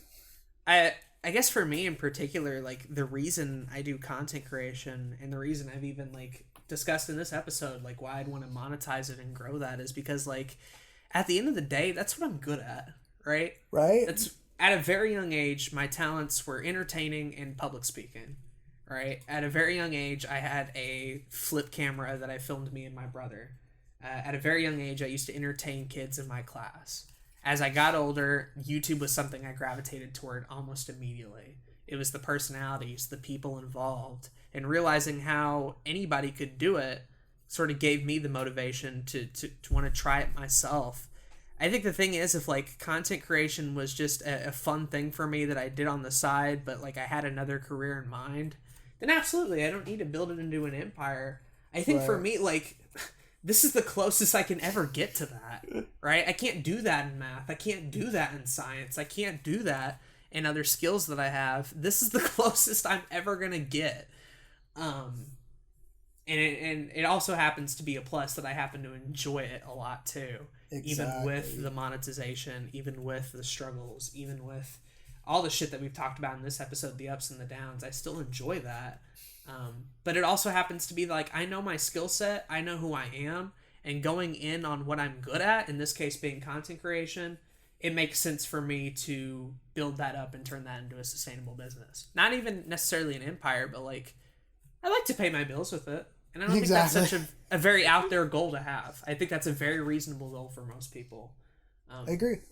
Production company could be a thing, and a movie could be a thing, but like at the end of the day, like, so long as my bills are being paid and I'm having fun creatively, like that's what matters more than anything. But I also, like, if you do this as a hobby and if you do it for fun, continue to do it for fun. You don't necessarily have to grow it into anything. I just respect, I think the moral here is just to respect what other people are doing and to be okay with that. So if they don't want to turn it into anything, let them be. If they do, then understand that and be fine with that as well. Right? It goes both ways. No, I 100% agree. Like, what the fuck else would I be doing? I don't know. Like, I could have done a lot of things. There's a lot of things that I feel like if I wanted to do it, like, I'm working hard towards that. But I'm going to be honest with you, like, I thought I was depressed now. Like, how much more depressed do I want to get if I was going to go do something different? Because I just enjoy creating things and talking about things and, you know, consuming content and having conversations built around it so much that if I wasn't doing that shit on a regular basis, like, I wouldn't want to do anything else. Mm-hmm. And so I think just like for hustle culture and hard work, we have to map that to what we just said there. If we want to make it a career, we have to work toward that. And that means like making sacrifices. That means potentially not going to bed on time. That means not being able to have money for expensive things, or not being able to go out and see your friends sometimes because you're working on something more important to you. The important thing, again, is that you're just aware of it and you understand what's going on and that you are fully in control of that from start to finish. But, yeah. 100%. Anyway, she finishes up by saying, the thing you should take away from this rant is this. If you believe you can sustain yourself through hustle culture, go for it. If you know it'll harm you, don't. But for the love of God, don't ever look down on those people who don't subscribe themselves to such a belief. Can I get a whole YouTube podcast on why YouTube decides to double space every single paragraph break in my comment I post and I have to edit to fix it? We're writing it down. I'm putting it on the list. Yeah, good. We need topics, so let's put that down. Yeah. That's getting covered next episode. Get hype. Get hype for the show. I hope that we didn't seem like we looked down on people in that episode. I don't think we did. I don't think we did either. And I don't think she's directing that to us, but more she along the lines that. of like hustle culture in general. Mm-hmm. But yeah. No, I mean, I agree. Don't look down on anybody, right? Like, yeah. It's fucking everybody's a safe rule of thumb. A person that's doing their own shit and they're trying to figure out things just as much as we are. Mm.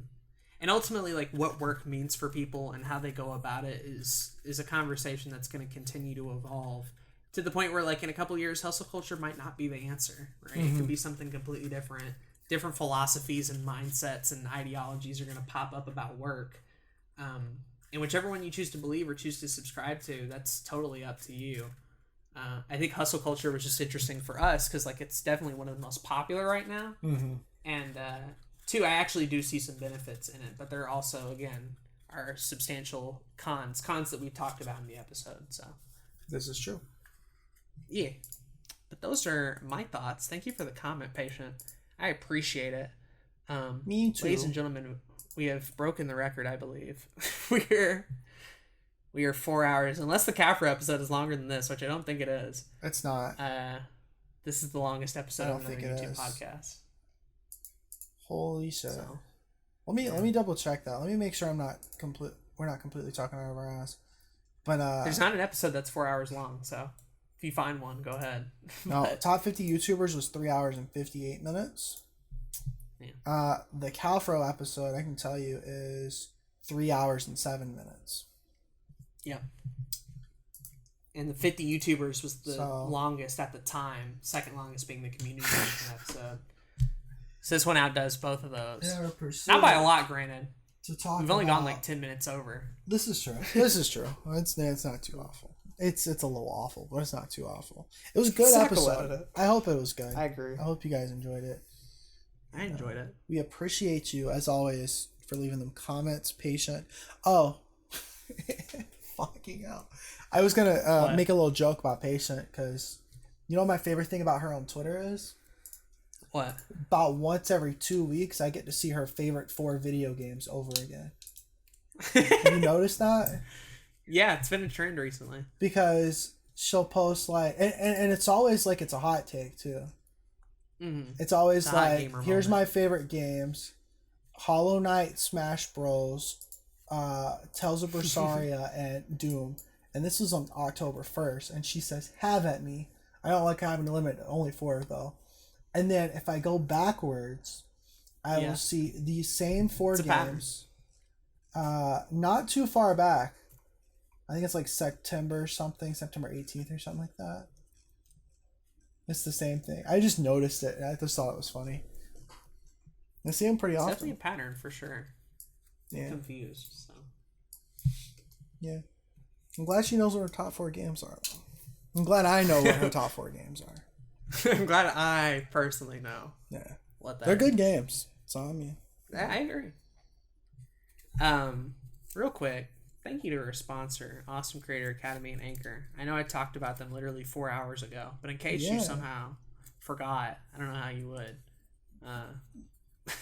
Check them out. These people are pretty awesome. Check out the link in the description below. On Anchor or on any podcast platform or even on YouTube, all the descriptions are up to date. You'll even see that there are now more links for me and Zach specifically on all the episodes. So you'll get access to the Twitter, personal podcasts, and regular YouTube channels. And again, it's updated on all the episodes, so no matter how far you go back, all that shit will be there.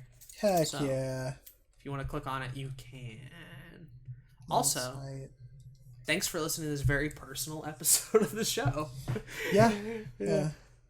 We went some places today, and I'm really proud of the conversations we've had. I agree.